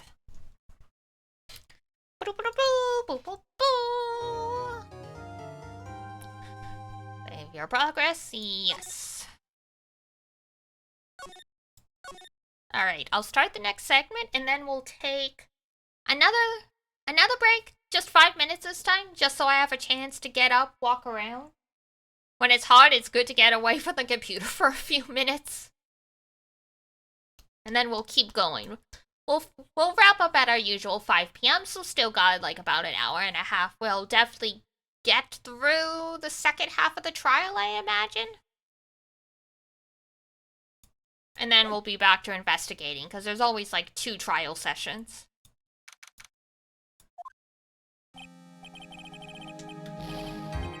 Alright, I will leave you guys here with this nice music, and I will be right back. Just gonna take a 5-minute break, so I will see you guys at about 3:30, give or take. Alrighty.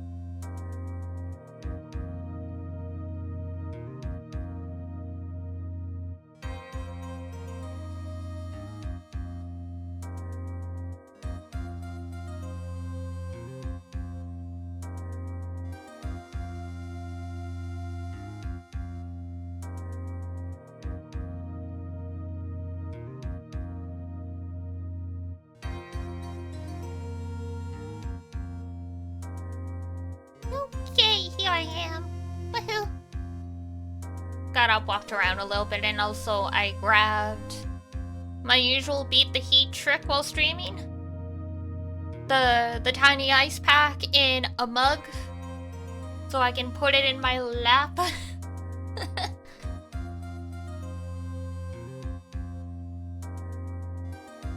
Dude, I can't believe that Adrian. No way! Not cool and collected Adrian Andrews? She is your manager. It would have been very easy for her to pull this off. The only person who had easy access to the knife you used at dinner was... well, her.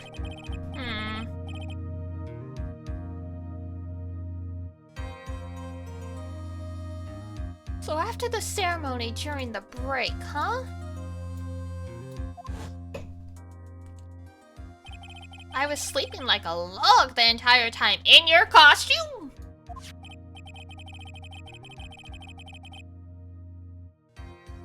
See? She could have also easily planted that blood-covered button in your hakama. Because she was the one that came to wake me up? Then... dude! You're saying it really was her? Yes, she is the real killer. She was the one who murdered Juan Corrida. But why? I thought she was buds with Juan. She has her own agenda. Her own agenda? What are you talking about? I'm sure you'll see by the time this trial's over. It'll be alright. I'll get you acquitted by the end of today. Get me a verdict that's refreshing like a spring breeze, okay, Mr. Lawyer Dude? Phoenix? You think her motive is related to Celestine Pa's suicide note, right? Yeah. Miss Adrian Andrews depended on Miss Pa as her strength and a reason to live. But then, Miss Pa suddenly killed herself. Sounds like she left a suicide note, and the person thought to have hidden it is Juan Corrida, the victim in this murder. And that's why I think Miss Andrews got close to Mr. Corrida. All to get the suicide note back. That sounds plausible. But one thing bothers me. What? Who was it that first told us about their relationship? Better stated. Miss Andrews' dependency issues with regards to Miss Pa, it was Edgeworth. Like, he's setting us up for this. It was Edgeworth. It looks like he's still the one in command of this ship. Don't let your guard down yet.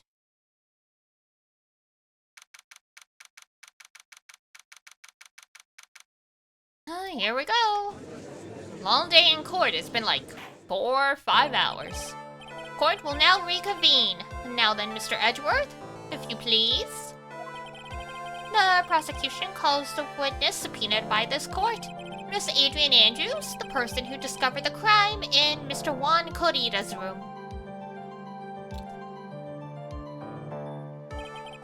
What is your occupation?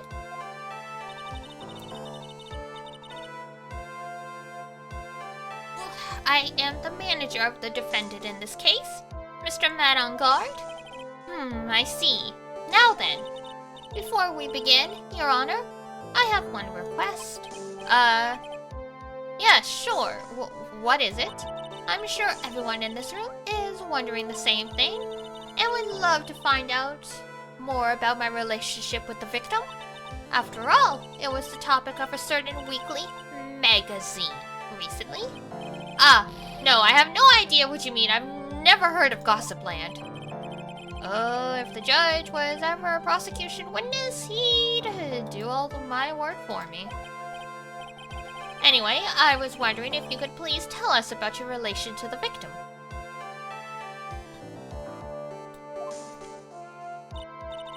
I was seeing Mr. Kurita. I was also aware of the rivalry that existed between Matt and Juan. But this was a private matter between Juan and myself. So it was a fry and bait matter, or was it that bait and fry? Reminds me of fishing, but I didn't kill him. No one is accusing you of that. I think there's someone who would beg to differ. I think we all understand your relationship with the victim now, Miss Andrews. Very well then, witness. Please testify to the court about what happened when you discovered the murderer. Excuse me. With my stream deck not working, I can't mute my sneezes fast enough.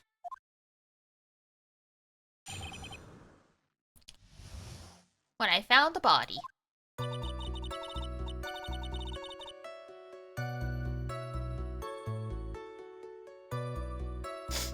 Excuse me, it was time for the show to start, so I went to get Matt from his room.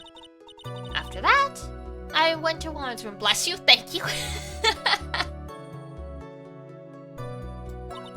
And there was his dead body. I was in shock. What I saw was naturally the exact same scene as in the crime scene photo. I felt as though I was about to faint, so I poured myself a glass of juice. And then you didn't drink it. Sus.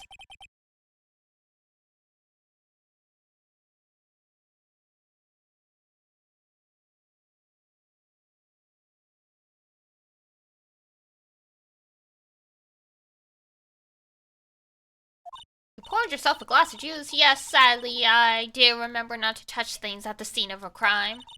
And I disturbed the crime scene by moving this one thing. And that is when the fingerprints on the wine glass were made, Your Honor. I see. Well, Mr. Wright, you may cross-examine the witness. Phoenix? She has one cool and collected customer, and she has the brains to match. Yeah, I know. In order to catch a person like her, you have to avoid head-on confrontations. You should disrupt her pacing. Disrupt her pacing. She's the type of woman who is easily thrown off by things inconsistent with her thinking. So you have to attack when she least expects it. The instant you let up on the offense is the instant this trial is over. Understand? Thank you. Alright, went to Juan's room. You were in shock. Understandable. So, what happened when you found the body? You were in shock? What? Was I not supposed to be? Miss Andrews is a very calculating person, and despite how close they were, I doubt she had any romantic feelings for Mr. Kurita. Anyone randomly stumbling upon a dead body would be in shock. And you can't seriously expect that a young beauty like her would not be shocked. Where is that coming from? Somehow I don't think beauty has anything to do with being shocked or not. I see.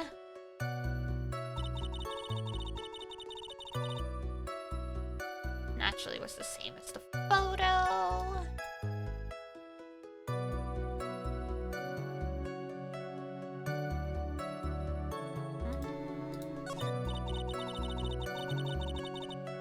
You were a pinch of pain, so you poured yourself a glass of juice. That feels weird. Juice? Yes, there was a bottle of tomato juice on the table, so I helped myself. But you didn't drink any of it, did you? Huh? There was no lip marks left on this wine glass to suggest that anyone drank from it. I wasn't feeling terribly great, so I set the glass down without drinking it. Miss Andrews, I would like to confirm with you one more time. When you discovered the dead body of Juan Kurita, you were in great shock. And that's when you poured yourself the glass of juice. correct? And what of it? My mind really was a complete blank at the time. Your mind was a complete blank? I didn't think that was possible for you. Aren't you rude today? I was so dazed that I made one careless mistake. That one thing. What one thing? Never mind. It's no big deal. What was she trying to say just now? Press further. Miss Andrews? I'm convinced that, as you said, you made a mistake at the scene of the crime. What I really want to know is what this mistake was. Actually, so would I. I'm sorry, it's just, it's kind of embarrassing. When I set the glass down on the dresser, I accidentally knocked the flower vase over. Not the flowers. Unbelievable.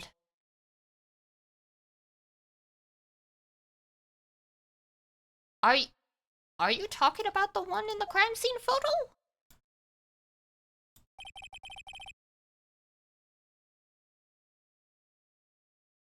This mess of glass shards? It was originally on top of the dresser. But when I bumped into it with my elbow, it fell onto the guitar case, and that's why the outside was wet. Interesting. So we figured that out.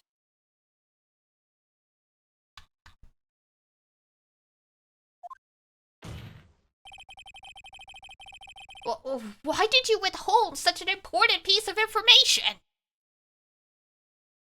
Girl, why are you like this?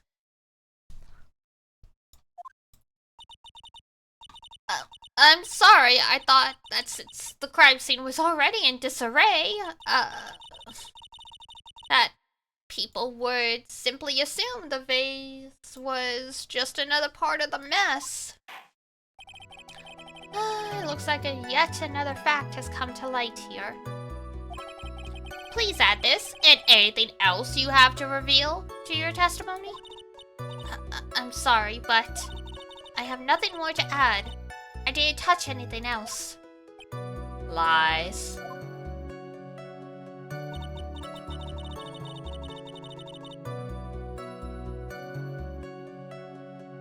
Present a guitar case because it was wet.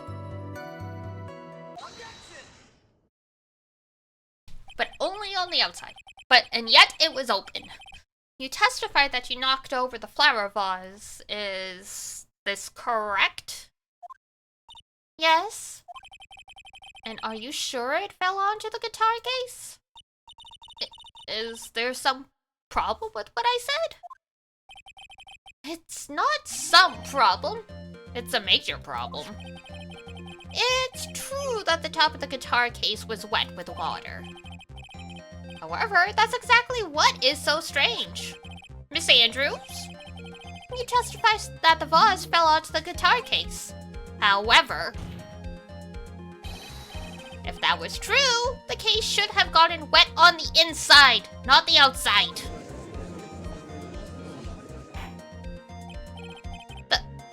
That's very true. Furthermore, there is one other strange thing about this guitar case. And what is that? Let's take another look at the crime scene photo.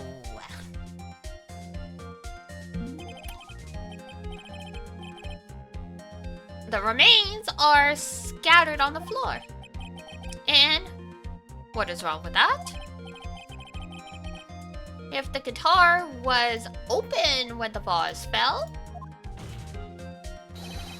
the glass shard should be inside, not outside the case. Ooh, I didn't think about the glass. Very smart, Nick. Oh!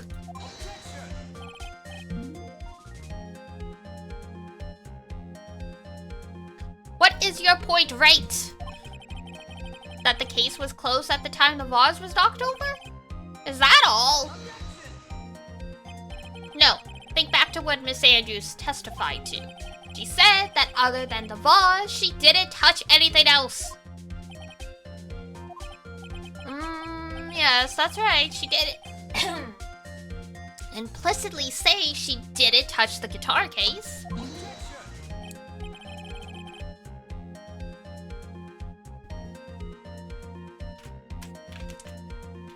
Bleh, more cough drops. Hold on. Too much dry air. But it's frickin' like 30 degrees, so I can't run to the humidifier. Ugh. But this whole matter with the guitar case is a dead end. The bright red guitar was found at the studio. It has no bearing on this case.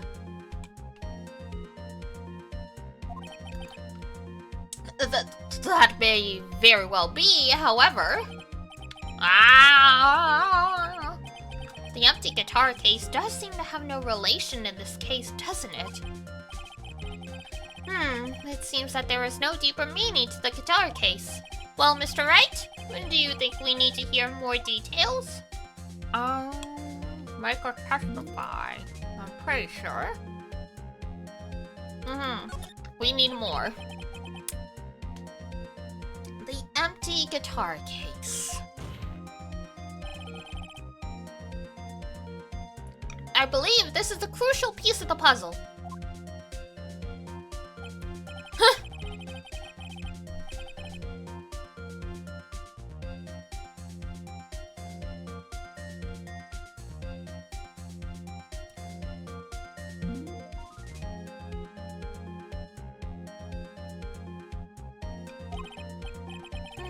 I can't believe I'm doing this either. Yeah, we're just full of doubt and anxiety. We're doing our goddamn best out here.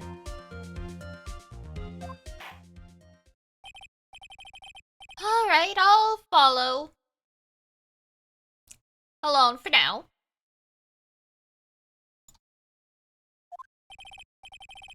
Miss Andrews, please testify to the court about this guitar case. Yes, Your Honor.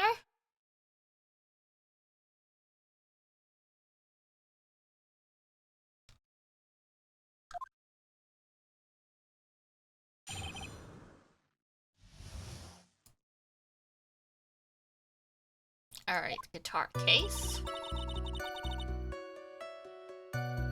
I don't remember too clearly because I was a bit dazed.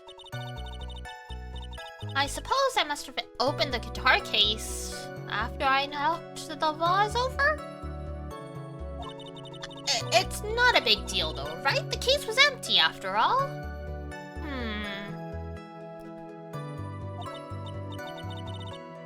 As for why I opened the case, even I don't know. It's a mystery, surely.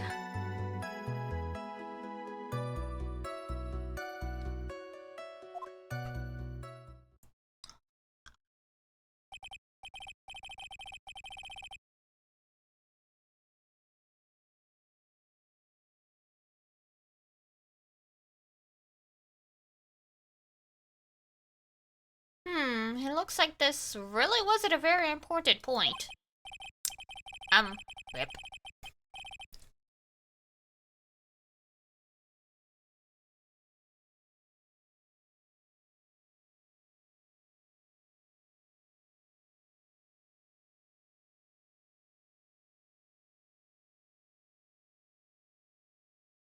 Wastefulness is such a familiar feeling. By now it's almost comforting. Oh, okay.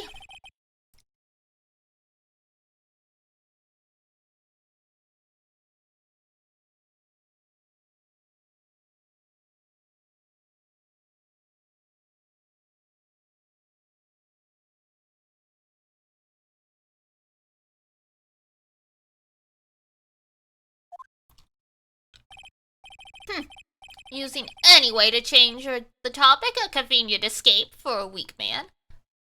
Damn!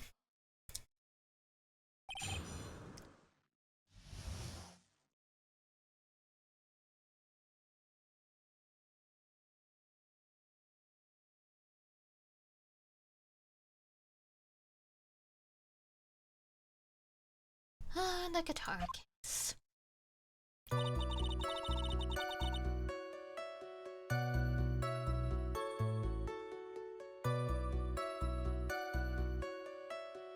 Don't remember, seems a bit dated.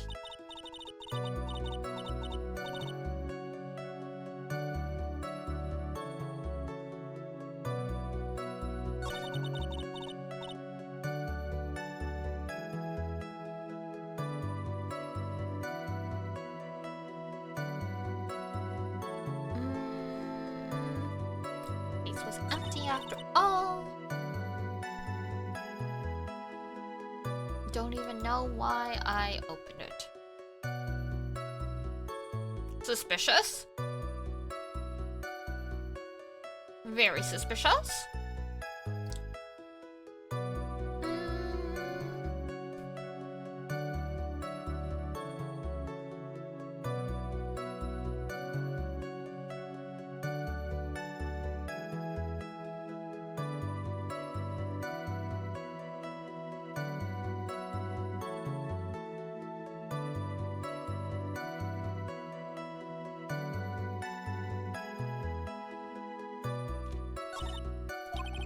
Let's see. Look, I know.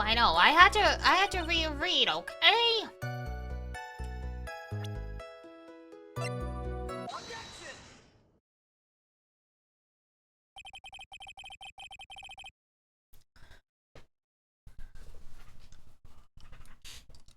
There is no way you're the one who opened. Okay, Phoenix, there was no way you were the one who opened the guitar case. Why would you say that? It's elementary, my dear. Really? Because the only fingerprints on this guitar case are those of the victim.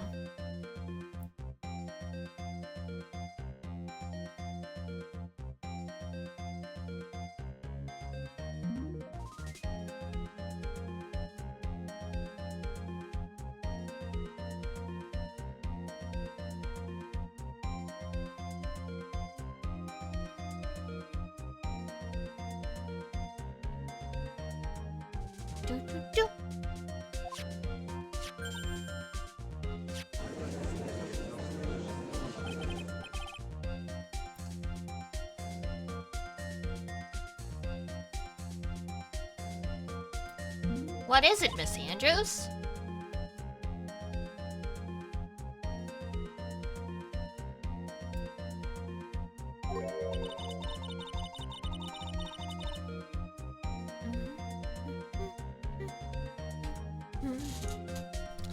You shouldn't assume that I must have left prints just because I touched the case.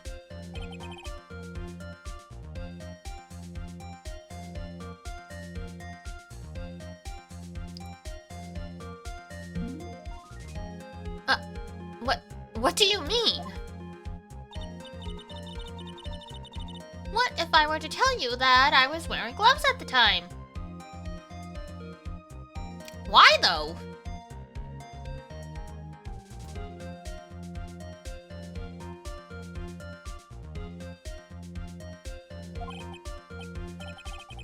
Gloves? Oh, why would you be wearing gloves at the time?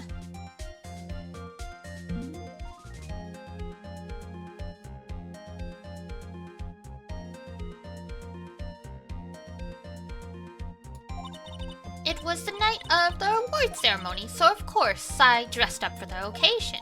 Yes, now I remember. I'm almost sure I was wearing a pair of thin gloves. Did it change her rest of her outfit, though?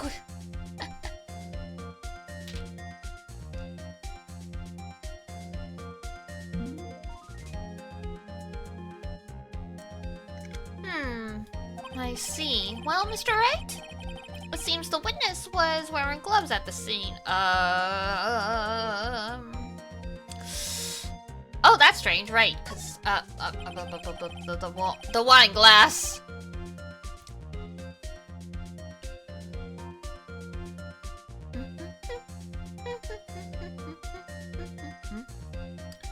You were wearing gloves? Isn't that a little strange? Well, why is that strange? Do you have something that would prove? Ah, the glass.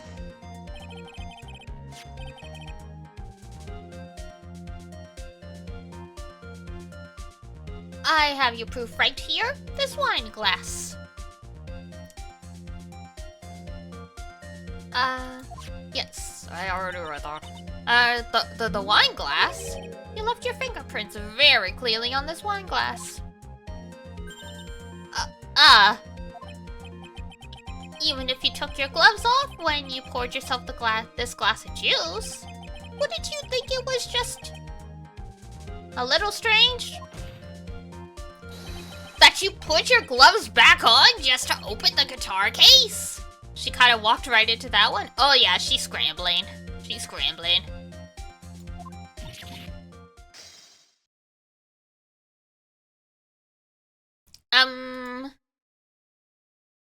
What you say?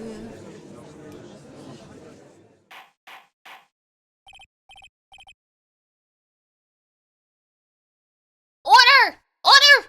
Order! Looks like you hit the nail on the head this time. What do you mean?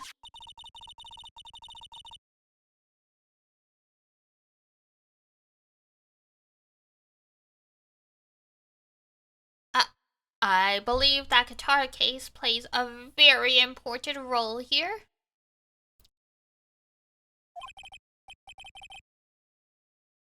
But it's just an empty case. Is it though? I wonder if it was really empty though. Like we brought something other than the guitar in it? But the guitar was at the studio. Other people can do stuff, you know.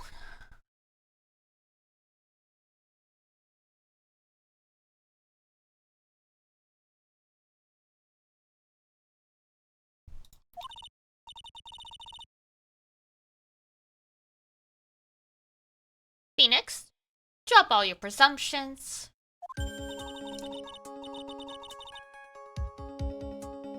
What was in the guitar case was not the bright red guitar. I love how they have to specify every single time that it was the bright red guitar.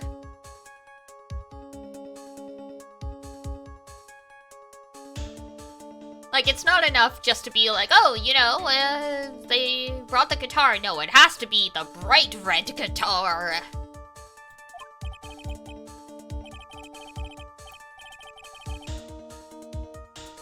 You don't mean it was the bright white guitar? Wait, that's not right either. Phoenix! You big frickin' dummy.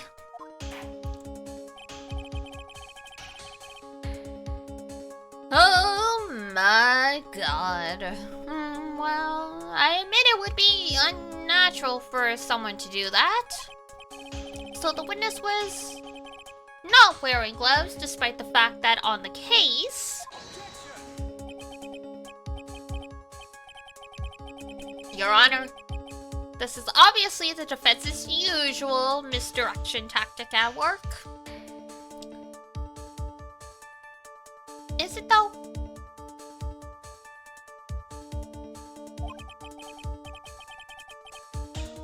Steer the court towards an unrelated topic and lull us all into his misguided.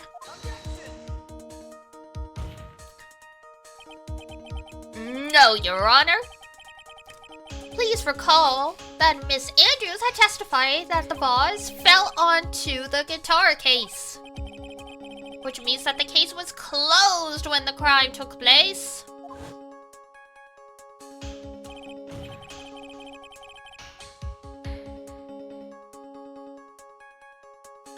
However, it is wide open in this photo of the crime scene.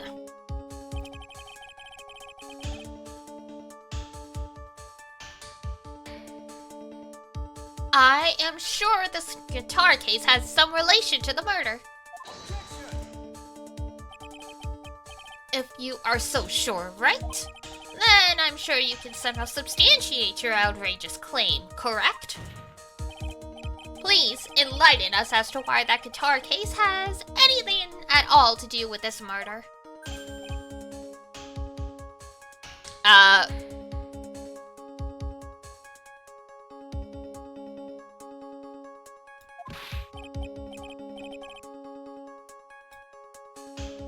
Can you do that, Mr. Wright?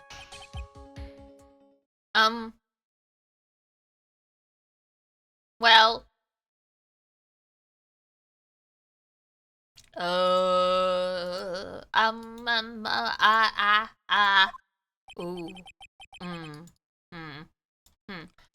let's suppose for a second, that the bright red guitar was not the only thing that could have been in the case. You don't sound very confident, Mr. Wright. The bright red guitar was not the only thing? You don't mean to suggest that a bright black guitar was... Oh, so that's why they keep referencing the color. It's all for the jokes. So you intend to push your theory that the case was not empty? Is that it, right? You got me there.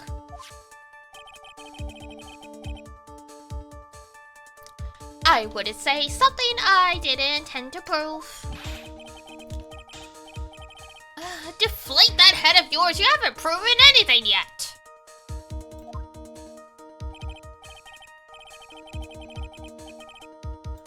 Now then, what was inside? It's gotta be the photo, right? Nope, not that one. Not that photo. This one. This is...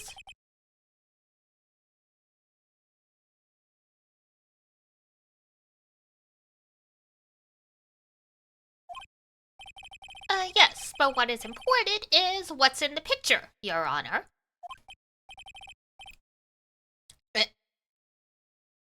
In this picture...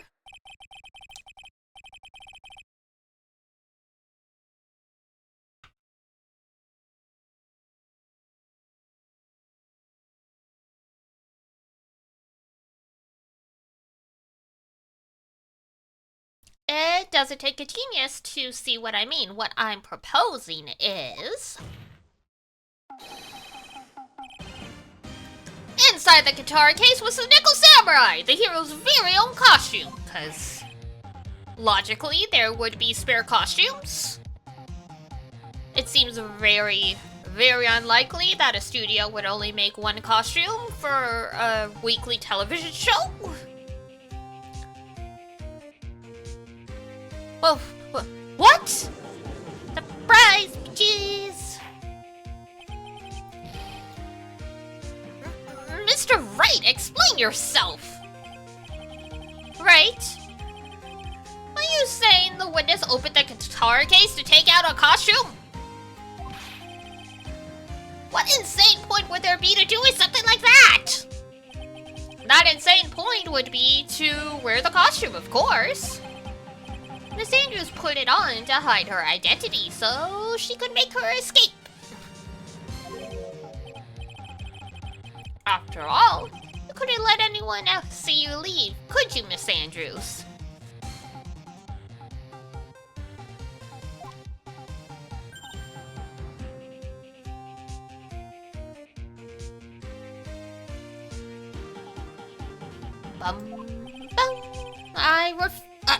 I refuse to accept your theory, because what the fuck? Do you have anything to support such a preposterous idea?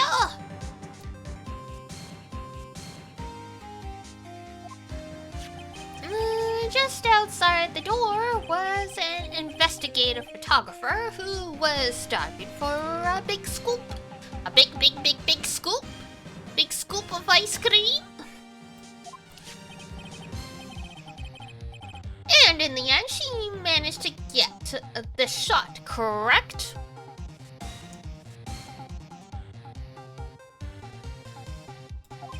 You mean this photo?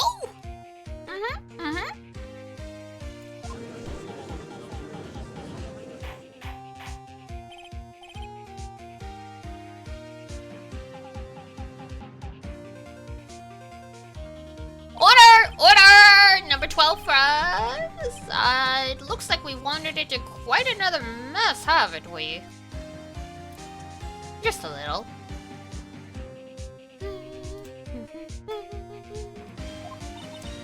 Nice job, Phoenix. Well, you know my strategy, speak first, think later. That is not, necessarily a good thing.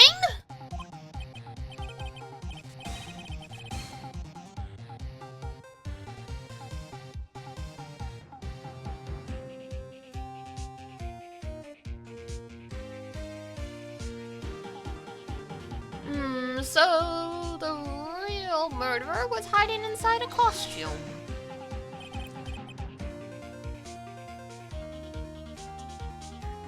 Wait 1 second, Your Honor.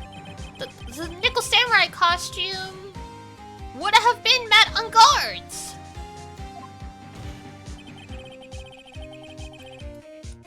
Why would something of the defendants be in the victim's room?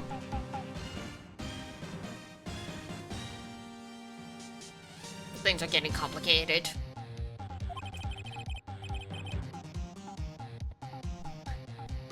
And inside the guitar place of all, and inside the guitar case of all places, oof. Tongue twister. That is a little baffling. Mr. Wright, the court would like to hear your thoughts.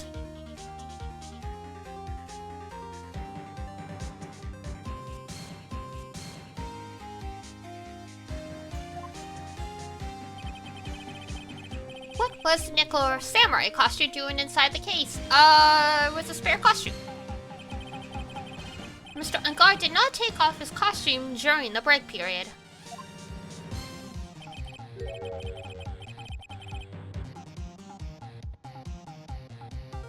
In that case, the costume we are talking about was a spare one.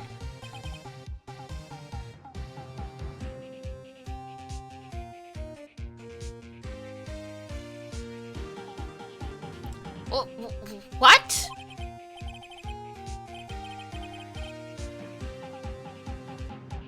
Then, are you saying that on the night of the murder, there were 2 Nickel Samurai costumes at the Gatewater Hotel? Gasp! Shock!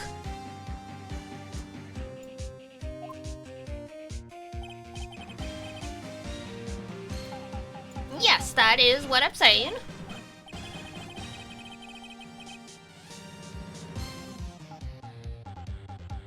And how do you explain the costume that was inside the guitar case? Come on, use your head.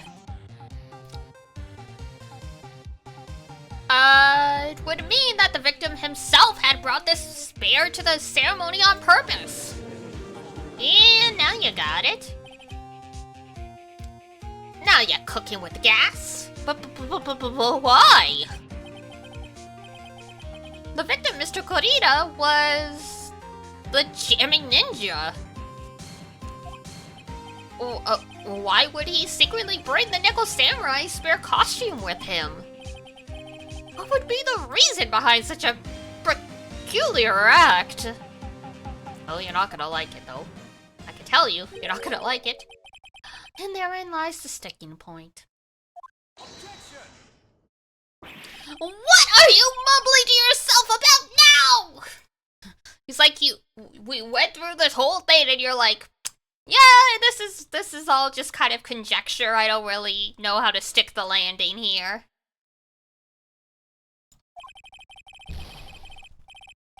Have you just been rambling all this time? Without any sense of it in a monologue? God, you ex-boyfriend stupid. Huh? No, I just... Mr. Wright? Please explain yourself.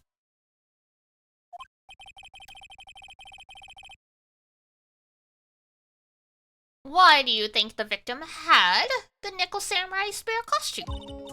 Phoenix? Are you sure you can explain this one?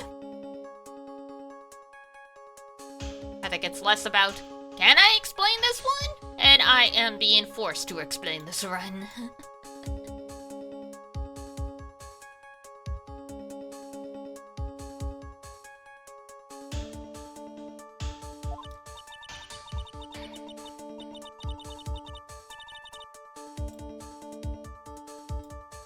Think carefully before you answer, and then answer with gusto. I believe in you. Thanks! Alright, this is what I think. The reason the victim brought the Nickel Samurai was because he was going to pretend to be him at the press conference. That is nasty.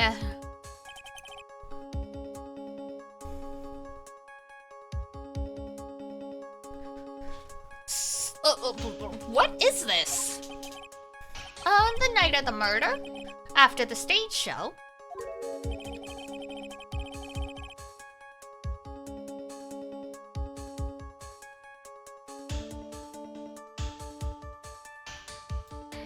the Nickel Samurai was going to hold a press conference.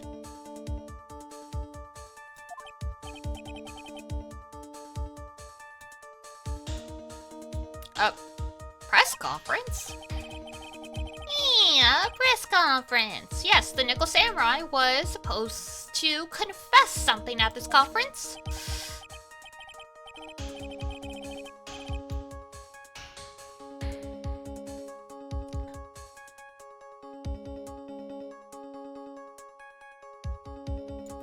I heard about this as well. For once, you're not making something up, right? Thanks! For once. For once! And he just keeps going! He just keeps going! But what struck me as strange was that Mr. Ungard himself said he had no idea he was supposed to be holding a press conference that night.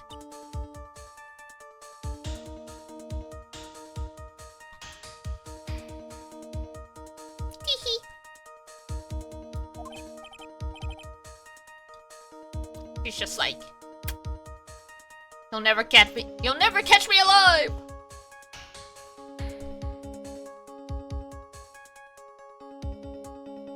But, how can that be? The way I see it, that can mean only one thing. The conference was set up. Dramatic pause. By none other than the victim, Juan Corrida himself! The victim? Yes.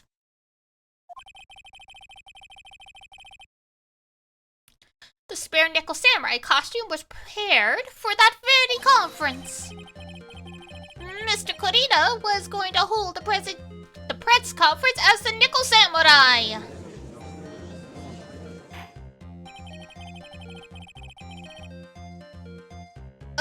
He was going to dress up as the Nickel Samurai and hold a conference?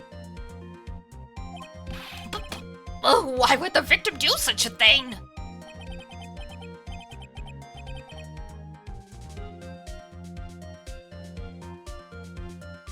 That's something I don't quite know yet, however. What I am concerned with right now is what he intended to reveal at the conference. The Nickel Samurai was going to confess something. Great. And by confess, I'd wager he was going to reveal something about himself.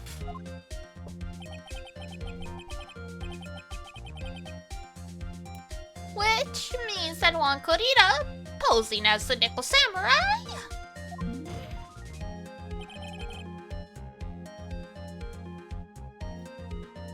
was going to speak about Madame Gord.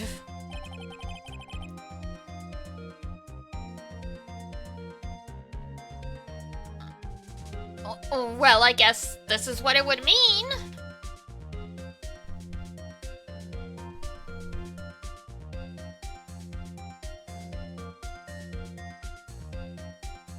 Well, yes, I guess this is what it would mean.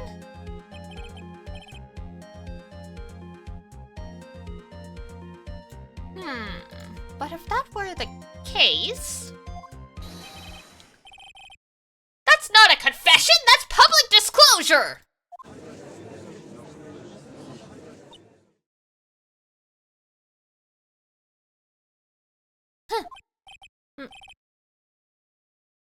Miss Andrews? I can see why you are pros at what you do.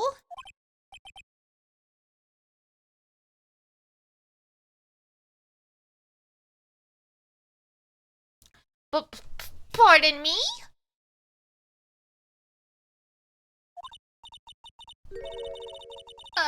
Yes, just as you say. The press conference was set up by Juan.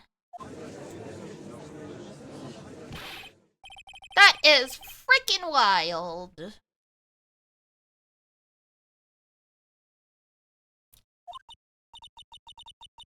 Please offer us an explanation. I was the one he asked to help set it up. And the person who prepared the second costume for him was also me. She wanted Matt to burn. You?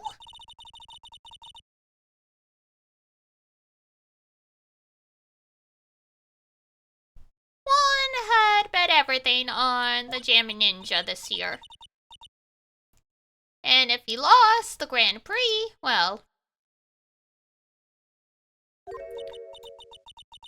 he was going to make sure Matt was going down with him. Jesus Christ!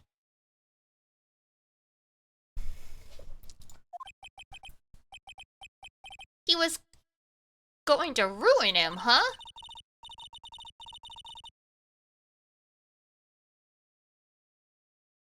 And looked like somehow Juan had in his hands a secret so powerful that it would destroy Matt's acting career if it was revealed.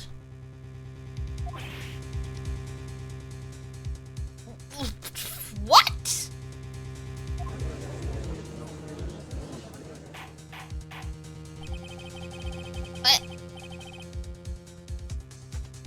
And do you know what the secret is?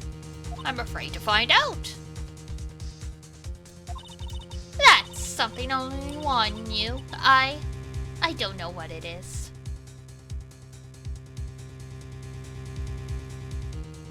Lies in deceit.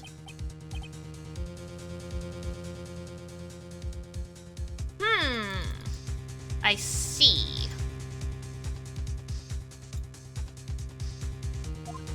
How convenient. How convenient.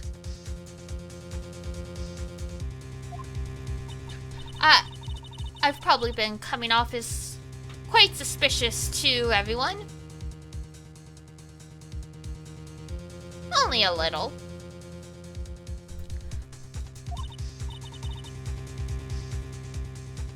But that's to be expected. I've been trying to protect Matt, after all.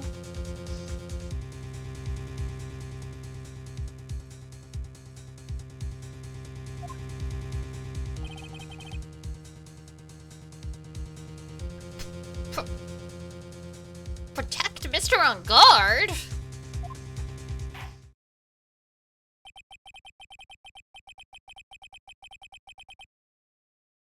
And yet, another strange bit of truth comes to light, it seems.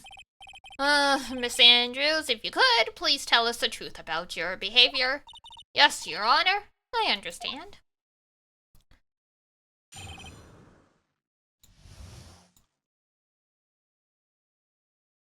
Girl just keeps on yapping.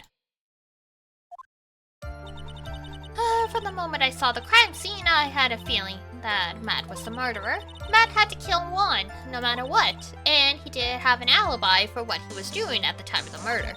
My thoughts were confirmed by the evidence, of course, the button and the knife. But I'm Matt's manager, so I felt like I had to protect him. I see. This doesn't account for everything.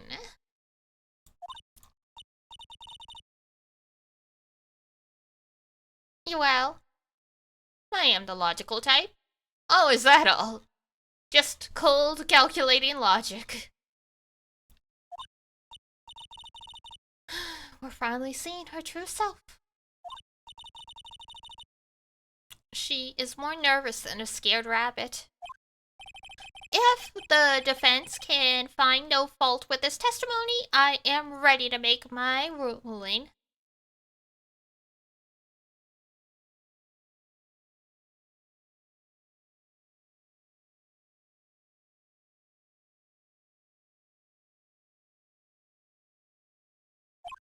Please keep that in mind as you cross-examine Mr. Wright.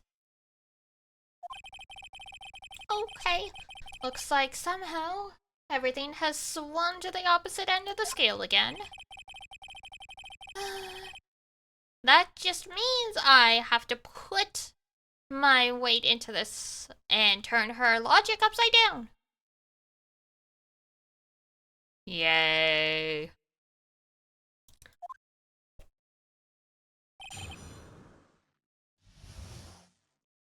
Protecting Matt. Alright.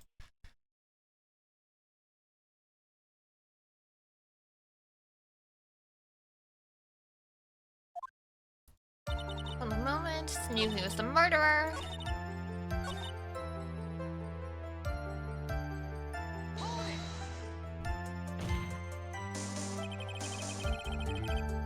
You can hardly call that knife decisive evidence.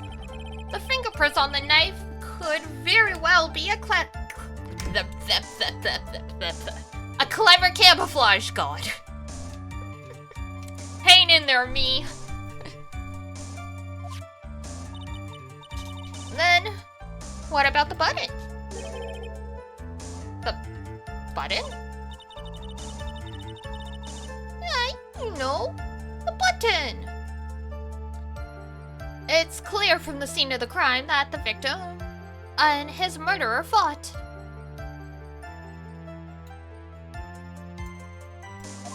And during the fight, the killer ripped the button from the Jammy Ninja's costume. You're talking about this button, correct? That button was found in the pleats of Matt's hakama, isn't that correct?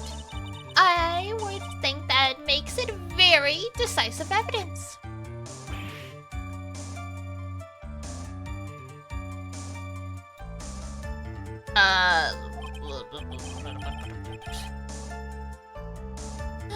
Looks like you were outfoxed yet again, Mr. Wright.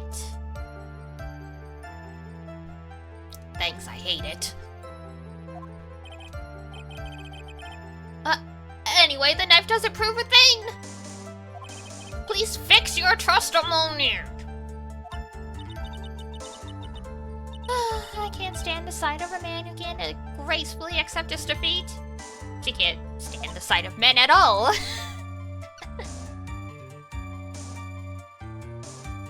Oh, Mia's judging us. Thank goodness Mia can still look at me. With an icy stare. Yes. Shush!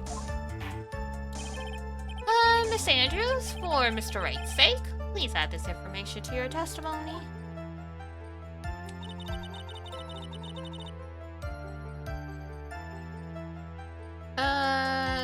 Was torn off during the fight.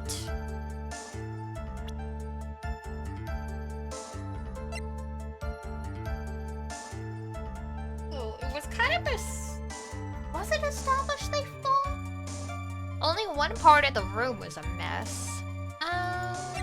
Attempted suicide report.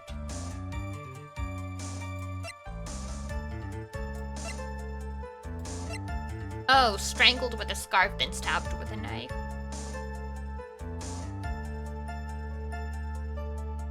And I guess if he was strangled from behind, then yeah, the button's not gonna get pulled off.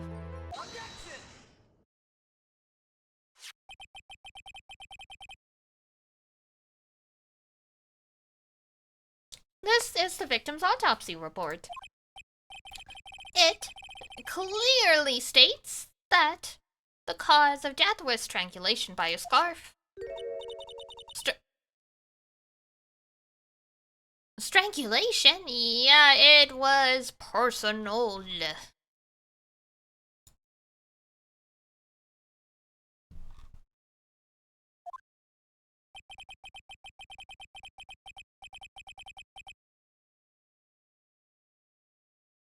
The knife stab to the victim was done after the victim had already died.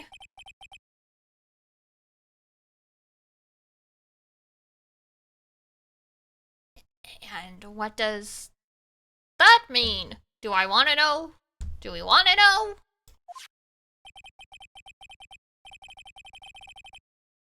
Let's examine the evidence. This button has the victim's blood on it, which would mean it was ripped off the costume when... Oh, yeah, the button. It was after.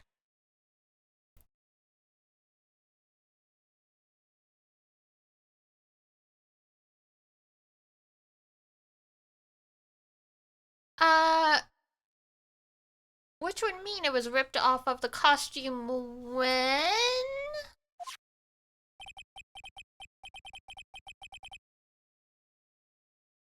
After the victim was stabbed and after the knife was stabbed into the victim.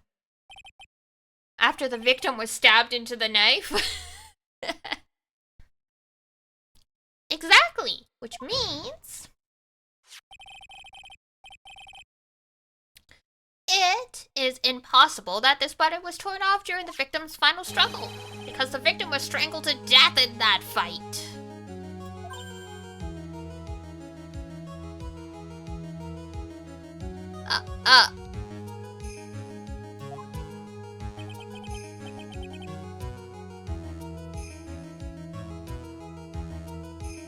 That's right, Miss Sandals.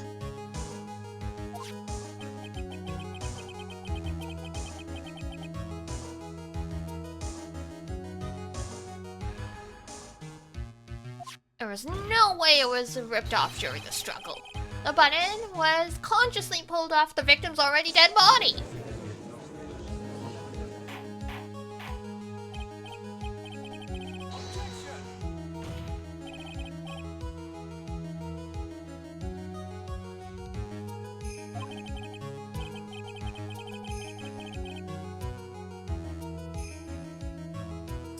So, what if the button was torn off the body after the victim had already died? What does that change?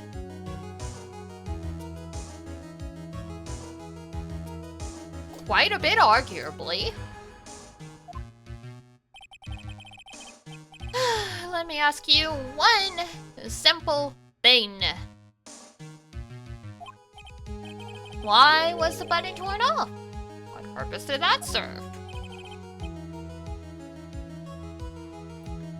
What purpose?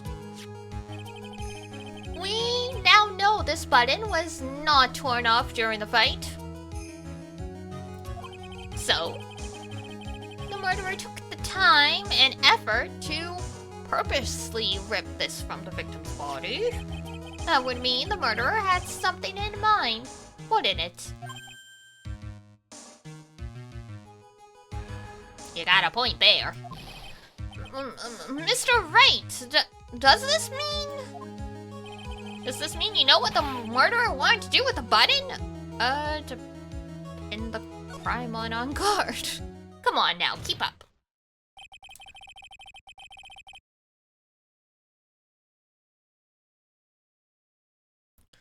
There is only one logical reason for doing something like that. It was to pin the crime on Mr. On Guard.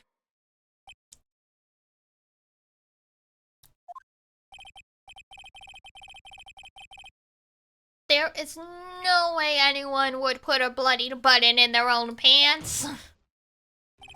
Well, you never know. Strange interest.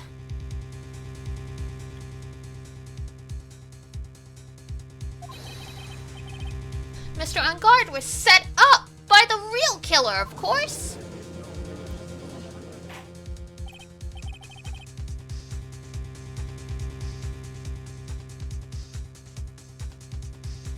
And the real murderer is...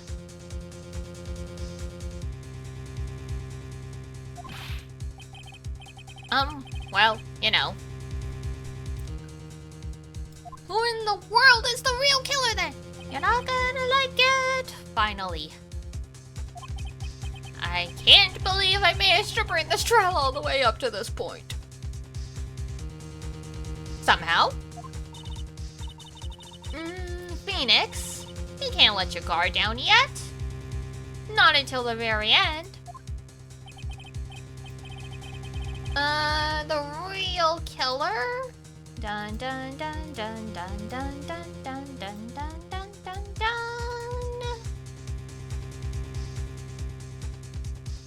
It was her.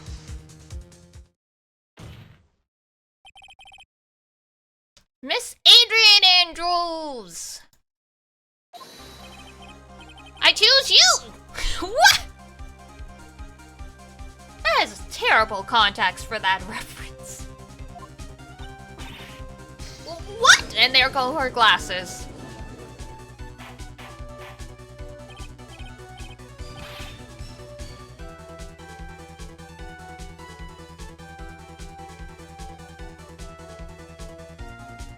Like a Pokemon? Apparently! Order! Order, Mr. Right! Am I still on the same case? I sure am. I mean, this is the last case of the second game. It's a long one. It's gonna take, at least one more stream.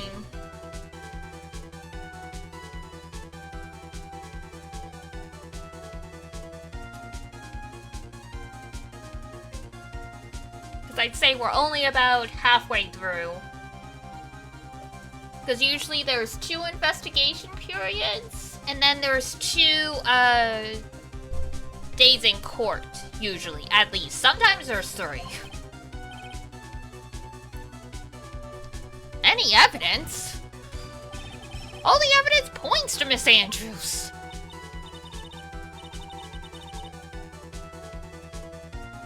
What? How preposterous! You can't stick any of this on me. Sure I can.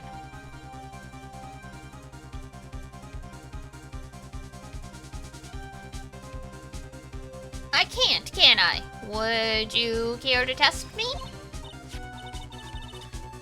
Then what about this knife? The knife was used to stab the victim after he had already been strangled to death. It was used to throw suspicion onto Mr. On Guard. Naturally, a knife covered in the defendant's fingerprints could only be taken from his room. And the only one who had dinner with him and knew which knife to take was you.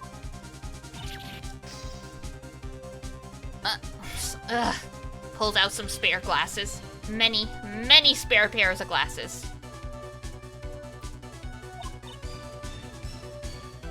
Then, what? What about the button that was found in Matt's Hakama? What about that, huh?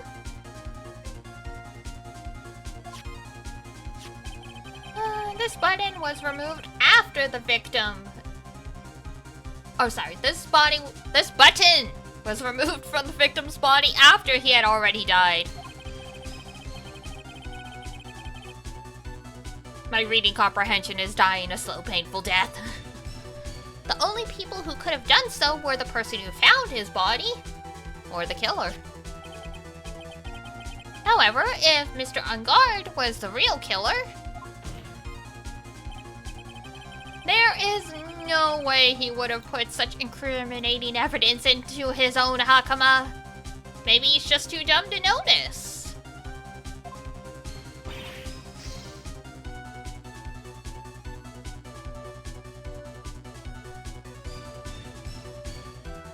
Definitely a lot of reading and acting in this one, yep.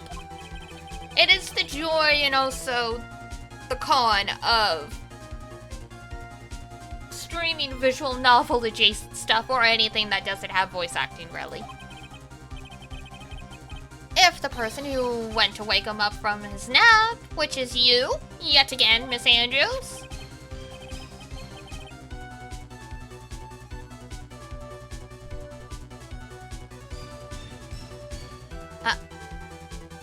I see. What about the empty guitar case? That is also another piece of evidence that incriminates Miss Andrews.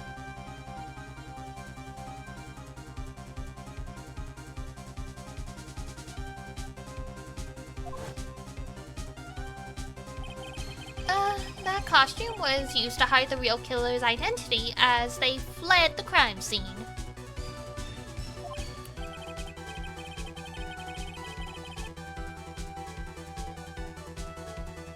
Now, who could have known that there was just such a costume inside the guitar case? It could only have been the person who prepared the costume for the victim. And that person is you.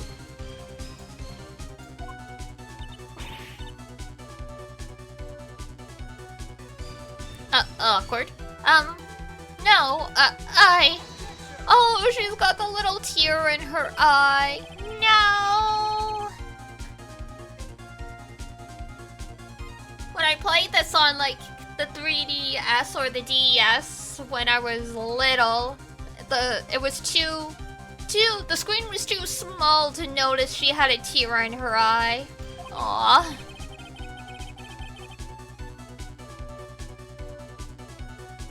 And it was you who proved that she was not wearing gloves at the time.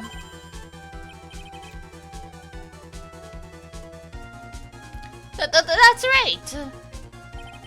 That's because she did not intend on leaving any prints.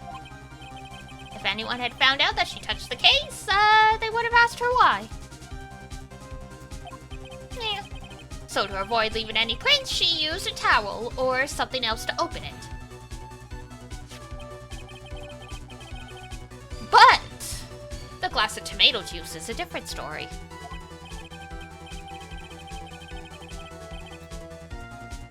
Miss Andrews purposely left her fingerprints on the glass to show that, yes, indeed, she was the classic dazed discoverer of a dead body.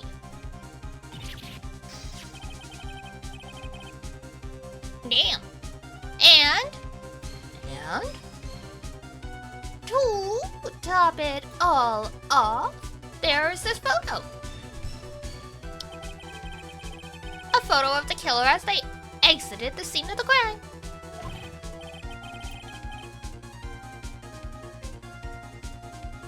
No reasonable person on Earth can believe this Nickel Samurai is Mr. On Guard. He would be much too short for his own costume if it was him.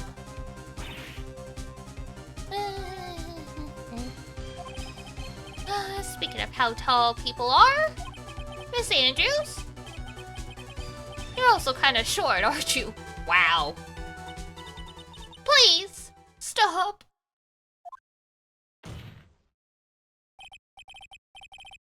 Well, how about it, Miss Andrews? Oh, I've got her this time.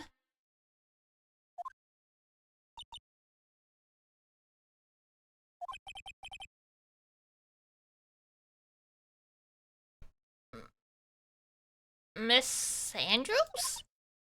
I refuse to testify. Oh. What was that? There's a law.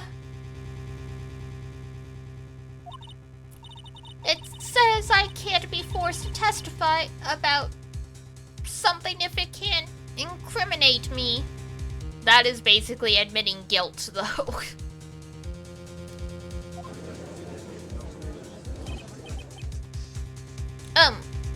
Well, yes. You are absolutely correct, Miss Andrews. The law does provide us with a way to avoid self-incrimination by allowing a witness to not testify if the testimony can cause damage to themselves. What? Why are you surprised, Phoenix? You did pass the bar exam, right? Pleading the fifth is not something most people would think to do on the spot.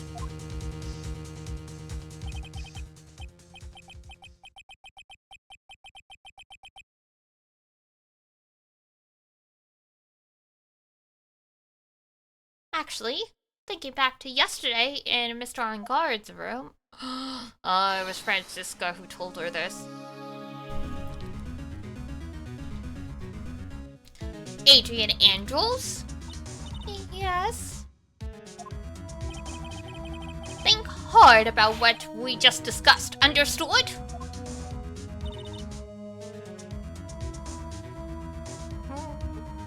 Right.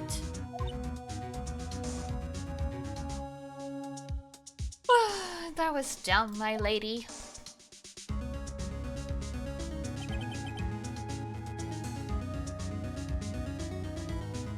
That's it? Did Valkyra just hit her with the whip? I think that might be the implication, or she just, she struck the air, I don't know. Most people scream ow when they get hit by the whip, so... She must have told Miss Andrews to not testify if things looked bad.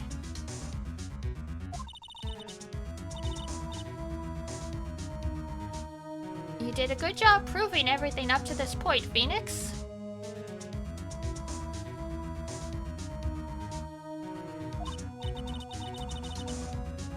But there is one thing you haven't done.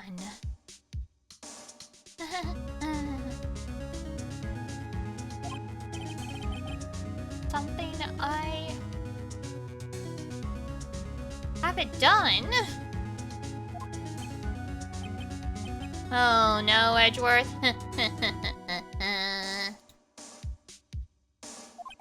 What's wrong, right? Are you finished already? Run out of evidence? Rude.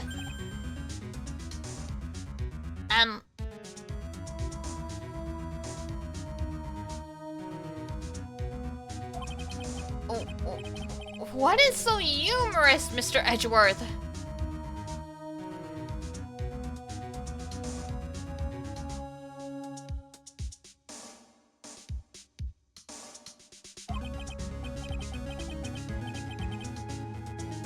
I'm sure you realize this as well, Your Honor. But everything the good lawyer here has proven up to this point is meaningless.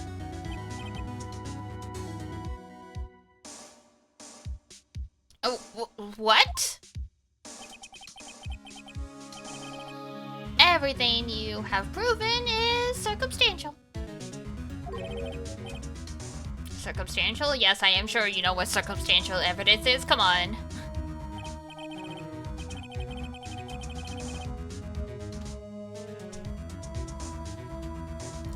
Yes, circumstantial. You have yet to provide a single piece of definitive proof. Proof that Miss Andrews did indeed in fact harbor a wish to murder Mr. Corrida.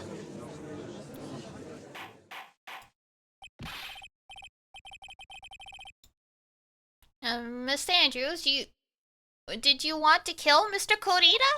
I believe this may lead to me incriminating myself, so I will abstain from answering. Great.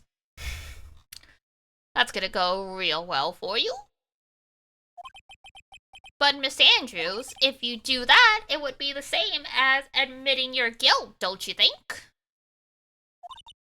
Maybe so, or maybe not. There is nothing to prove it either way. She is trying to bluff her way out of this. Besides, you don't even know what crime I would be guilty of due to my silence.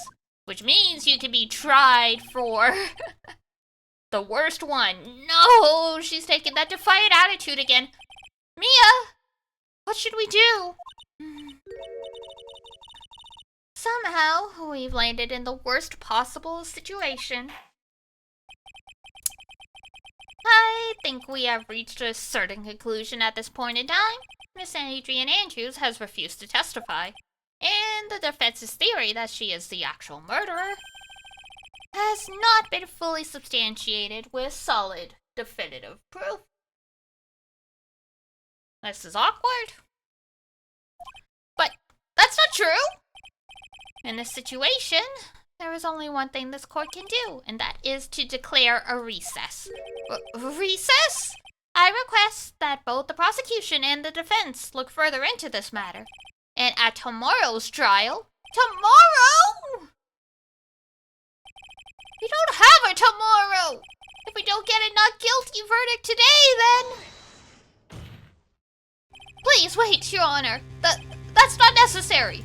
The trial. Please continue the trial. What are you sweating for? Your client is getting one more day to live, isn't he? That's not it. This isn't about that. Edgeworth, I know you know who the real killer is. Please, let the trial continue. If I don't get the verdict, then Maya...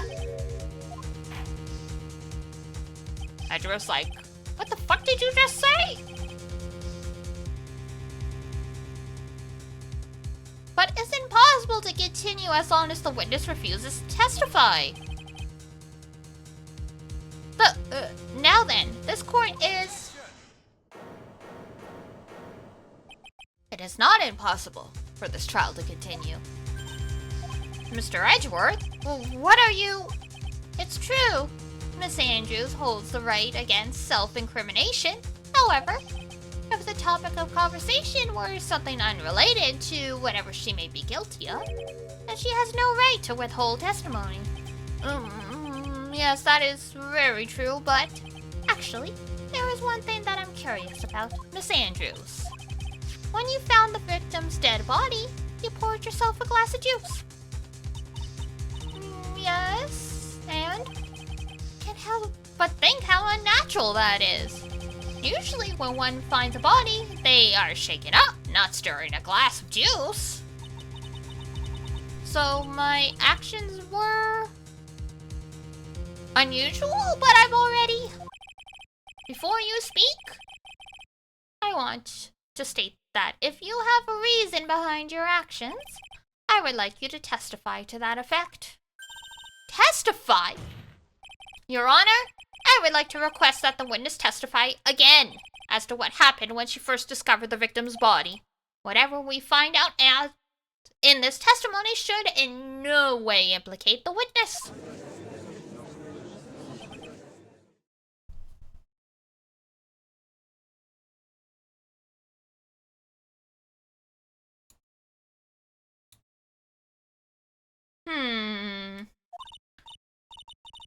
I don't know what it is about Edgeworth today.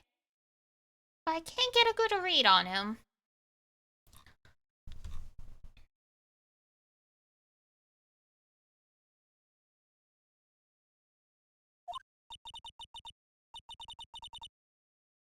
Is he friend or foe? I just don't know.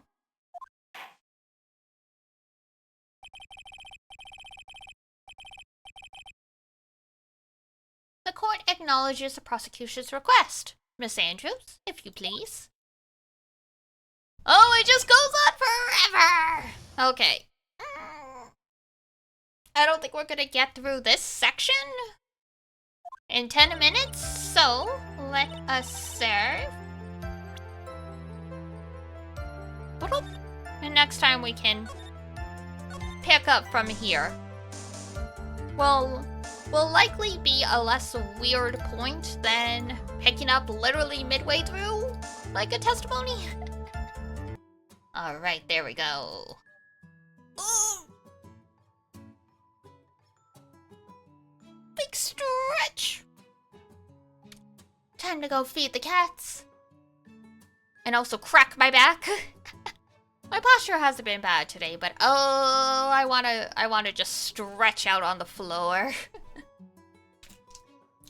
Get away from the computer for a few minutes. Alrighty. So, I will get a schedule up. Hopefully this time for sure. Last week was...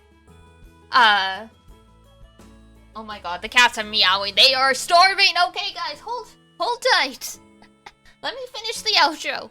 Yeah. I will legitimately get a schedule up this time. Tomorrow it is gonna be our usual Zero Escape. So we're continuing on with Zero Time Dilemma.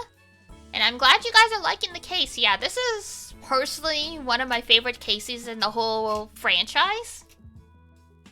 The game it's in is considered probably the least liked, but the game is saved by the fact it has this as the last case, which ends up being very interesting. Alright, I will see you guys tomorrow at 12 p.m. EST for more streams, more Zero Escape. I'm hoping I can go for my usual 5-ish hours. It's supposed to start getting really freaking hot again tomorrow, so if it feels too bleak to be in front of the computer, I'm sorry, I'll cut it short. You know, we don't want to overheat just being in front of the computer. And this thing definitely generates a lot of heat, so we will play it by ear tomorrow, but I will see you guys either way, at least for a little while.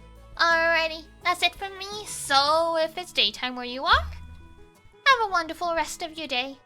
If it's nighttime, have a great rest when you head on off to bed, and until next time I see ya, take care of yourself, wash your face, brush your teeth, eat good food, and I'll see you next time. Bye-bye! Bye-bye-bye-bye!